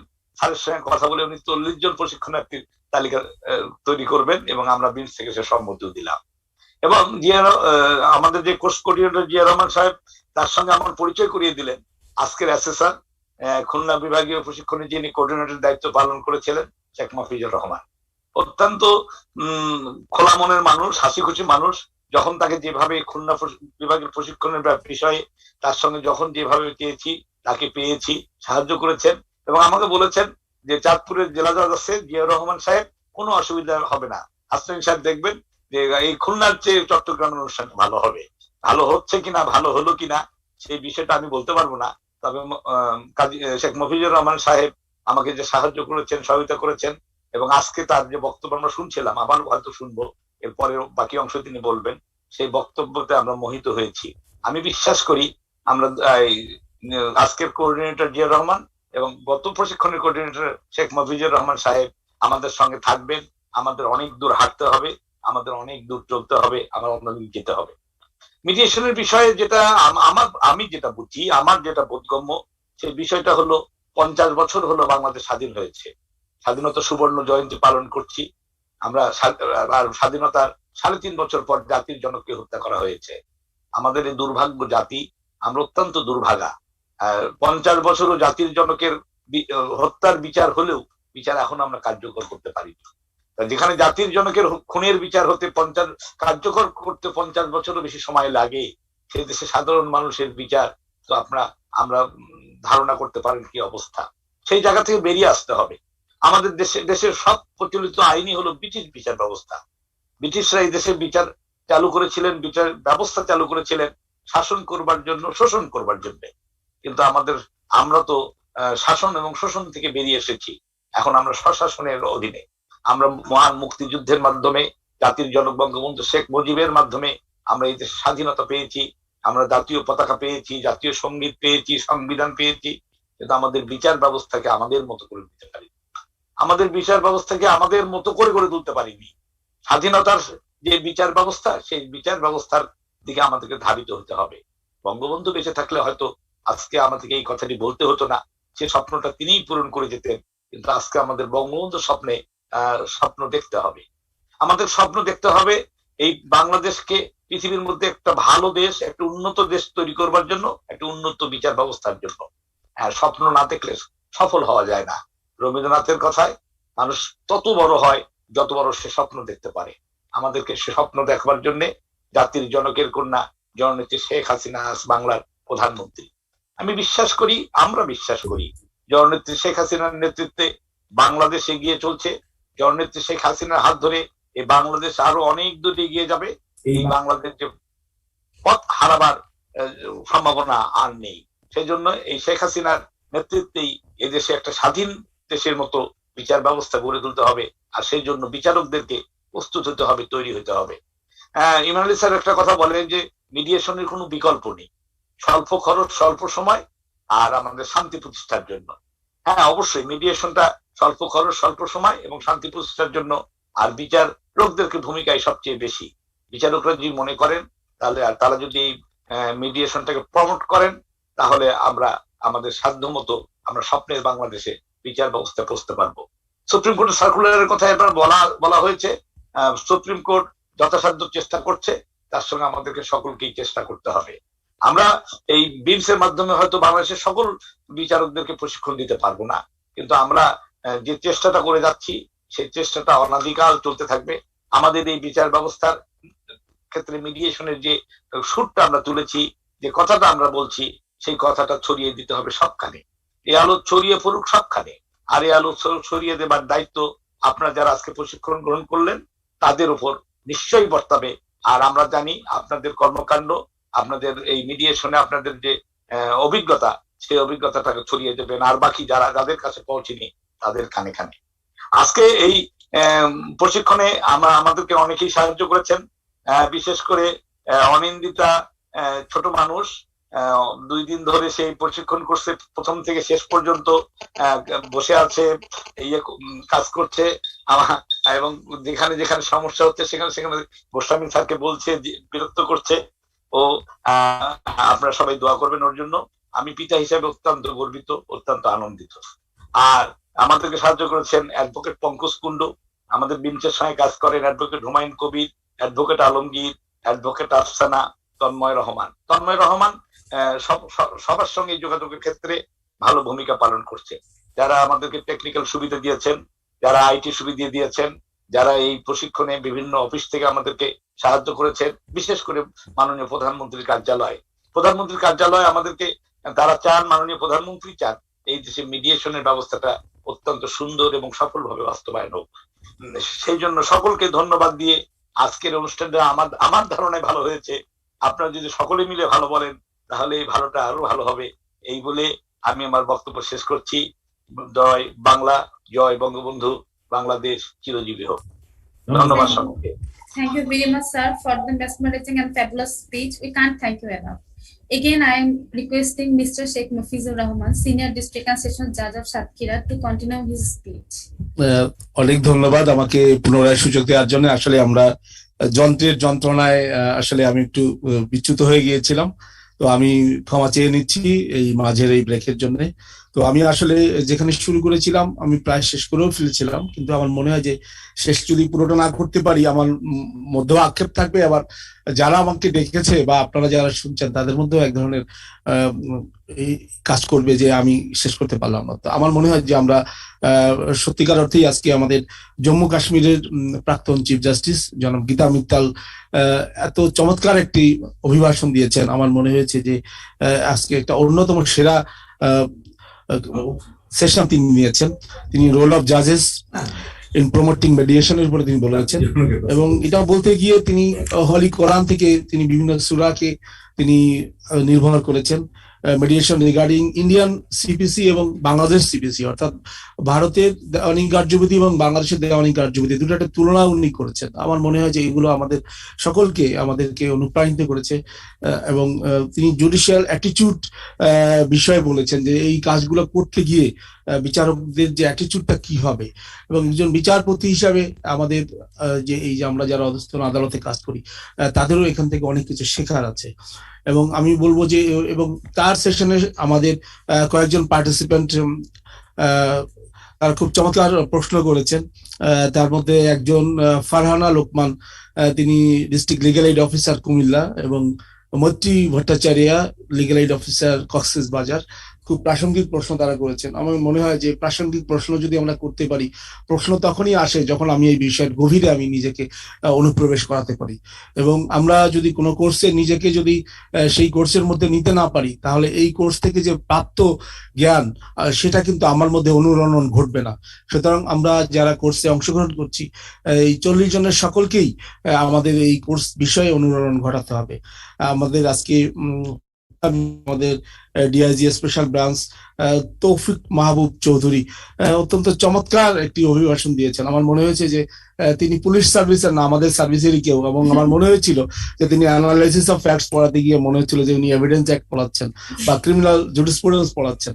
সত্যিকার অর্থেই আমরা বেশ কিছু নতুন ফেনোমেনা, নতুন বিষয় আমরা তার কাছ থেকে জেনেছি, এবং আমরা যারা বিচারক আমরা সত্যিকার অর্থেই এই যে এভিডেন্স অ্যাক্টের যে ফ্যাক্টস অফ অ্যানালাইসিস এটা আমাদের করতে হয়, এবং বিশেষ করে ক্রিমিনাল জাস্টিস সিস্টেমে কিভাবে করতে হয় সেই বিষয়ে তিনি চমৎকার একটা অনবদ্য একটা অভিভাষণ তিনি দিয়েছেন। আমাদের প্রিয়াঙ্কা চক্রবর্তী, তিনি এমফাসি ইন মেডিয়েশন এবং কাইন্ডস অফ এমফাসি বিষয়ে বলেছেন। এটা সব বিচারকের কিন্তু এটা খুব কাজে লাগে যখন আমরা বিচার কার্যের মধ্যে অংশ নিই, সেটা এডিআর হোক বা জুডিশিয়াল সিস্টেম হোক। আজকে আমাদের এই প্রশিক্ষণকে সত্যিকার অর্থেই অর্থবহ করেছেন আমাদের মাননীয় হাইকোর্ট বিভাগের বিচারপতি জাস্টিস আহমেদ সোহেল। তিনি private mediation, court annexed mediation in Bangladesh এ বিষয়ে বলেছেন, এবং এ বিষয়ে বলতে গিয়ে বিভিন্ন আইনে মেডিয়েশনের যে প্রবিধান আছে সে বিষয়েও তিনি বলেছেন। আমার মনে হয় যে সুপ্রিম কোর্টের উভয় বিভাগের বিচারপতিরা যখন আমাদের লোয়ার জুডিশিয়ারির সামনে আসেন এবং কথা বলেন, আমাদের সমস্ত বিচারকরা কিন্তু অনুপ্রাণিত হন, অভিভূত হন। তো আমরা আজকে ভবিষ্যতে আরো বেশি বিচারপতিদেরকে যদি এই কার্যক্রমে অংশগ্রহণ করানো যায় বা রাজি করানো যায়, আমার মনে হয় যে তাতে বাংলাদেশের বিচার ব্যবস্থা সত্যিকার অর্থেই উপকৃত হবে। সর্বশেষ বক্তা ছিলেন মিস্টার ভীরা রাঘবন। উনি একজন ইন্টারন্যাশনাল আর্বিট্রেটর। উনি মডেল ল অন মেডিয়েশন বিষয়ে বলেছেন এবং সিঙ্গাপুর কনভেনশন অন মেডিয়েশন বিষয়ে বিস্তারিত বলেছেন। আমার মনে হয় যে যারা আজকে বলেছেন সবাই মেডিয়েশনের উপরেই বলেছেন, এবং আমি নিজের কিছু অ্যাসেসমেন্ট আমি বলতে চাই যে আমাদের মেডিয়েশন বিষয়ে সব থেকে ভালো যে উদ্ধৃতি আমরা দিতে পারি সেটা হচ্ছে পবিত্র কোরআন শরীফের সূরা হুজুরাতের 9 এবং 10 নং আয়াতে আল্লাহ সুবহানাহু ওয়া তাআলা বলেছেন যে তোমাদের মধ্যে যে বিরোধ হবে সেই বিরোধগুলো ন্যায় বিচারের ভিত্তিতে আপোষ আলোচনার মাধ্যমে তোমরা নিষ্পত্তি করো। অর্থাৎ বলছে যে ভিত্তিটা হবে ন্যায় বিচার, কিন্তু মাধ্যমটা হবে আপোষ আলোচনা, যেটাকে আমরা এখনকার দিনে আমরা মিডিয়েশন হিসাবে আমরা বলছি। তো সুতরাং আমরা সূরা হুজুরাতকে যদি আমরা ভিত্তি ধরি, তাহলেও কিন্তু আমরা মিডিয়েশনের উপরে কিন্তু আমাদের এগোনোর অনেক সুযোগ রয়েছে। আমরা আমাদের জাতির জনক বঙ্গবন্ধু শেখ মুজিবুর রহমান, এই মাস তার প্রয়াণ দিবস আছে সামনে। তো বঙ্গবন্ধু 7ই মার্চের ভাষণ, যেটাকে আমরা বলি আমাদের স্বাধীনতার সোপান ভাষণ, সেই 7ই মার্চের ভাষণে কিন্তু তিনি বলেছিলেন যে আলোচনার দরজা খোলা আছে, আরো আলোচনা হবে। অর্থাৎ আলোচনা এমন একটা বিষয় যে আলোচনা কখনো বন্ধ করা যাবে না, শত প্রতিকূলতার মধ্যেও আলোচনাটা অব্যাহত রাখতে হবে। 7ই মার্চের ভাষণে যদি তিনি এই কথা বলতে পারেন, তার মাত্র কয়েকদিন পরেই 26শে মার্চ আমাদের স্বাধীনতা দিবস এসছে। সেই 7ই মার্চের ভাষণেও কিন্তু তিনি সেই কথাটা স্পষ্ট করে বলেছেন যে আরো আলোচনা হবে। অর্থাৎ আলোচনাকে তিনি কখনো আলোচনা থেকে দূরে আসতে চাননি। সুতরাং এই আলোচনাটাই কিন্তু মেডিয়েশন। আমাদের বিশ্বকবি রবীন্দ্রনাথ ঠাকুরের 1378 সালে প্রকাশিত পিতৃস্মৃতি, তার একটা গ্রন্থ আছে। পিতৃস্মৃতিতে তিনি বলেছেন যে তার বাবা জমিদারি আমলে কিভাবে তিনি এই প্রজাদের মধ্যে যখন কোনো বিরোধ হতো, দেওয়ানি মামলা, দেওয়ানি জমি জমা নিয়ে বিরোধ হতো, এই বিষয়গুলো কিন্তু তিনি আপোষের মাধ্যমে নিষ্পত্তি করার নির্দেশনা ছিল। এবং পিতৃস্মৃতি যদি আমরা পড়ি, আমি দেখবেন যে পিতৃস্মৃতিতে এই বিষয়ে পরিষ্কারভাবে বলা আছে। এবং সেই পিতৃস্মৃতিতে বলা আছে যে ফৌজদারি যে বিষয়গুলো আছে সেগুলো নিয়ে কোর্টে বা আদালতে বিচার হবে, কিন্তু দেওয়ানি বিষয়ে কখনো আদালতে যাওয়ার প্রয়োজন নাই। দেওয়ানি বিষয়ে তিনি একটা জুরি বোর্ড করে দিয়েছিলেন, যেখানে 5 জন সদস্য থাকতো এবং যাদেরকে বলা হতো পঞ্চপ্রধান। সুতরাং এই যে সেই আমলে 1378 বঙ্গাব্দেও যদি এই এডিআর, যাকে আমরা নতুন নামকরণ করেছি এডিআর, বা সেই সময় যদি আপোষ আলোচনার মাধ্যমে, মধ্যস্থতার মাধ্যমে সুযোগ থেকে থাকে, তাহলে এখন নয় কেন? সুতরাং আমি মনে করি যে আমাদের এই যে মহামনীষী, আমাদের রবীন্দ্রনাথ ঠাকুর, আমাদের জাতির জনক বঙ্গবন্ধু শেখ মুজিবুর রহমান, আমাদের গীতা, বাইবেল, তাওরাত, জাবুর, কোরআন, সব জায়গাতেই কিন্তু মেডিয়েশনের বিষয়ে স্পষ্টত বলা আছে। সুতরাং আমাদের এই জন্য আমি বলছি যে আমাদের যে অল্টারনেট ডিসপিউট রেজুলেশন বা এই যে বিকল্প বিরোধ, এই এরিয়ার বিষয়ে আমাদের যে আমরা যারা বিচারক আছি, আমাদের চিন্তার বাক্সে পরিবর্তন আনতে হবে।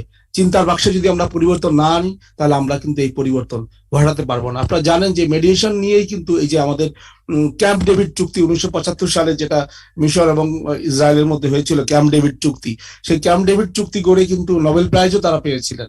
অর্থাৎ মেডিয়েশন করে কিন্তু নোবেল পুরস্কার পর্যন্ত পাওয়া গেছে। সুতরাং আমি মনে করি যে মেডিয়েশন করা একজন বিচারকের জন্য যেমন একটা যোগ্যতার বিষয়, এবং আমি বলবো যে আমাদের বিচার ব্যবস্থার জন্য এটি একটি চমৎকার পদ্ধতি।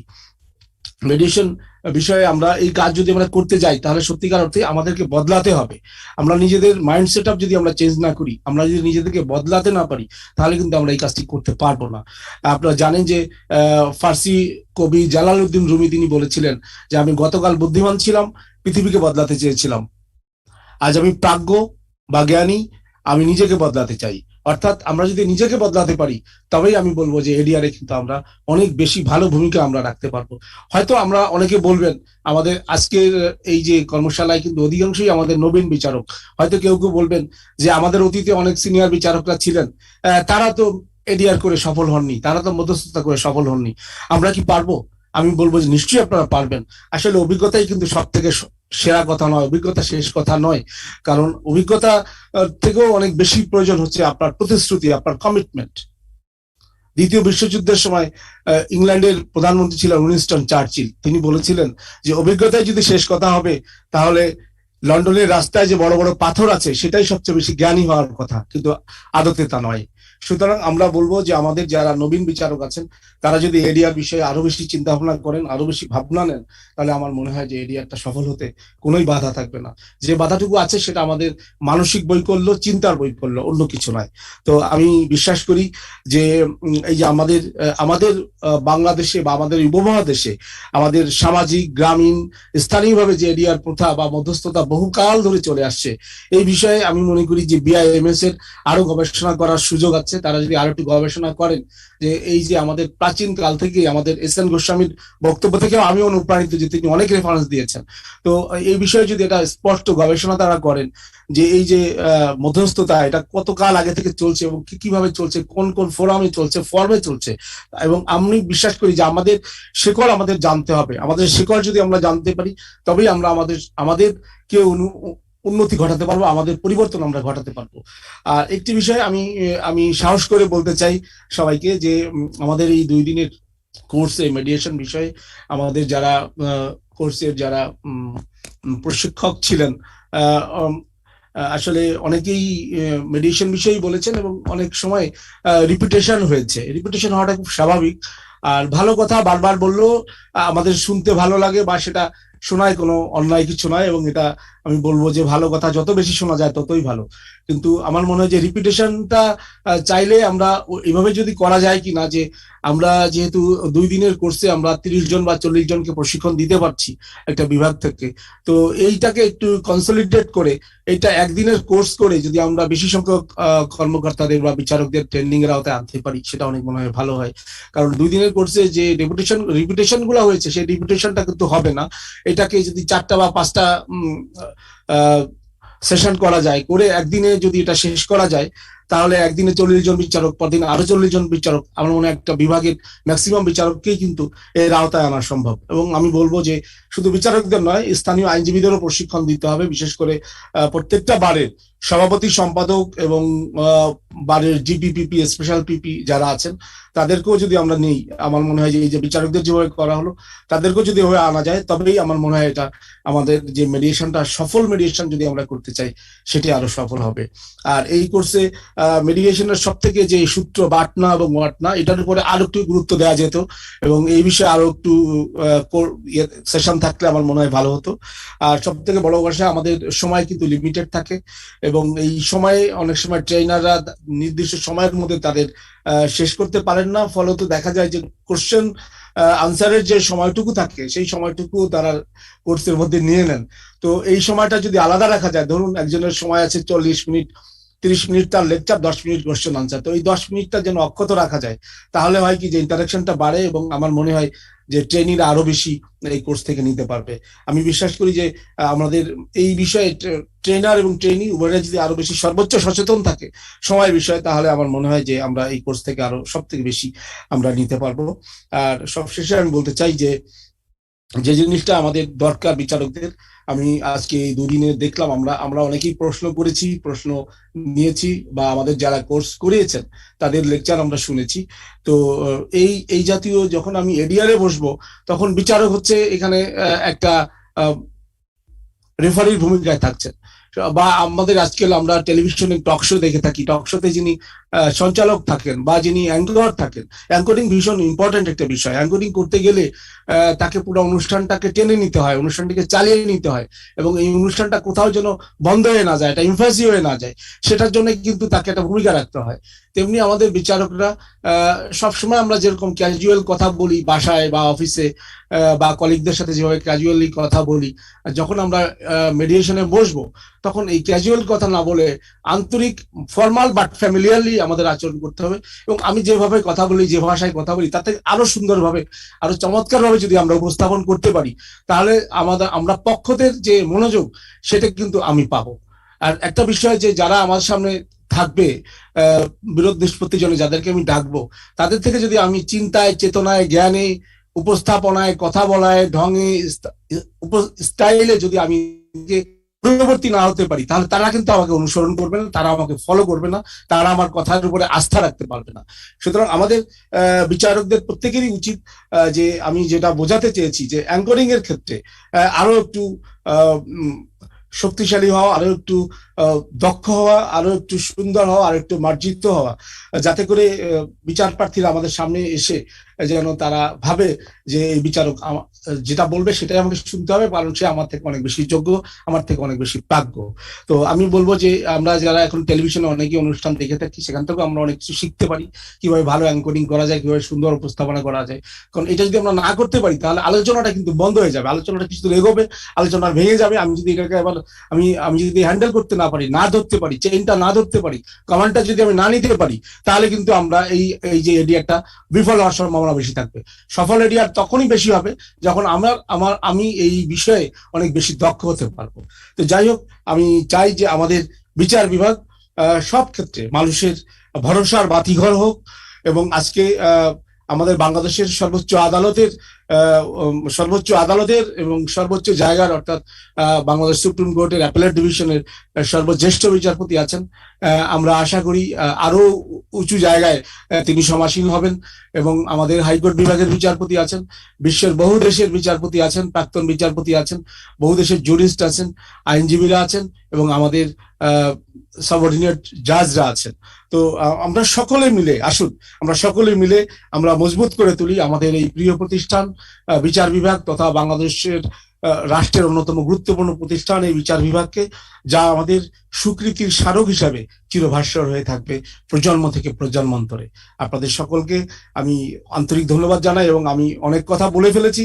আমার মনে হয় যে যদি ভুল কিছু বলে থাকি সেটাকেও আমি সংশোধন হওয়ার সুযোগ থাকবে এবং আমি বিশ্বাস করি যে আমরা মন থেকে যদি কিছু বলি তাহলে সেটি আমরা পালন করতে আমাদের জন্য সকলের সুবিধা হবে। তো আপনারা সবাই ভালো থাকবেন আর আমাকে সুযোগ দেওয়ার জন্য, আমাকে পুনরায় সুযোগ দেওয়ার জন্য আবারও ধন্যবাদ। সকল ভালো থাকুন, এই কোভিড-19 এর মধ্যে আমরা সবাই নিরাপদ থাকি এবং ব্লেসড থাকি। বাংলাদেশ চিরজীবী হোক। Thank you very much, sir, for the impressive, remarkable, and starting speech. Momentarily, I want to request most humbly His Lordship, Honorable Justice Mohammad Iman Ali, sir, most senior judge of Appellate Division of Supreme Court of Bangladesh and recipient of International Mediation Award, for some final words. দুই দিন কথা বলার পরে আর কথা বাকি থাকে তো কি? আর তো কোনো কথা বাকি থাকে না। এতটুকুই বলার থাকে যেটা অলরেডি বলা হয়ে গেছে। ইনফ্যাক্ট যে সিস্টেমটা আমরা গড়ে তুলতে চাচ্ছি এটা নতুন কিছু নয়, অনেক দিন আগের থেকে আছে, হাজার হাজার বছর আগের থেকে আছে। আমাদের এখানেও আছে বহুদিন থেকে, 2003 সাল থেকে টু বি প্রিসাইজ। 2012 সালে এটাকে ম্যান্ডেটরি করা হয়েছে, বাধ্যবাধকতা আছে, তারপরেও আমরা এটা ব্যবহার করছি না। এখানেই দুঃখ এবং এখানেই আমাদের ভবিষ্যৎ। আমরা যদি চাই এটাকে আরো ভালো করে প্রয়োগ করতে পারবো এবং এই মিডিয়েশন প্রয়োগের মাধ্যমে আমাদের বিচার ব্যবস্থার অনেক উন্নতি হবে।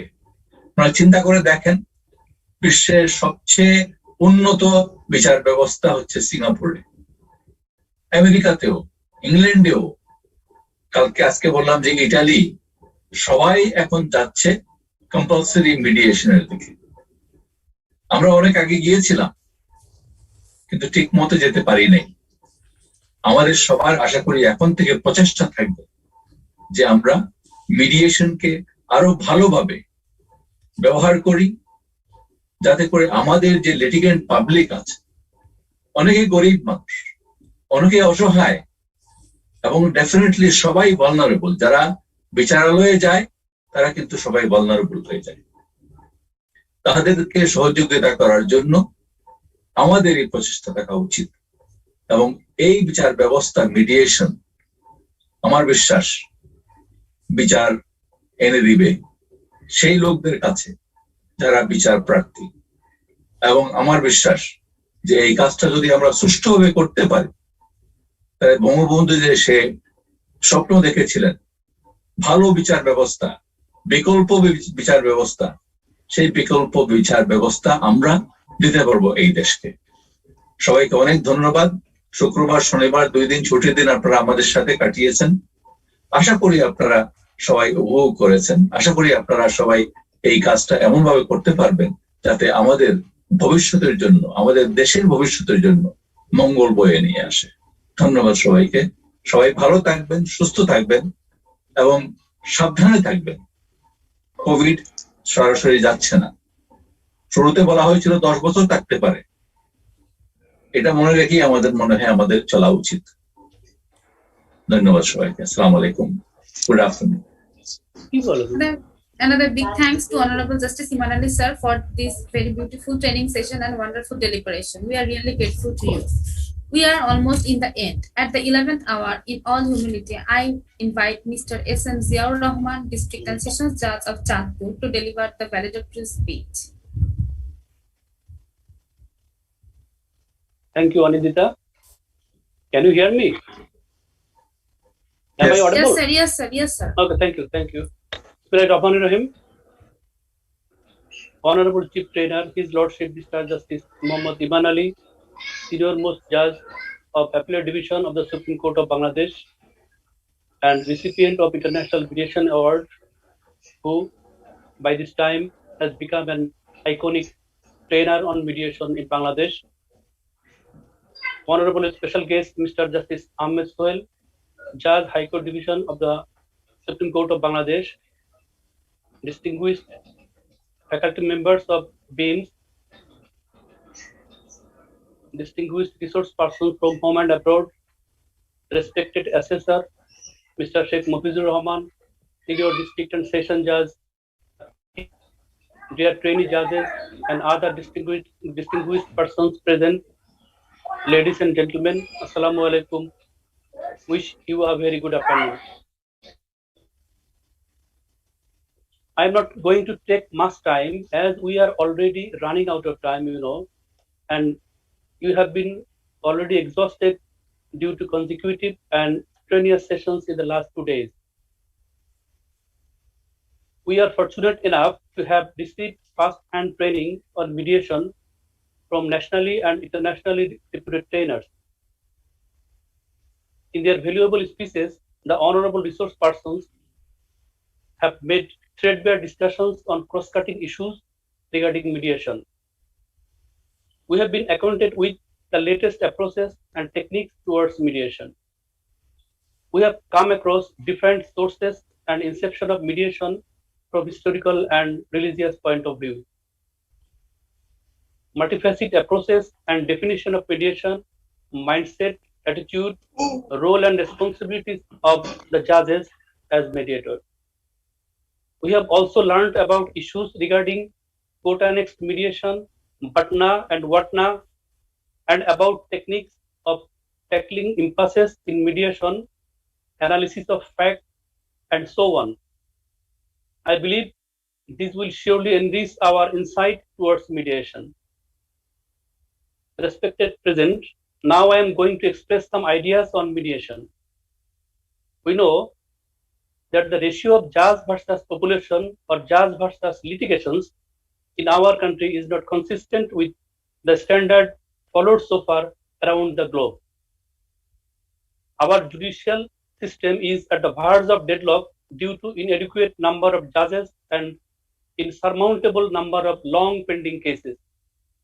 Consequently, most of the poor and grassroots level litigant people are being subjected to harassment and irreparable loss of valuable time and money for delayed disposal of their cases. To get rid of this paramount problem, we do not have any alternative to adopt a broad-based mediation program.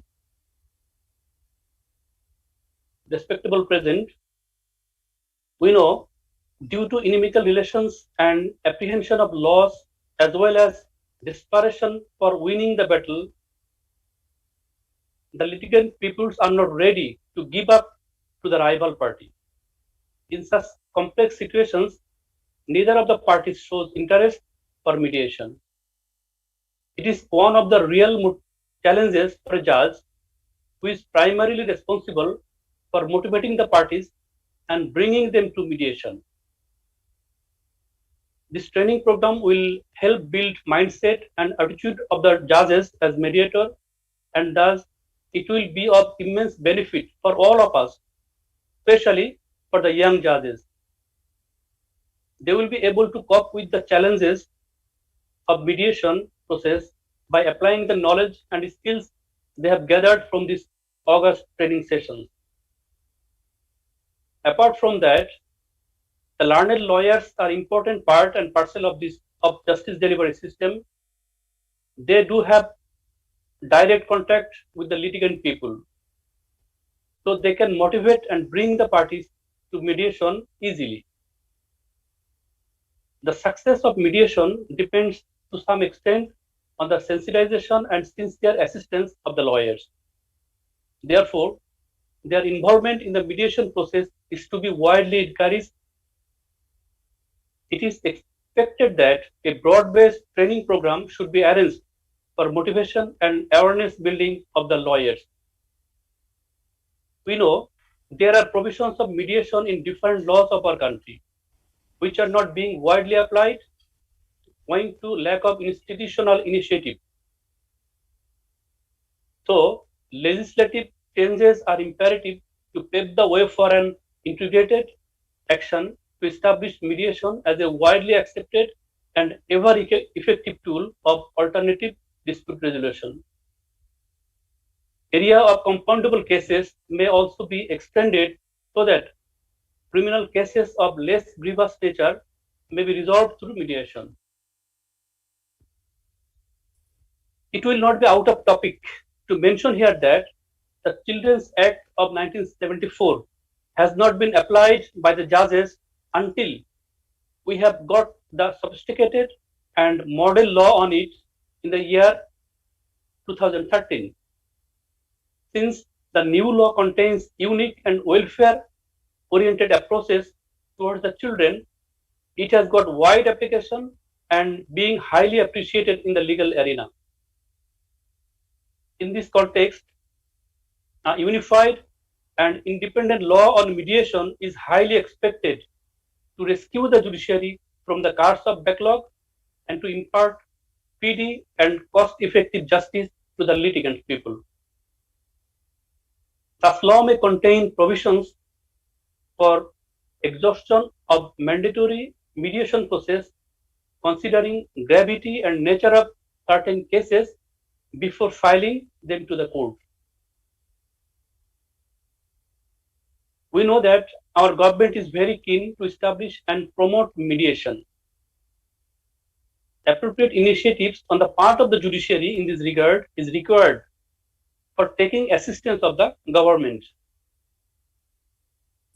We may humbly expect that His Lordship, Mr. Justice Muhammad Iman Ali, who would come forward as a savior towards formulating a law with specific provisions so that an integrated scheme can be taken involving the district legal aid offices, the front line for establishment of mediation as the best and familiar tool with a view to minimizing the wastage of valuable judicial resources as well as the TCD, that is time, cost and visit of the litigant people. I am optimistic that good days are in this regard are ahead. All the stakeholders of judicial sector would come forward and act in a concerted manner to make the mediation movement a success. Sufferings of the litigant people would be removed and the judiciary would be free from the curse of backlog of cases. Mediation would not be limited to a rhetoric only. And only then we would be a proud part of building Sonar Bangla as dreamt by our father of the nation, Bangabandhu Sheikh Mujibur Rahman. Distinguished present, I would like to convey my heartfelt thanks and gratitude on behalf of my fellow trainee judges to His Lordship Mr. Justice Muhammad Iman Ali, the trainer of eminence, for arranging such a time-worthy, comprehensive and contemplated training program with assistance of Bangladesh International Mediation Society. Enormous thanks to the distinguished faculty members of BIMS for giving me this unique opportunity to perform as coordinator of this training course. I also convey my heartfelt thanks to the fellow trainee judges for their timely presence, earnest cooperation and contribution during question and answer sessions. In fine, I should utter in the same tune of the Honorable Chief Justices of India and Singapore that mediation is the way forward. Thank you again for patience hearing, and before I ending, I must beg apology if I am in the wrong in my performance. And one thing I want to mention that mediation is termed as a win-win formula, but it can be seen in the other way, in the reverse way. It may be considered as a loss-loss formula because in order to mediate a case or in order to compromise a case, the parties may lose something which will be beneficial in the long run for the parties. So they have to sustain a loss in the mediation process. Thank you, everybody. May the Almighty Allah bless us all and save us from the atrocities of COVID-19. Joy Bangla, Joy Bangabandhu, Bangladesh Chirojibi Hok. Thank Thank you you, very everybody. much, sir, for drawing such a beautiful epilogue of the 2 days judges training on Introduction to International Mediation for Chittagong Division. It is really hard to find words to express my gratitude to each and everyone for your patience and assistance and making this session a successful one. Thank you for staying with us and engaging in this communicative and interactive training session. It was lively, engaging, educative, and fulfilling because of your presence. Due to pandemic, we had to conduct our sessions virtually. Please take care of yourself and your surroundings. I wish someday we would meet physically. Up to then, stay safe, stay fine. Joy Bangla, Joy Bangabandhu, Bangladesh Chirojibi Hok. ধন্যবাদ সবাইকে। Thank you Anindita. Thank you, sir. Wonderfully well. Assalamualaikum, sir. Thank you, sir. সবাই ভালো থাকবেন। মাননীয় sir, মাননীয়